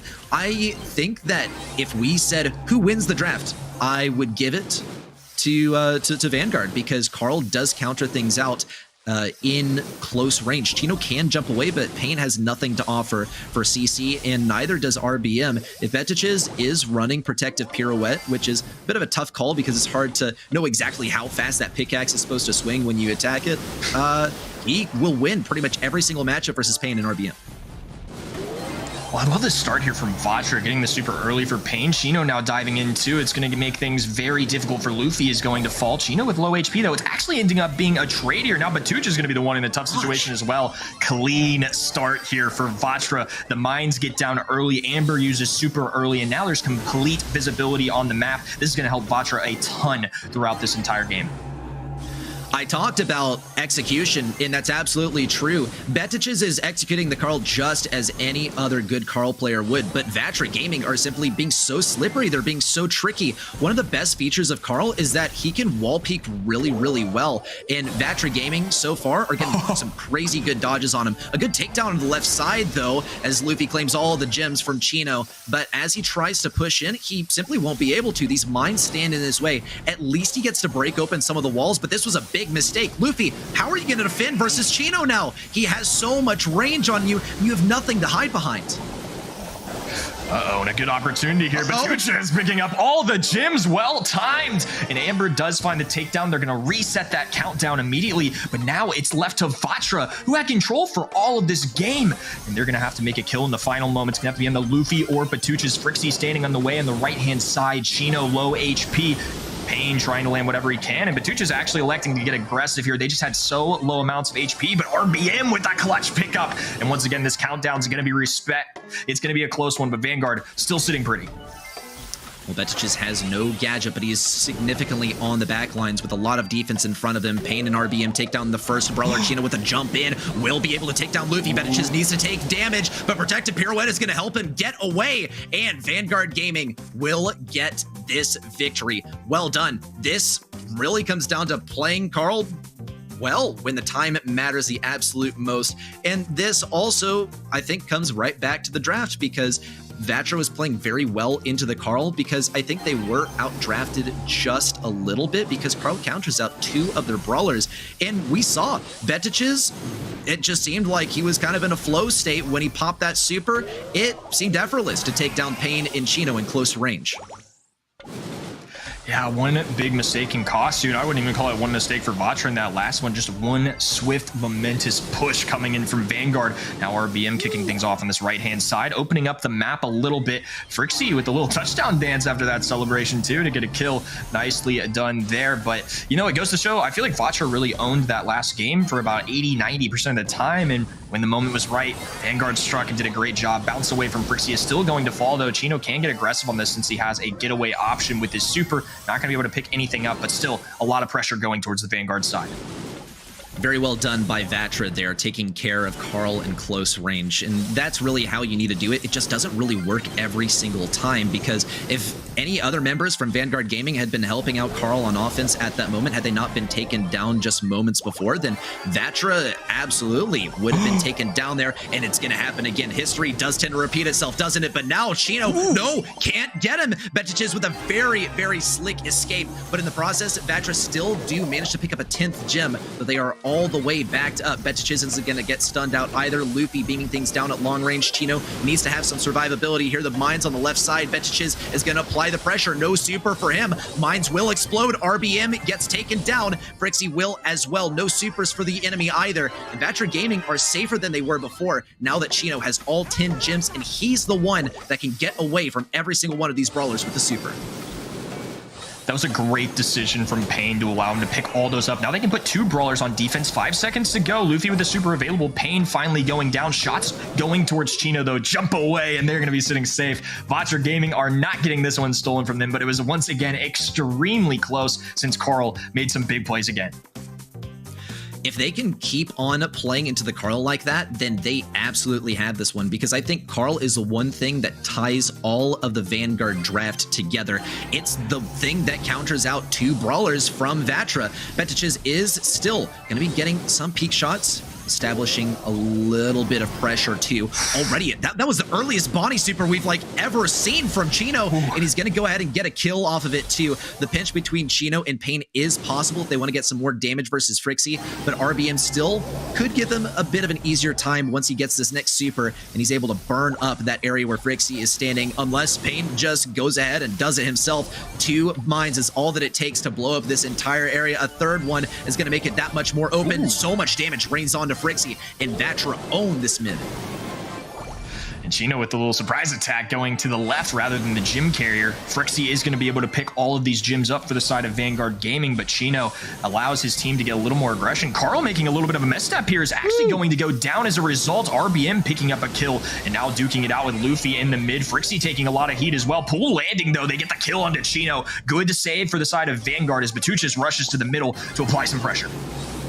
And Frixie is pushing up the left lane as fast as he can to claim whatever room he can, but Chino arrives simply too fast, ready to go in that cannon once again. Wall is broken open. Frixie is going to find himself pinched, and down goes Betiches as well. Payne gets to sit high and dry, 11 gems to his name, and Luffy on the right side continues to try and farm up that super, just get some damage, pinch Vatra into the corner, but Vanguard are taking so much damage from RBM. Down goes Betiches. Luffy nowhere in sight, and Payne safely back at mid. Vatra have taken this one once again. Much closer set this time, but a victory is a victory, and they head into set 3 with 2 sets already. Good work from Vatra Gaming there. And again, it really felt like Vanguard gave it a good old college try there. They made it very close. Carl with some insane plays, but in game number 3, they took out Batuchis too many times. Couldn't get as much value or make those crazy plays we saw in games number 1 and 2, where he was nearly just stealing the gems from the other side. Overall, good stuff from both teams. 2-1, 2-1 once again. However, Vatra now sitting up 2 sets. This is going to be very tough for VG to make a comeback here. It's going to take a reverse sweep. I think this is incredibly impressive from Vatra Gaming. It's kind of mind-boggling how they won this one, because you can say, yeah, okay, so they played into Carl by basically always having a 2v1 ready to go, but what about Chino? He's fighting a 1v2 the entire time. Wait, he's winning. Wait, he's getting a super immediately after game number 3 starts. How is this possible? Vatra Gaming are simply that good, and an outdraft by Vanguard Gaming is just not going to be enough to take these guys down, and the stats don't lie. And RBM did, I think, a phenomenal job too. If we really look into the weeds of things, yeah, he had a few more percentage here, he had a few more kills here, but once more, every single member of this team is a rock star. And the same goes for Vanguard Gaming. They're just kind of getting showed up right now. Yeah, Vatra, I mean, again, it really felt like in game number 1, they had control a lot of the time. Vanguard with just one really good push to steal that game. But like you said, even though it was, yeah, we can tally it up a little bit. RBM has a few more, but that's about as even of a distribution as you can get in terms of damage and in terms of kills. I think that really illustrated how they were able to come away with this. I mean, ultimately, kills aren't everything, especially in a mode where you're collecting gems, but it is a huge factor. I mean, if you're off the field, that's less time for you to collect those gems. Overall, very impressive stuff from Vatra Gaming, and they're kind of showing their ceiling right now and really sticking to their guns. I've been really impressed with their gameplay throughout the last few months and taking on the current number 2 seed right now with very good fashion. Well, I gotta say, I gotta point out one of the most important things that we haven't seen from either of these teams today is where's the tank play? I thought that we were gonna see some Ashe today. He's certainly not gonna be showing up on Gold Arm Gulch unless somehow we see like Byron also in the mix. And even then, it's a real long shot because that's pretty straightforward to counter. It's gonna come down, I think, to good drafting to start these guys off. But as we saw, that's not the end of the deal. Vanguard still struggled even though they had a brawler that countered out 2 of the enemies. So we'll see how the draft goes. Already a Fang ban indicates right away, yup, they are not wanting to play versus this brawler. In fact, both of the teams as well. Though I think for different reasons, Vanguard simply don't want to play into it, and Vatra Gaming don't want it picked as a counter. And here come one of the most popular brawlers on this map by percentage. 48% pick rate on Bow, and RBM snatches it up right away.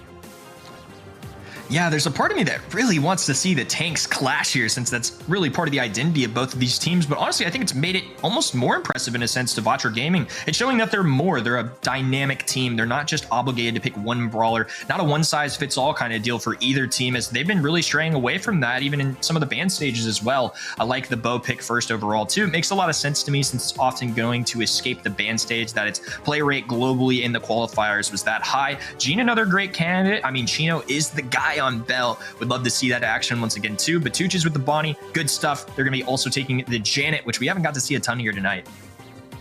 Ooh, Bonnie and Janet, 2 brawlers that I think earlier in the month were considered to be like undebatably the best brawlers in the game, aside from Carl too, and don't frequently make it through the ban phase. I think Janet has also fallen a lot in popularity lately, and for a good reason. Her super doesn't really get her that much damage, unfortunately, and it kind of takes her out of the game. It also doesn't let her heal up at all either, so when you land, you've made your team fight a 2v3 presumably, and you still haven't healed up in the process. So it is a bit of a complicated pick. Once again, it comes down to execution, and also how does Vatra respond? Well, Chino is going to pick up the Gene, and that is, once again, a brawler that's fantastic. It's pretty straightforward to counter. Luffy is probably going to be running the turret gadget anyway, so that's one counter on the table. But the most important thing is to make it so that Vanguard doesn't have that powerful of a final pick. Sprout is on the table. Vanguard banned out Tick. Unless Vatra go for it themselves, then Vanguard Gaming might go for it, or perhaps not, now that Carl's in the game. Yeah, I think the Sprout was a good shout out, but now that we do see the Carl, it would be a little scarier to go against that. They might be looking to go something like a Daryl here or anything along those measures to kind of deal with the Carl. It is one of the more common counters, and somebody that would play kind of in the Vanguard's playstyle a little bit, at least historically. So I could see that coming out here too. And like you mentioned, it's really unlikely that we see somebody like Bonnie and Janet being as strong as they are on the same roster, especially as picks 2 and 3. I do like this draft coming in from Vatra Gaming too. We'll end up seeing that 6th pick. It's going to be Brock. Very interesting. I feel like we don't see Brock often paired with these brawlers, but the wall break makes a lot of sense to me, since they've got Bonnie as a little bit more of a sharpshooter, Janet with some good range, and of course Brock going to be in that same kind of candidate for a sharpshooter. Well, on the surface, Vanguard Gaming does outrange pretty much the entirety of Vatra. Betiches does have the exact same range as Pain, and Chino's not that powerful at his longest range. So Vanguard Gaming can play the range game. They only have one wall breaker in Frixie. This is also on brand for him to play a brawler like Brock. It's a brawler that he's kind of known for and is fantastic at playing. he just has to pump out consistent supers because there are way more than 3 obstacles here, and some of them can't be broken open with a single rocket fuel. But Vanguard Gaming are going to open things up right away. A very aggressive super too to try and pressure Vatra into the left side. As long as Betiches can farm up this super slowly but surely, they will be able to dominate this game. Just got to see the walls broken open. Yeah, it looks like that's going to be part of their strategy. They tried to use the turret from Brixie too to apply pressure. It only does about 100 per second, but I mean, in the grand scheme of things, it's a lot more control for your team, which is honestly one of the biggest values it can bring to the table. Pain with the super charged up as well, and immediately you just have to respect your distance with going against somebody like Gene. If they land that max distance pool, it will be catastrophic for you and your teammates. You never want to put yourself in a 3v2 scenario to start things off. Bow mines being implemented as well. They're going to go and trip these up in a good time to do so as well. They're going to want to get as many of those out of the way before the fog really starts to close in. Well, I spy with my little eye only one brawler that can really get pulled here. RBM's going to take out one that can't be, and does go aggressive on Betiches, doesn't get the kill. Good pushback there. Chino's going to have to somehow clutch this all on his own. Luffy not going to get stunned. Jump in onto Chino. Some damage coming in, but it's not going to be a kill for Chino, and Vanguard will take the very first round. Yeah, that's a really good point to mention too. Gene Pool's so valuable, but when you go against somebody like Bonnie and Janet, both have escape plans. They can really get out of that situation. If Batuches is running on the gadget, you know, he could probably do the same thing too, but that's a fair point. I mean, Bonnie also with a ton of HP. They put the shield on Frixie as well as the gear of choice. Makes a lot of sense to me, and I think it's a good observation and maybe something that was going through Vanguard's mind when trying to deal with this. Batuches letting the rockets rain down. No real connections there, and right now each side just trying to get the tags they need to charge up those supers. Okay, Frixie is going to keep Pain at range as best as he can, hanging on to that gadget for dear life too, because he's going to need it if he wants to guarantee himself from getting Gene pulled. RBM also going to play this at long range for as long as he can, because he knows that he gets a free kill onto either Frixie or Betiches, or maybe even Luffy, depending on how close Frixie and Luffy are to their supers, because, well, his super is simply so strong in close range, though the poison is going to start forcing things in, and it's going to force people closer to Pain too. Already there's the gadget and the super from RBM. Once more, Chino's left alone. He might be able to clutch it this time. The dodges from Frixie are insane. 1-2 shots, and Vanguard Gaming take this game. Wow, good stuff. And I mean, the Janet spread of her shot can really come in handy towards those end games. It's not nearly as hard, maybe say somebody like Bo, who's really got to be precise with those shots. One good dodge really led to them getting that kill there at the end, and good plays from Vanguard. They're not going anywhere. Again, they're the #2 team in the region for a reason. They've been pretty consistent throughout the year, and now they're going to be trying to extend these sets going into a 4th. 1-game lead now for Vanguard as we hit game #2. The immediate wall break from Betiches is going to open things up a lot for them. It's not going to stop Pain from farming up a free super. Already that gadget's going to go down from Frixie. RBM can peek the wall, and it looks like he's going to do so to take it down. And we'll see if Frixie decides to keep using his gadgets like that. But once again, we have to remind everyone that this is his entrance against getting pulled by Gene.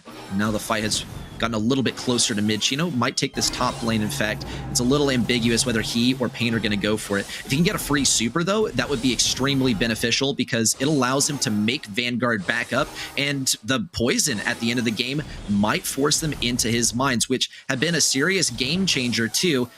Except for that one time Luffy got a nice clutch and supered away. Here are the mines. Vanguard Gaming is forced back. Luffy navigates around it carefully. Chino's backed into a corner.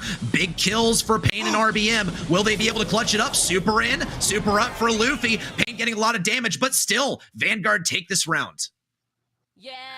I feel like there's going to be a pretty good highlight reel for Vanguard Gaming throughout this set. Good plays once again to clutch it up, and in the final moments, this map's going to be wide open for them now too. Bonnie and Brock are sure going to appreciate that as the set continues forward. They are 1 round away from extending this to a 4th, and even though Vatra did have an insane pull there on their side, didn't lead to a win quite yet. Now a little reset to round #2 kicks off. Well, Frixie is going to be pushing forward on the bottom side, trying to get some damage versus RBM at long range. He only very slightly outranges him, which is going to be the key to success. As we mentioned earlier, without the walls, Vanguard Gaming have the outrange advantage on Vatra, but Pain can be pretty sneaky and push forward with his pull. If he can get good dodges, in fact, versus Betiches most likely, then he will be able to snake in there and get a pull. Betiches doesn't have an escape plan. Aggressive positioning from RBM on the right side. Chino also having to escape here. Frixie with a super upwards, trying to get that last bit of damage on Chino, but the dodges are there. A a little bit more effort. Pain is almost going to get that kill. Does look like he picks it up. It's Luffy versus Chino and Pain. And this might be a done deal for Vatra Gaming. They will take this round, and they have a Gene pull to top it off. Very tough stuff right there. I mean, Bonnie was in a difficult position, and 2v1 for anybody is a tough call. Thankfully, though, they will have a couple supers hopping into this next round. Still a good chance of ending this set. The Vatra with a nice bounce back there. Every single one of these rounds has felt pretty close. I mean, just one kill can sometimes make all the difference. Gene going to now be backed up, going to be forced into this grassy area. The bow totem going down too. Chino charging up that super once again, and these mines are going to be very crucial, getting them in good positioning, forcing the team maybe to kind of get rid of them early. You know, it does force some movement too, and even if they don't make any connections, it is going to distract Vanguard, and at least they get some utility out of it. One of the biggest utilities of those mines, too, is going to be to separate the team so that RBM can win a 1v1 matchup, because that is really where Carl derives his strengths from. Pain still, though, is kind of struggling to get in close range. He's playing around these bushes as much as he can to keep his speed a little bit higher. RBM's going to get damaged at long range by Petiches, who has this super. Now Luffy can super in as well versus a vulnerable target. Big pull onto Luffy and a guaranteed kill. RBM picks up the kill, too. Petiches has to super in now, but it's not going to get too much for him, and he is going to get taken down in close range too. Vatra reel it back for a match point. Great bounce back there too, and poor Brock just left all alone. What can he do going into a Gene shot that fans out, and also Bo, who was right there next to him. Good effort, of course, but Vanguard not out of the weeds quite yet. Now Vatra have forced a match point. Things is getting a little scary, and Vanguard for sure going to be tested here. Let's see if they can take game number 3. Okay, same formation as the last time that worked. And in the past few games, Pain has started off on the top lane, but Chino seemed to work better on the top because he has more similar range to Vetich's, and Luffy is going to be going for peak shots for the majority of the game. Some cycling between Chino and Pain this time, but here comes the Super Totem already, and we'll see one super available too. Magic Puffs keeping Chino alive, but as everyone has been pressed down to the bottom left, Vetch just gets to move forward. Chino puts some aggressive mines down, and I can guarantee you Vanguard are not even getting close to those mines at any point in the game, because that's not really where the objective is. They're most comfortable on the right side. Yeah, that's a great point. I mean, look, that super is so valuable too. You hate to see it used in a spot where VG really just aren't going to be positioned. RBM falling weak here, and now everything is going to start unfolding. Super going down too. They're just desperately trying to get RBM. 2 pickups now for Vanguard. Pain left all alone, and all of a sudden, Vanguard come in swinging. They are now also on a set point of their own. This East versus West matchup simply isn't fair, because look how much cover Vanguard Gaming has. They allow Vatra Gaming to take mid because they know that mid is a much less safe position. It doesn't even really matter if mid is where the poison closes in last. It's simply the most open, and Vanguard Gaming can peek around these obstacles all day long. The question is, can Vatra Gaming sort of snake their way in here and maybe get a pull with Pain? He might be running vision gear, which could assist him in getting a pull. We'll see Vatra Gaming also kind of block off mid, trying to separate things by having these mines placed down. Betches immediately circles upward, so he's not separated from the team and vulnerable to RBM. It's kind of a stalemate here, but once things get pressed in a little more, Pain can get a max range pull onto Luffy and just hope that he does not super in time. This is going to be a big moment for Vanguard. Storm closing in. They do have a super available with Luffy, and they need to win this one to continue their tournament lives a little bit further. RBM dashing, and he picks up the kill. Bonnie going to be in trouble now. A lot of HP to work with as Frixie's in the sky, and being circling around his foes. Chino going to be falling weak. They actually managed to get the pickup, though, and the bow mine takes him out. Vatra make the clutch, and now it's going to be 1-1 overall. Vanguard have not done it quite yet. Chino! Let's go, Chino! He finally was able to do it. We found him 3 times total in that situation where he was the last one surviving, and the odds were so stacked against him. And this time, the mine saved him. It's going to put Vatra Gaming 1 round away from getting into the grand finals. Similarly, across the way, Vanguard Gaming is 1 round away from extending their tournament lives and going to the next set. More wall break from Betiches is going to make this that much more difficult. But Pain cycles around the top lane. Betiches kind of split a little cross-eyed, can't decide whether he wants to go for RBM or Pain. It's so hard to prioritize these targets because RBM can get a super, and, well, already we see Gene with a super. If he closes in close range, it could be a death sentence.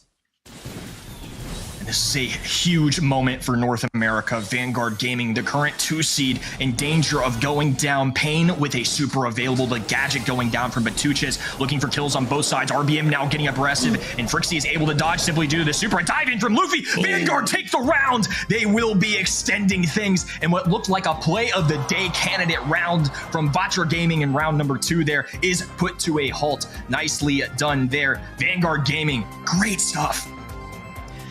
Very, very close to defeat there for Vanguard Gaming, but definitely a well-earned victory as well. Every single one of these rounds was legit so close, and maybe Backyard Bowl won't disappoint, but seriously, let's talk about Knockout. I mean, the brawler drafts here, I think, were pretty immaculate. Yeah, there was some outrange here and there, but Vatra fired back just as well as they did when it came down to gem grab, where they were kind of, as they say, outer-dafted. Now, Chino still, what an amazing clutch there. Pain helping out, getting this pushback, but Vanguard Gaming cycled in for a little more damage. Just look at this. Insane stuff as Luffy finishes off this round in that first game too. Just back and forth throughout the entire set. We got to see both teams really show their stuff, show that Vanguard Gaming, they're still in it. Yeah, we lost a couple of sets in a row, but it's not the end of the world. Yeah, great plays from both sides, and I'm almost a little happy to see Vanguard at least get 1 set here guaranteed, because it's been so competitive throughout the whole day. It almost would have been like an injustice to see it be a 3-0, just considering how competitive it's been. This is the 2 seed in the region for a reason. Great stuff overall, in the kill board looking very similar. 8, 6, and 4 for the side of Vanguard Gaming, 8, 4, and 3 for Vatra. Of course, they're going to have a little bit less, more than likely, since they lost the set, but overall, really good stuff. I think Vatra were still hanging in there, and for both teams, a pretty even distribution across the board. Still, and we see on the side of Vanguard Gaming too, I mean, the only discrepancy is really Betiches with 42% of that damage, and we can really chalk it up to both teams simply being teams of absolute rock stars and kind of being mirror images of each other too, because typically their strategies seem to line up, and this time history repeats itself. It's just not tanks now. Yeah, now we're approaching a map like Backyard Bowl, and once again, I think they're going to kind of go against the narrative that we have for these teams. They're not really going to be able to play tanks too often unless something absolutely crazy happens here. But in Backyard Bowl, a lot of the times we're going to see a lot of kind of similar compositions to maybe what we saw in Open Zone. You know, I could see the surprise Stu pick coming in here for this speed zone. I could see some longer range brawlers. I feel like just given our current meta, you know, some of the ones that dominate like Carl, like Janet, aren't necessarily sharpshooters, but are still really excellent candidates to be played on this map. I think so too. I think the mobility is going to be one of the biggest things. Also, just playing control is the name of the game here. Backyard Bowl, once upon a time, the strategy was literally like 8-bit in Byron. Just stay alive at mid for as long as you can and don't let the enemy score. Who cares if it goes to a draw for 2-3 games in a row? In fact, in LATAM South, I think we saw numerous draws in a row for the longest set of Brawl Stars in esports history. The Vatra Gaming will start this off with Gene, pretty safe brawler. Vanguard Gaming have completely opposite plans. Not only is this going to be great to play into Gene because Max is a great combo with Gene so he can hit his pull a little bit more easily, but it's going to provide a lot of aggression for Vanguard, and I do sincerely hope that we see a Max mid.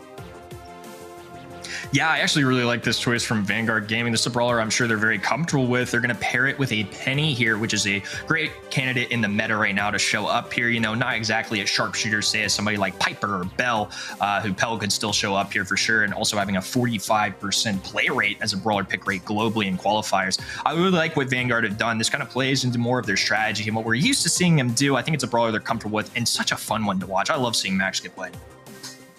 It is definitely a fun brawler to watch, and it just provides such hectic, fast-paced gameplay that is a treat to watch. Okay, that's what I was getting to next. Colette is kind of a no-brainer here because Carl is available, but what we've seen throughout this match so far, and it's not definitive by any means, we're looking at a small data set, but Carl has not been all too successful in winning. Even when he's getting super aggressive with Protective Pirouette, he still gets taken down simply by good teamwork, and Vatra do decide to play the counter. Squeak is going to be one of the brawlers that does get countered by Carl, but still, that's only one brawler out of 3, and the other 2 do counter Carl. We'll see if Vanguard Gaming do decide to stick with it, because it wouldn't be a bad way to top off in a very aggressive max-centered comp.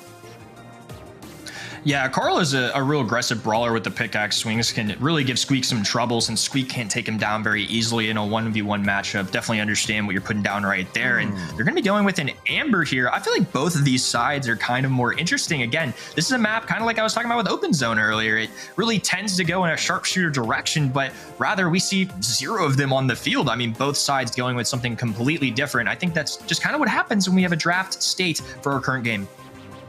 Well, call me out of the loop, but I think I spent like literally a month and a half in EU, and then I come back and then I hear Bobby saying something like, shh, don't tell EU. They don't know about the Amber on Backyard Bowl. And yeah, I didn't know about it, but I don't think too many people knew about it either. I still kind of struggle to see where it succeeds, but what it does do really well is kind of the same thing as IMS with just longer range and not as good at taking down tanks. Frixie's going to outrange RBM for this entire game, and given the speed of those shots and simply how large those little individual streams of fire are, it'll be great for holding back enemies. Luffy, though, is going to have to take his place as RBM approaches on the left side, trying to push this ball a little bit forward as Betiches now has to come onto this lane. RBM, though, is a man possessed. He is not going down without a fight. 1 kill, he's still alive somehow, and Vatra Gaming are at his backs to try and get a goal. Yeah, now the teammates coming in for some reinforcements. Ball being picked up by Chino. They're actually going to kick it away. Makes a lot of sense. They just want to keep it in their control from now. A super connecting to Batuchas as well, who's going to be falling very weak. Pain trying to capitalize on the situation. Takedown on the Penny. And now it's a 3v2 scenario. A pull available. They need to connect this. They're going to get the wall break as well. RBM dashing to the right-hand side. But Luffy is there with the face shift for an answer. Super going down. Batucha's going to be in trouble. The barrel as well. What a defense there. But all the brawlers of Vatra still standing. Can Frixie get this kill in time? There is a super available for RBM. Pass over. Wonderfully played by both teams. At the end of the day, though, Vatra were in such a good position, and they end up getting the goal. That was absolutely brutal by Vatra Gaming, and well done to them, because that is the safest and most consistent way that they could have scored that goal. But here comes the one X factor in the game. Max trying to get some speed forward, well defended by both Chino and RBM. RBM does get outranged here, but Chino's here with the magic puffs. There's some fire coming in too. RBM just narrowly dodges it out. We'll see Pain also go down on defense. Though Chino and RBM are exactly where they feel comfortable. They're not behind that wall. A pull can still be a great asset. Here's a long-range super for RBM to get some more damage. Pain now steps up to the plate. A little bit more damage to Betiches. Luffy and Frixie roll in on max health. Will he be able to do it? Doesn't look like it, but now they got to exercise the same strong arm approach that Vatra did earlier in this game. Well, 2 of the Vatra players were ushered away. Oh my gosh, a pull coming in from Chino. Clutch defense right there. Luffy gonna fall as well. And now it's just Batuchas left standing. It's the only brawler left. Vatra defense holds, and now they are going to be into another match point here. Really well played from Vatra, and they have one game in the way to take themselves to a grand finals.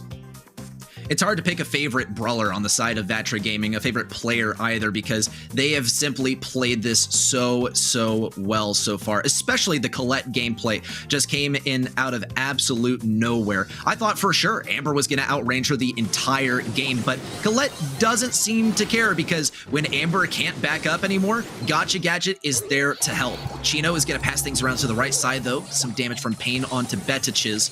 Vatra Gaming had to play defensively. Now brought down to a 3v2, a 2v2, a kill in close range for RBM. Betiches is looking very vulnerable. This could be the entirety of Vatra Game piling onto him, and now they get to assume the same formation they did in game number 1 that got us the most excruciating goal we've seen today.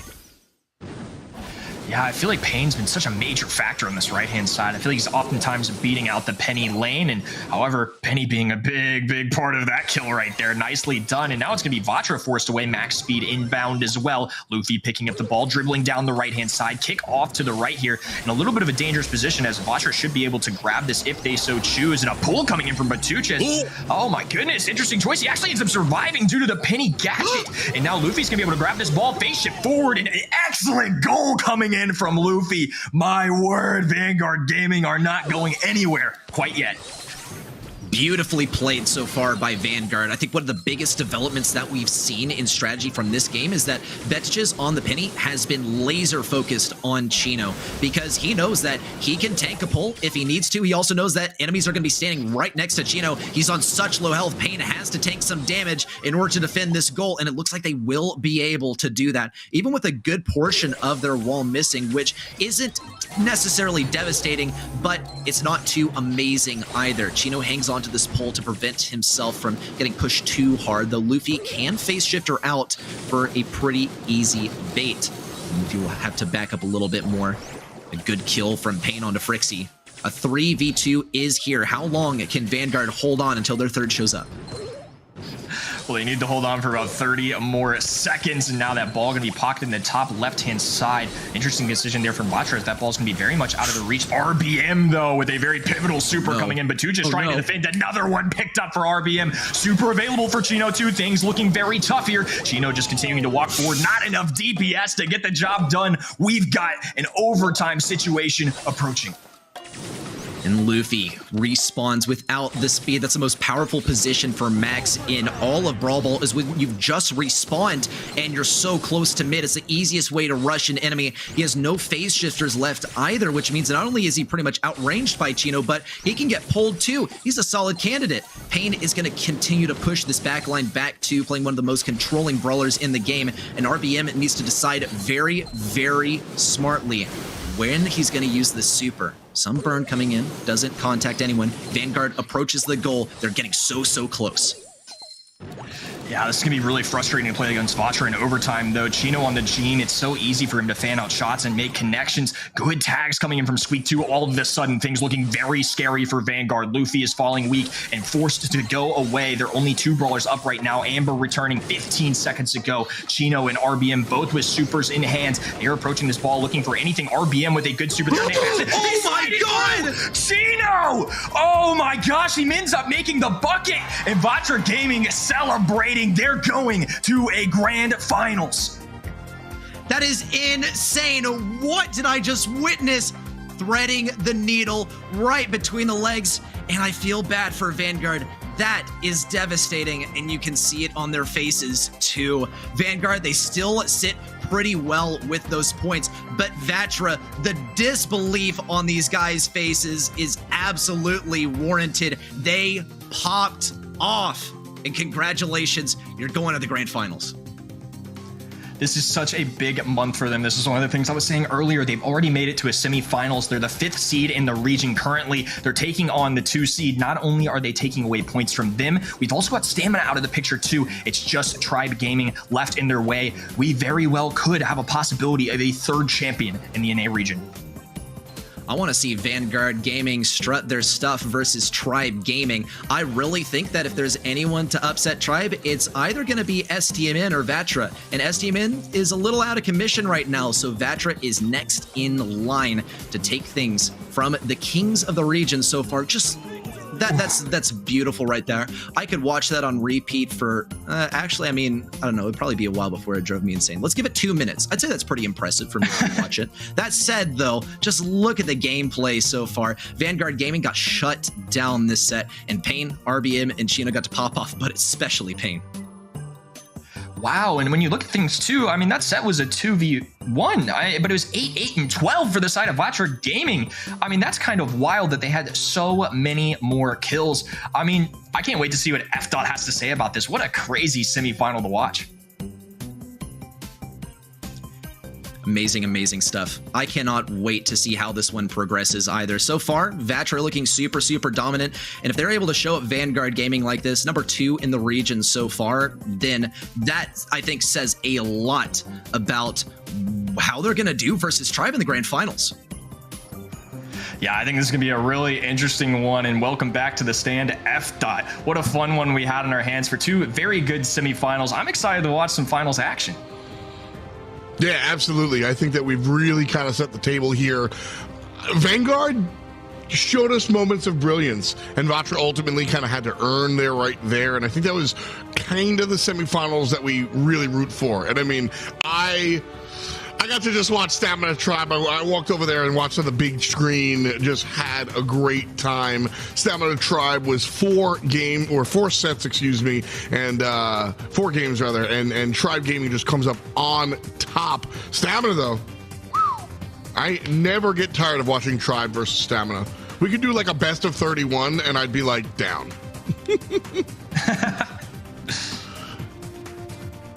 It would be certainly fun to watch. But I mean, so far this bracket has shaped up to be such a spectacle too.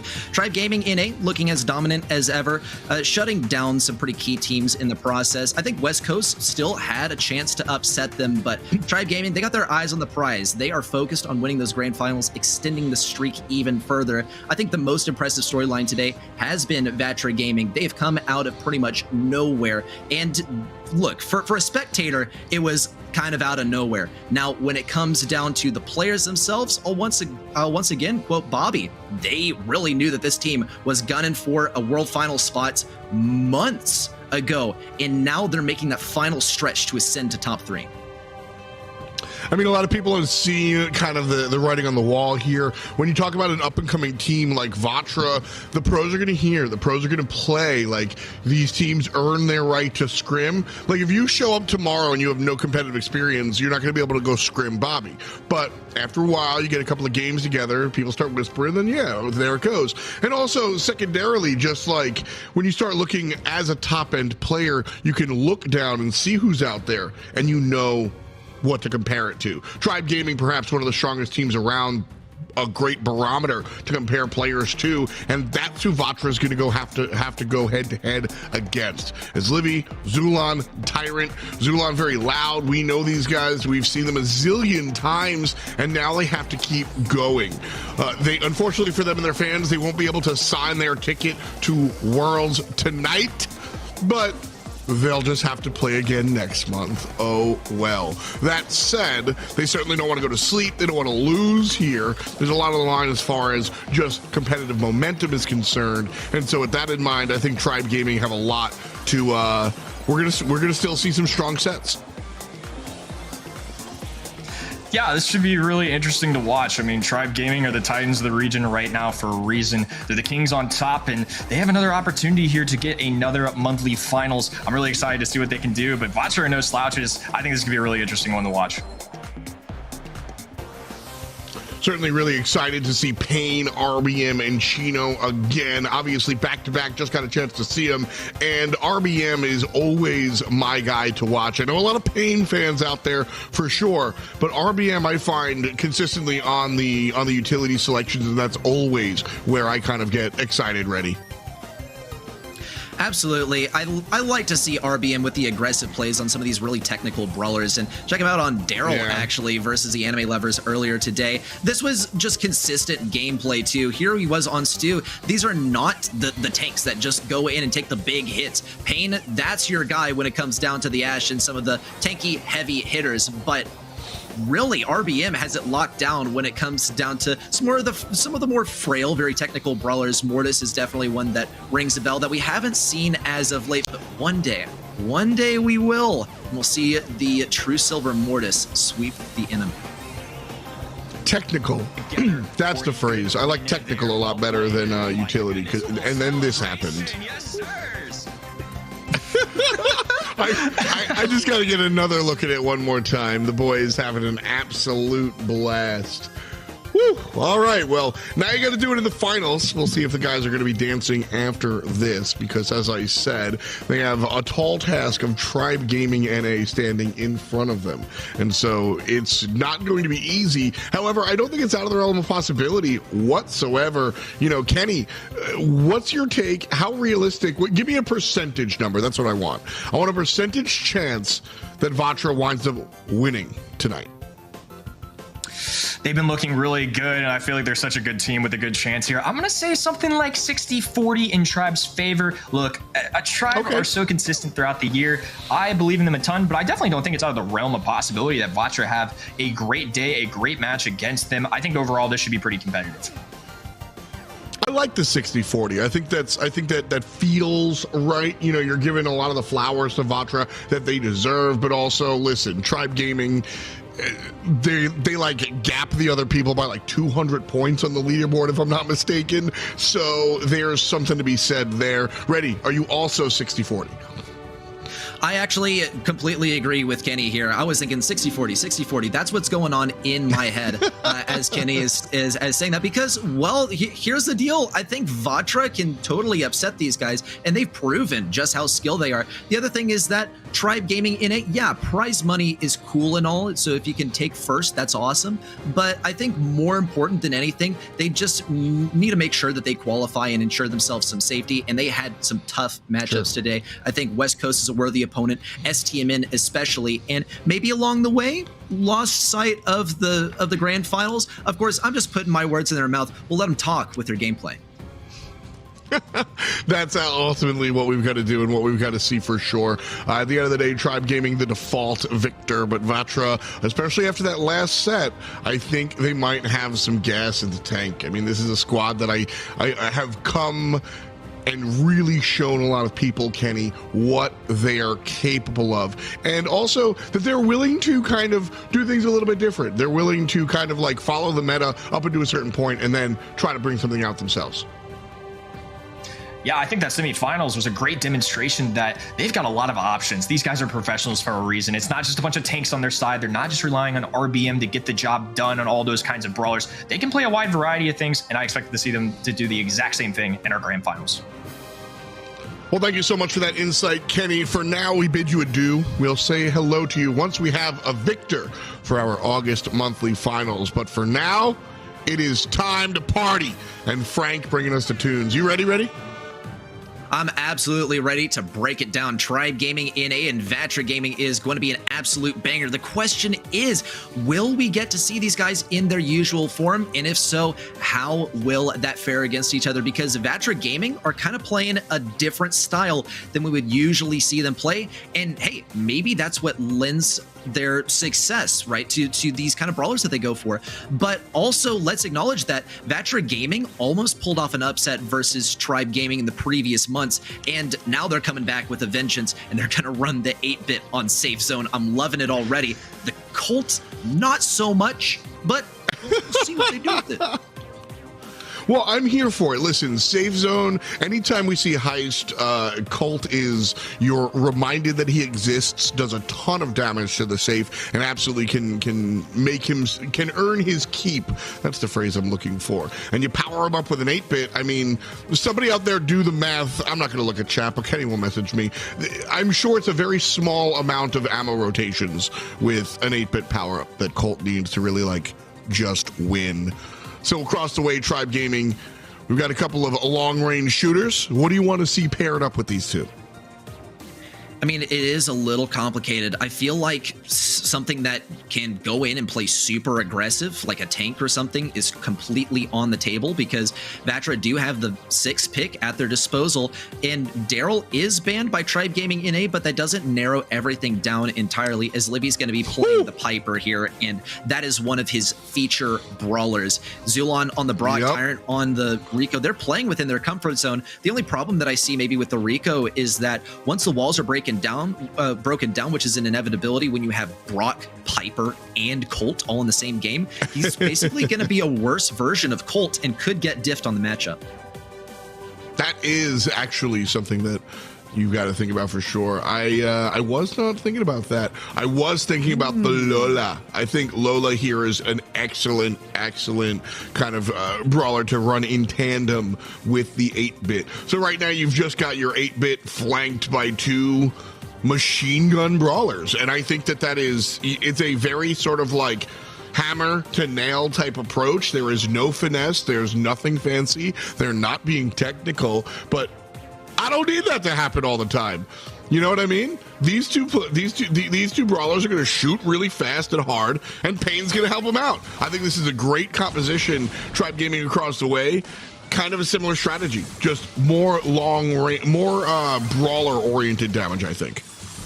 Well, RBM, in order to do well versus Eslivy, he's going to have to push a little bit more forward so that he can sort of track the shots with Eslivy and also not get those shots ricocheted onto him, but it makes him a lot more vulnerable to Zulon, so that's where Pain comes in. So far, the damage has been pretty unavoidable from Eslivy, who's actually not going to be on the Piper this time. In fact, all the brawlers that we would usually see these guys play on are swapped around. Pain does fall. Tyrant gets to get so much damage on this safe. Same with Eslivy. In this safe isn't necessarily being shredded, but the damage is certainly consistent. And Vatra Gaming are just starting to get their first trickles of damage onto the enemy. Chino is getting outranged here too. There's a wall break as well. RBM doesn't seem to be very phased. In fact, he can use his superhero to break open some walls. Great stuff from Eslivy to force RBM right back into those bushes on the right. Zulon right now, I think, has 100% accuracy. He has not missed a shot onto Pain whatsoever. That one's going to dot it as well. Only 6% done by Vatra because they have been locked into their side of the map. And that's what I was saying. Tribe Gaming, their composition is more focused on getting the kills. And that's not I almost looked at that as a negative thing. But they're just securing the kills and then going to work after the fact. 80% done already, and there's a minute to go. When you have those kills, who's going to defend the safe? Who's going to fight back? Basically, no one. And no one. Tyrant can get consistent damage on the safe. Each one of his shots is going to deal 3% to the safe thanks to Incendiary. And that's really all you need is some consistent damage coming in from your brawlers. And if you can get enemy brawlers out of the way, that's fantastic. Let's see if Tribe Gaming are able to replicate that last game once again. I don't really see a whole lot of room for innovation for Vatra Gaming, actually. And already Pain is going to get completely lasered at mid, and Chino can get pinched so hard by Tyrant and Zulon, but they don't even really care. They're going straight for the safe. They're going straight for RBM2. Yeah, here it is. Zulon going to shade over to the right side to help Eslivy as he's fighting some damage. Meanwhile, Tyrant, left side, continuing to pummel the safe. 53% remaining, and Vatra getting to step up more so now than they had all game one. But as soon as they get involved ready, they get punished and smacked right down. Zulon just clock in, clock out. Who's next? In a world where Pain actually can get his super to survive, which is pretty much an impossibility versus all of these sharpshooters, then this would be a very dominant game for Vatra, but that's not what's happening at all. Tyrant's just shooting around him. Zulon doesn't even really care either. Yeah, we'll auto-aim a little bit onto Pain. That was so fast from Tribe Gaming NA. I love the innovation from Vatra. I think that the 8-bit could work so well if there were like indestructible walls in the game or something, which there are not. And so his super's gonna be vulnerable and he's gonna die, and then the control now becomes you're being controlled around your own respawn and your safe is going down very slowly, but it's going down. Well, I mean, the Vatra here, like when we look at what happened with Vatra Gaming, they brought the right stuff. Very cool. You did the thing. You just got beaten lane 1, 2, 3 like that. That was the problem. There is nothing for me to criticize outside of play better. And honestly, Tribe Gaming just I 100% is obviously not correct, but Zulon hit almost every single shot, and I just don't know what you're supposed to do against that. Like, you shade over and you help him out. Who's gonna help? Right lane's completely demolished by Eslivy, and Tyrant's doing the job as well. So this was a 1v1 me bro situation, and Tribe Gaming just won. Really, not really as simple as that. Yeah, and it's hard to come up with anything that could have like been a better last pick or something, because by the looks of things, Lola was outranged for that entire last matchup, and at some points straight up ignored, because it's like, I'm doing damage to your safe and you can't touch me. Ha ha ha ha ha. I don't even really care that you're on the left lane. And yeah, we can theorize all day. I don't think the Byron 8-bit is coming back anytime soon, but that being pretty much the best pick that they could go for, I think also kind of evidences how Tribe Gaming drafted these guys into a corner, and Vatra Gaming also fell victim to it. As far as the kills, we see the brawlers that are great at getting kills, played by Tribe Gaming NA, only getting like marginally more kills than Vatra Gaming. I think it came down to just consistency on the damage more than anything. And Zulon, as Piper 345? What? That's so DPS Piper, she's bursty, she doesn't do sustained damage. And that we say, that's usually what we say. The caveat there, of course, is, well, if you hit every single shot, yeah, your damage per second is going to be consistent. And there it is. Like, that's what, just, GG, well played, go next. That's what you say. You just scoop and you continue. We go to hot zone, and for me, for Vatra, you got to have a buzz mentality. You got to just be big chillin'. Like, okay, we lost, next. You cannot let that game one dominance get to you, because if you do, if they get in their head, this is over real quick, and I'm going to hang out. But I honestly think that Vatra could bring us to a set 4 or 5. And this is not the same Vatra that really had Tribe Gaming NA against the ropes in the past as well, right? They have a new pickup. They got Chino playing on the team. They also are not really leaning into some of the tanks that seriously surprised Tribe Gaming in the past. And I think Tribe are probably prepared to face versus those kind of things, which is maybe why Vatra is not trying it as much. But still, they will get a strong draft, and they'll go for Crow right off the bat. No Carl in sight just yet. And it looks like Tribe Gaming doesn't really want to face versus it either. They might try to play it for themselves for a 6th pick. Vatra Gaming, though, will get good control. They'll deny a lot of forms of healing with Crow, so they've opened the doors for themselves in a large way. They still got to consider long-range options, though. We don't see a Piper banned out. We don't see anything like a Bell banned out, but there are ample ways for Tribe Gaming to upset things. If they go for like a Leon or something and go into the backlines, not so much of a possibility versus Crow because he gets countered pretty hard. They could seriously mess things up. They just got to get in Vatra's heads. Well, we've got a Bell here with the Crow. Carl still on the table. B across the way makes that a little uncomfortable. Not the most threatening, but certainly something you've got to think about. And so here for pick number 5, honestly, I look across the way and there's nothing that really, you're gonna really mess up Lola's day with here. And so I think for Vatra, you got to think about your own side and think about your own game rather than trying to counter what the other team is doing. And they're gonna bring out the Amber, who I heard you guys talking about Amber, about how you didn't know about her. Well, NA does. Here she is. And Amber also burns open the bushes, which is great utility on Ring of Fire. I think one of the most important things is that she's not going to be spectacular for dealing with Carl, which is still a very real pick for Tribe Gaming in A. If anything, Paint can try to land that damage amplifier onto him, which makes him a lot less viable. And yeah, there's a Carl. I mean, this is a pretty straightforward pick for Tribe Gaming in A. Let's not forget, though, that Vatra Gaming allowed themselves to play into a Carl with Amber and did just fine. The thing is, though, that this isn't all about getting control and getting kills and picking up the gems that the enemies are delivering towards you. You have to get onto that point. And when you have 0 tanky brawlers on your team, that is not really a surefire strategy. They're going to have to deal with Carl at the source, at the spawn. Gotta go and nip it in the bud. We'll see if that's the case or if Carl's able to just go mining right off the top. Thank you. I appreciate that. You can humor me all you want. Right now, Tribe Gaming starting off things early, 10% for them as Olivia is able to step up forward because Tyrant running the right side lane. RBM barely alive, but it's enough. Chino toe taps the mid. We've got a little bit of a tie here. Zulon wins the left lane matchup as Livy loses theirs in mid. But there comes Tyrant. And Tribe Gaming opens the door for a whole lot of nothing. Good recovery by Chino. A very, very tedious game so far because both teams are playing so cautiously.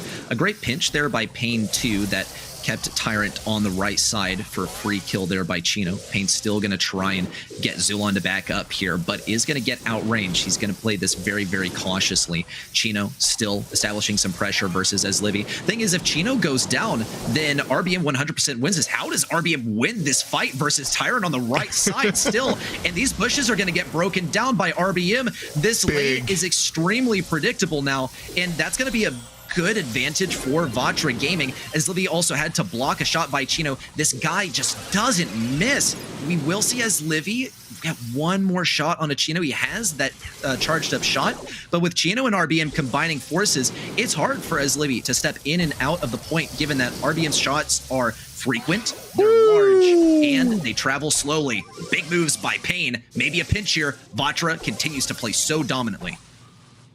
Tyrant also falls down to the right side, and so Vatra just really looking cute, feeling cute. They are just sitting on this point. Great work from the side laners. Pain and RBM have just accepted the assignment. Tribe Gaming's able to step up forward, and Vatra should be patient here. They're not under the gun. They don't have to rush this at all. Pain jumps forward, gets a great kill, and Vatra's right back on the point. Gosh, these mines, I was thinking that Vatra Gaming, you place them too far back. There's no way Tribe will ever step on those. And then we pretty much immediately see Carl trip it. Pain also did a phenomenal job of locking down the left lane. Amber, this is kind of the Amber that we used to see around, I believe, like this time last year, where she was a very, very meta pick just because she had good damage, she had good control at long range. Now she's pretty much only used for bush break, but I think just like fashion trends, brawler trends come in and out, and people find things that they like about the brawlers. And Amber is one of those who, over the past few months, has slowly gotten stronger until people took notice. Really, really enjoy her. I always say that there's 3 parts to the meta, and we will touch upon that in a moment, because Tyrant stepping forward and taking care of business, but he's the only one on Tribe that seems to be doing it. Pain about to get the best of Zulon. Actually, now it's an even matchup. Zulon down south while Tyrant up top, and it's Tribe Gaming that wind up on top. Shouts to RBM, who continues to find these kills. But Zulon much better in game 2 than game 1. I don't really think he thought he was going to go down there, because leaving your teammates to fight a 2v3 is still such a challenge. But even in spite of that, Vatra Gaming are doing a great job of stepping in and out of the point. I don't think we've seen them hit by a single super by Livy, because they never need to get that close to Livy. Livy on the B is not really countering anything from Vatra Gaming at this point, which really just makes him a sniper with a slower shot than most, and a super that's never ever going to touch these guys unless they willingly go extremely close to him.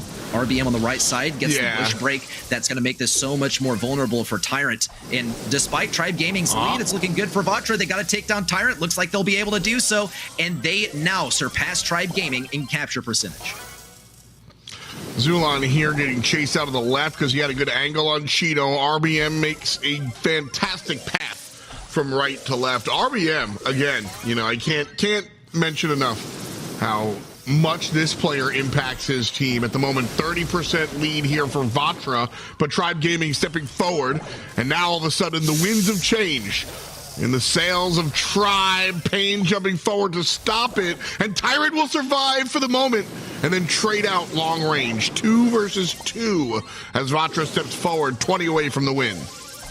And tragic just a moment ago as Livy actually went down to the minuscule damage that a nest egg has to offer, but it's not the end of the game just yet. Tribe Gaming are all over this point, and Vatra Gaming just have to sit back, heal up a little bit of health. We'll see if anything can happen on the left lane. Tyrant is going to be on low health for just a bit, but he doesn't get taken down. Tribe Gaming is quickly catching up, almost at 90%. We call this the point of no return.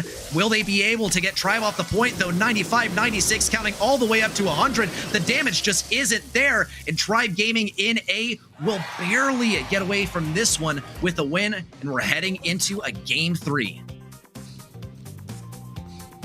Close one. And I'm looking at Livy's face right now, and a little too close. Tribe Gaming obviously lost game number 1. Game number 2 was an arduous battle. And so, sheesh. I don't think Tribe Gaming are very comfortable. So how do they change things coming into this one? That's really the question you want to ask, and ultimately Zulon hitting more shots, sure. That's one way to change things. But Vatra, ultimately, they've been able to control what they wanted to. Even in their loss, it seemed like they had a lot of control. Tribe was just more aggressive. And so if I'm Tribe, all gas, baby, just more aggression. It's a difficult call to say, like, what on earth they could possibly change up. One trend that we have seen is that Zulon's doing a much better job of winning this left lane. And thanks to the aggression from Chino and RBM, Tyrant is actually catching them off guard. Typically, they'd be operating perfectly at max range, and now we see Tribe Gaming NA getting consistent supers, which is a great sign, but Chino takes advantage of his Livy being off guard, gets to push in and finally walk on that point for the first time. Tyrant's going to get taken down on the aggressive. Zulon, much of the same. Pain can start to close things in on the back lines. Vatra Gaming need to try and heal up a little bit here as the entire team approaches to take back this point. There's still a 30% advantage for Tribe. Zulon's going to get that inaugural kill to start this next push in. Tribe Gaming doubling nearly what Vatra has been able to accomplish on the point. RBM dies, but not before chewing away at that lead. Zulon and his Livy now on the point, and Pain jumping forward will take care of Tribe Gaming. And it's a team wipe as RBM does the same up top. And Vatra now chipping away and only separated by less than 10. Likely to match and gain the lead, but it's up to Tyrant to stop. There's the lead change. Ooh. And the swing in from Tribe is good. Pain alive, but it's 2v1. The thing about Pain is that he is so outranged here. He has to play this absolutely perfectly. RBM and Chino are the only ones that can get in range of these guys, and Pain has to rely on the obstacles to give him some room. Tyrant is going to get chipped down. He's on very low health. He's slowed as well. Zulon's on full, or, well, way more health comparatively. Pain's going to try and take him down. A super in. Zulon will barely survive. Wow. And Tribe Gaming NA are just that much closer to taking the W. RBM's on such low health. Here comes the super. Chino's slowed. Tyrant has a whole lot of health. He's undefeatable with the protective pirouette and another close win, but it is still one for Tribe Gaming NA as they claim their second set. That was as close as a haircut, man. That one was yeah, I see it, Livy. You right, boy. Absolutely. Like, look at him. Oh, his hand is shaking. That's what he's showing us. Like, what a tight matchup. Just close. And I don't think Tribe, you know, this is kind of like what players like Bobby were talking about that you brought up earlier. Like, Vatra are strong and they are going to dance with the best. And when you are the best, you understand that there's a target on your back, but like, yeah, okay, you made us work for it. Honestly, kind of feels good in a weird type of way, but it's not going to feel great until Tribe can confirm one more. For me, it's going to be good when Vatra wins a set and brings us to 4. But that's a different conversation for sure. Yeah, I just wonder how Vatra is going to bring this back because the momentum has slowly been building up. Each of these wins that Tribe claimed in this set were really just like 20% separations. Vatra Gaming did a phenomenal job. They brought something new to the game too, something that we haven't seen a whole lot, which is the Amber. And it was very inventive, and it worked until Tribe Gaming NA, I think, started to take advantage of some really aggressive moments from Vatra Gaming where they allow themselves to get in closer range. And look how many kills there have been on the side of Tribe, but nothing really comes close to Chino with 15. Absolutely ridiculous. This guy was cracked out of his mind in the last set. And I mean, despite taking a loss, like let's look at a comparison between two of the most dominant players. This is neck and neck, dude. It really is. I mean, these are your hitters, you know. Zulon is the guy that's I talked a lot about how RBM for Vatra is the technical was the word you used that I stole from you. I love that. Well, you also just need the guy with the big stick. And that's what Chino and Zulon do. They come through and they hit you over the head with a baseball bat. That's the entire game plan. They're the enforcer, to use a hockey term, right? And like, yeah, those are the types of numbers that you want to see. So great stuff on both sides of it. I will bring up this. When we looked at Vatra earn their way into the grand finals, I think Brawl Ball was the closest that Vanguard came to beating them out. So might not bode well for Vatra as they face Tribe Gaming on match point here on Brawl Ball. Well, it all starts off with a draft just as any other game. Tribe NA, they're going to snatch up that Carl as fast as they can So Vatra Gaming are going to have to play smartly around how they plan to counter this because, well, they've already let Tribe Gaming have the Carl, and it didn't bode so well last time, even though they did play pretty well versus it earlier. Seeing Spike so early in the draft, actually, by Tribe, I think that might be to place some pressure on Vatra so that they don't get a Spike for themselves because, yeah, Spike is great for getting control. Spike is great for playing offense. Spike is probably the best defender that you can easily get in Brawl Ball, with the exception of like Gale or something. Oh man, Vatra Gaming are remembering who they are. The amnesia is fading, and they realize, wait, I'm the guy. I'm the ones who has everyone saying NA, bro. NA, Pain on the Ash. Chino snatching up that Gale so that Tribe can't run it. How do they respond? This is a Surge. I like it. I like it a whole lot. Sure. If RBM stays on the Surge the whole time, then that works out great for Vatra. Otherwise, it could end horribly. Well, I mean, everything could end horribly. Oh, yeah. That's just always, always something you got to think about. But Pain on the Ash. Jokes aside. Pain on the Ash. Excited. Ash is such an interesting, dynamic, fun to watch character. I feel like you used risk versus reward, you used feast or famine.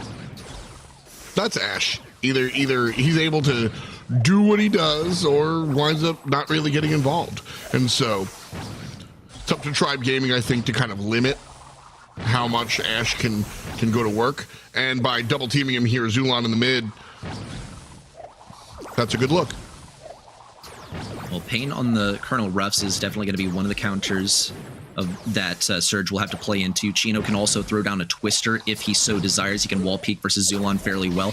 Ball does get passed forward. Last shot, Zulon needed to get that super. Now he's at level 2, and he has a whole lot more speed. Another shot onto Chino, too. These guys are peeking like absolute madmen. That stick around is going to take down RBM. This is the angle they need. Chino can try and block this off with a Twister, but he doesn't have the health, and he gets killed as Livy scores it into the goal, the inaugural goal of this match. There's some wall break from Pain. I just don't know how much that's going to offer. Zulon's already at level 3, and this is the exact opposite of what you want to see from Surge. You never want to let Surge get that ball rolling, but Zulon did not even give Vatra a choice. Not at all, exactly. And like I said, you just need your hitter. You need your guy with a big bat, and Zulon on the Surge. That's what he's doing. The jump is good. The pump after the fact, a little scary. He's low on HP, so he has to take a little bit of a break, and then he gets cold from the other side. Nice combo from Vatra as Chino gets involved, and now Vatra's able to push up. Ball mid on Tribe Gaming's side.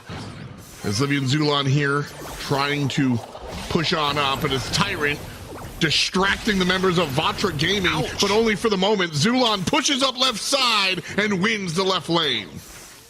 How often do you see 2 Surge Supers in a row to take down the same target? That's just countering at its finest. Zulon gets to sit very comfortably with a level 4, already pursuing RBM once again. Chino on the right side gets outranged. Pain can pop these sandbags, but it doesn't look like he's too eager to, though the supply drops have come down for one brawler on this team. Chino still has a health and a damage advantage, but Vatra Gaming just don't show any signs of being able to push past this defense. There's a Twister, but how much is that going to offer when Zulon still sits with this level 4? This has to be the most convincing game from Tribe Gaming that we've seen yet in this match. And the pressure only mounts as now we reach a match point.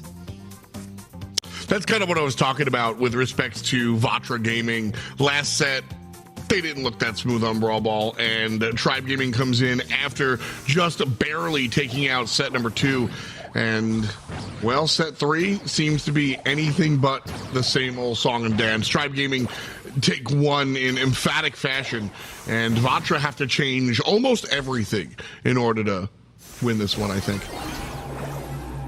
Well, RBM on the right side is exactly on the lane that he wants to be on. If he can approach Tyrant, Tyrant just doesn't really have anything to offer in close range. Chino keeps up the pressure. Tyrant taking some damage. He's one hit away from getting taken down. RBM has the speed. He has the damage. Zulon has nothing, but RBM cannot afford to concede a single hit to Zulon. Here come the rats, and down goes Zulon. Tyrant presses forward. A little bit of damage is going to be enough. Chino might be able to put this one into the goal. He baits the damage and walks it in. And Vatra Gaming have gotten their first goal of this game. And Zulon is still at level 1. This is a much, much better game so far. I said Vatra had to change everything, and they basically do. They disallow Zulon from getting a lot of that damage that he was able to do on that left side, and that basically stopped Zulon from being involved. RBM was involved, and just like that, Vatra find themselves with a goal, and now it looks like they're going to turtle up. Zulon wants to stop that as the Ash falls down right away. And now Tribe Gaming coming up into the left side where the ball is located. 2 players fall, and there should be a goal here for Tribe Gaming, and they're tied 1-1.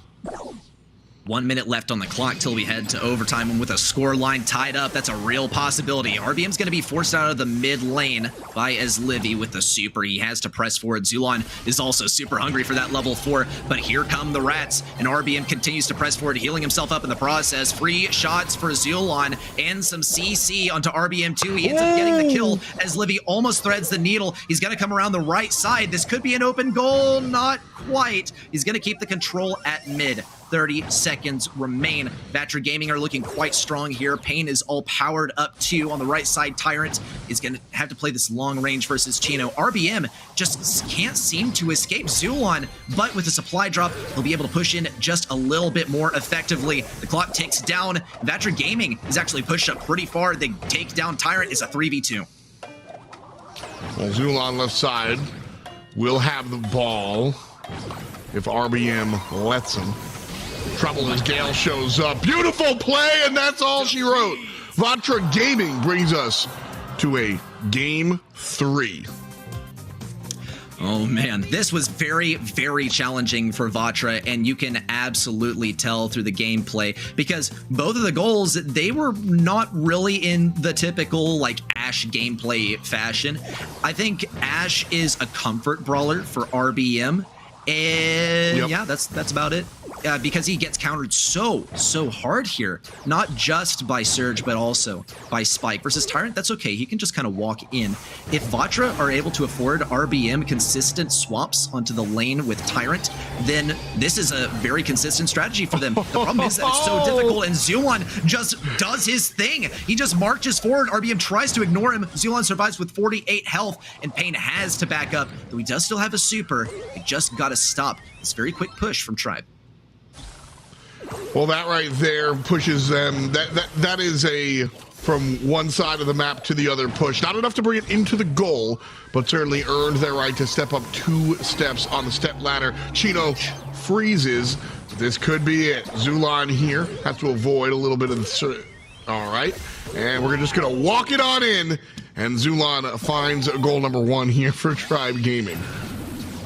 And no teamwork necessary. Zulon walked that one in solo, and he preserved a super along the way. And look at how much value that can provide you too. Pain tries to block this off with the sandbags. Also, Chino gets a stun very, very aggressively. RBM tries to circle around to the left side. Kill. Missed super there, unfortunate, but RBM has gotten some space. We gotta see Pain passes to RBM, and Tyrant can't defend it. Amazingly played, and Vatra ties us up. Well done by Vatra. Tyrant did his job, but his teammates failed on the bottom side, and it just left an open goal.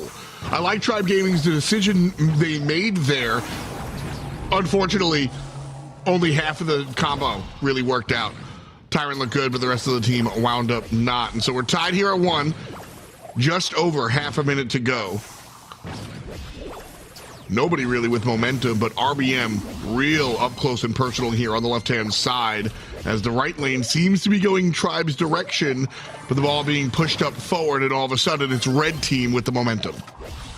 Zulon circles over to the left to try and surprise RBM. Here come the rats. Will he be able to hit those shots? Does look like it. Another super onto Pain, but it won't connect. Chino on the right side still has a gadget that he can use in case someone jumps on him if Tyrant decides to get a little tricky and go aggressive. Pain has nothing to defend versus Tyrant, and now Tribe Gaming NA get to push this back line forward. They totally outrange RBM. RBM needs all the support that he can get and needs to stay away from Zulon if he can, but Zulon has his eyes on this brawler. He's going to follow RBM in a perfect mirroring fashion, but if Chino can get a super, he'll be able to push these guys back far enough, and Vatra Gaming keep on inching forward with this pressure. Tyrant tries to get them to back up, and it is going to work around the left side. RBM picks up the kill, a stun there from Chino, but it's not going to be enough as Livy picks it up, and now RBM has to slow down the pace. Chino was the guy I had all eyes on for sure. He was the one that was going to do it. Now, well, we'll see what happens as Tribe Gaming seem to have the wind. There's the super shot, and it's good. That's the game. That's the set. That's your August monthly finals. And it's Tribe Gaming NA one more time. They're the kings of this region for a very good reason, and that's simply that they're built different, and they can make it through teams like they did in the quarterfinals. They can swiftly take down STMN. They can take down Vatra too. Yeah, some crying from Vatra Gaming. Yay, dude, they made it to the grand finals, and this, I believe, I don't know if it's the second time that they've done this, but this team never ceases to impress. They gave Tribe a very hard time in set number 2. Similar situation in set number 3. Hey, they went out on a limb with the Ashe. They had to pay the price, but they did a really good job in spite of the counters. Oh yeah, Vatra absolutely came out and impressed, and you know, I'm still thinking back to that last where Tyrant comes up the right lane, passes off the ball to take advantage of the opposition, and that is a very cool play that Vatra just outplayed Tribe at. And things like that, it's those moments where you go, okay, y'all got swept. Tribe Gaming came and did their thing, but it's those moments that you go, all right, we're looking at the future. We're looking at the future. And so I love to see all that when you're taking a look at who's going up against Tribe. I always respect the efforts to invent new things too. This was wide open for Livy, despite the best efforts of Vatra. They did kind of get caught with a single hole in their defense, and that's what happens when you make literally one mistake versus Tribe Gaming in A. They will not give you any chances. When it comes down to the damage, I think Vatra, we really saw Pain shine, as I think a lot of us usually would, but for Tribe Gaming in A, they worked their usual stuff, and Tyrant is a key mechanical player on this roster too. Zulon brings in, I believe, like the teamwork and the team spirit, and is a great mechanical player. As Livy, huge mechanics too, but Tyrant, I think, really has always shown through as the de facto mechanics technical guy of this roster. Yeah, that's really the thing that Tribe Gaming does well. That's tough to really nail down, is that we usually look at these players as sort of like, we try to find their role. Who's the tank? Who's the utility? Well, Zulon's going to hit every shot, and Tyrant's going to hit all the shots. They're both mechanical, so, well, you got two of them. Most people have one of them. You got two of them. And because of that, Tribe Gaming find themselves overwhelmingly on top for sure. So, a lot of fun stuff, but hey, we get a chance to talk to Zulon. Kenny, hanging out with Big Z himself. Say what up. What's going on, Zulon? Good to see you, and congratulations once again on another win. Another really fun matchup against Vatra Gaming, but ultimately, you all won again. No matter what's been thrown your all's way this year, you've consistently gotten the W's. What do you think makes your team and yourselves stand out so much from the rest of the pack? Wow, that's a really tough question. I just feel like we all have been playing together for so long, and as Livy just came in and just he meshed up really well with us the first few scrims, the first tournament. We had a boot camp at the start of the year. Thank you, Tribe, in Texas, and it was great. We got to meet as Livy, and just ever since then, our preparation, our scrims, our tournaments have just been really, really good. We play amazing together. And yeah, I just like everyone on my team. You guys are insane. Yeah, I mean, it definitely shows in your all's gameplay how well you guys play together, and obviously the success has come with it. I actually talked to Corey earlier this week about kind of the current meta and some of his thoughts. I had a few questions for him, and we were kind of nerding out about Brawl Stars, and it really feels like things are constantly changing in NA, and also, you got things to consider like a new map pool this month. We have balance changes all the time. Things are just constantly shifting. What do you all do to allow yourselves to adjust so well? We just try to scrim as much as possible. The new maps, the new brawlers, the new balance changes. Our coach is really, really good. He's always just watching EU and every other region play. He always knows what's up with the meta. Corey now, he's playing more of an analyst role. I know all the viewers want to see Corey play. And he's just really good at just analyzing and just knowing everything that's good. Today, honestly, Corey carried in the draft. And yeah, we just have really good coach and Corey now that he's just insane in the VC. Yeah, no question asked that it's definitely shown, at least in the gameplay, that it's made a difference. I mean, you all have absolutely popped off, and 4 wonderful players, and now even one taking a role as an analyst. While you guys aren't technically qualified for World Finals, we needed to see Vanguard Gaming lose in the quarterfinals, and you all win this month to make that happen. Basically, from what I'm hearing behind the stage is that you all basically just have to qualify next month and really just show up. What's the game plan for the rest of the year and the mentality you all will carry forward? Yeah, we're just trying to qualify for the next monthly final and qualify for Worlds. And hopefully this time we can do better at a LAN event. That's our main goal. Yes, winning monthlies is nice, winning a couple other tournaments. But the main goal is just to do good at the World Final LAN that hopefully we qualify for. And yeah, we're just trying to do better at LAN, not win round 1 and then lose the other one. That's the main goal, man, just to try to do better at the World Finals if we qualify, of course. Well, you guys are going to have a great chance at doing so. Congrats again on the day. Are there any shout outs you want to give before we close out? Yep. Shout out to my parents and my sister. They're just amazing family. They always support me. I love you guys. Shout out to Tribe. Tribe's literally an insane org. Shout out to the guys. Kaner, I hate you. I'm kidding. And yeah, shout out to all the fans. I love you guys. Every Tribe supporter. Love you guys. Well, NA has a lot of love for you all too. Congratulations once again. Go celebrate it up with your teammates, and we will be seeing you very soon, I'm sure, next month. Good luck. Thank you, Kenny. Thank you. Bye. Great stuff there from Zulon. Thank you so much, Kenny. Fantastic interview. Love to hear from the guy.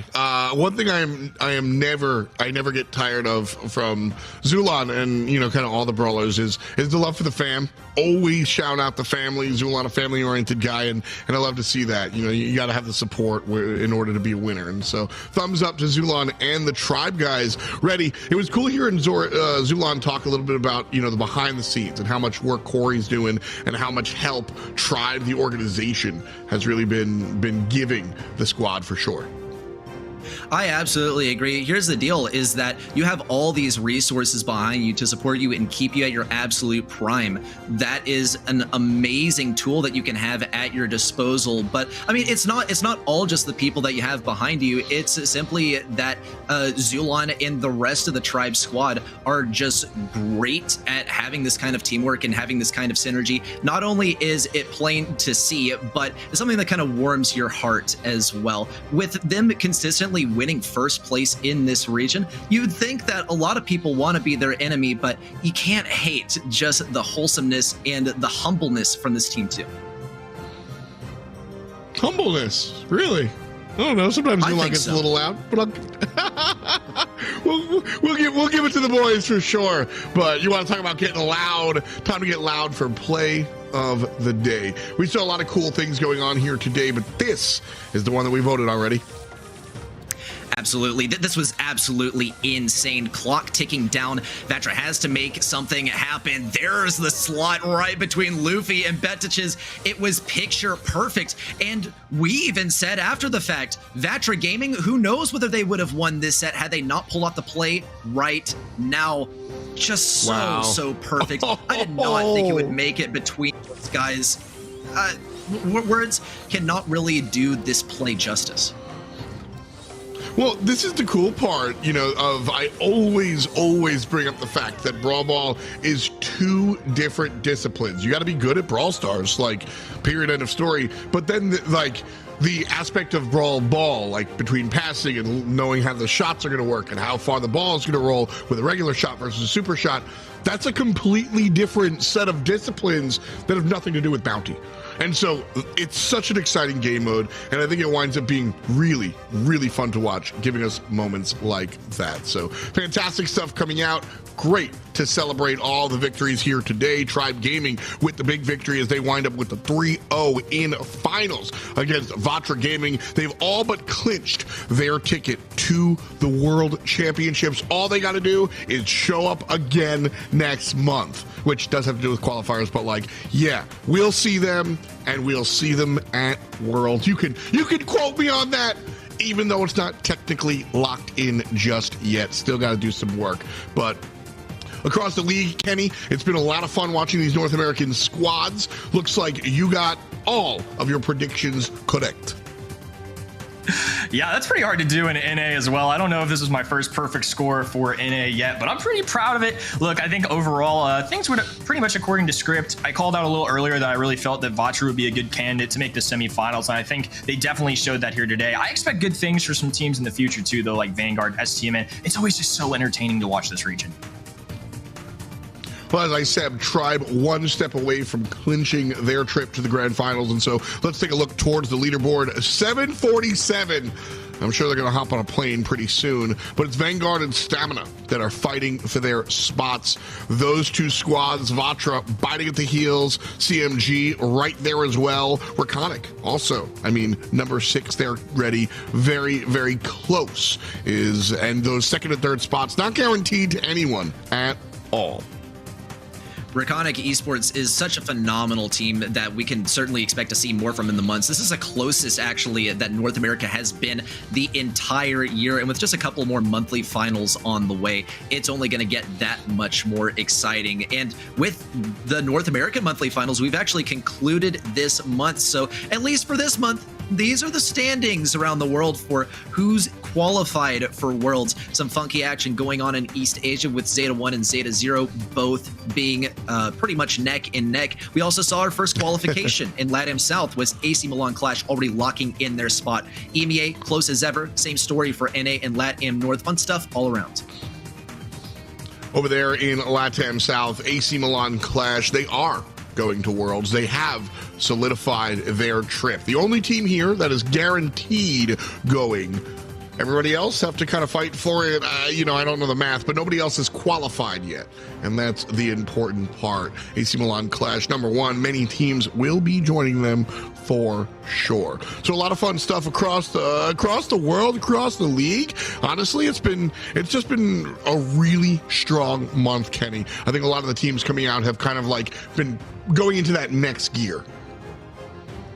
Yeah, I mean, we are very, very short a distance away from it being Worlds time, and this is a very important time for all of our regions. We're this far in the year, and only one team has locked up a spot. It's now more important than ever for all these teams. We're also in double qualification points, and even a team like Vatra, they're still only in 3rd despite their insane second half performance. Nobody is safe, and you're definitely going to want to watch next month as things really start to dwindle down here across the regions.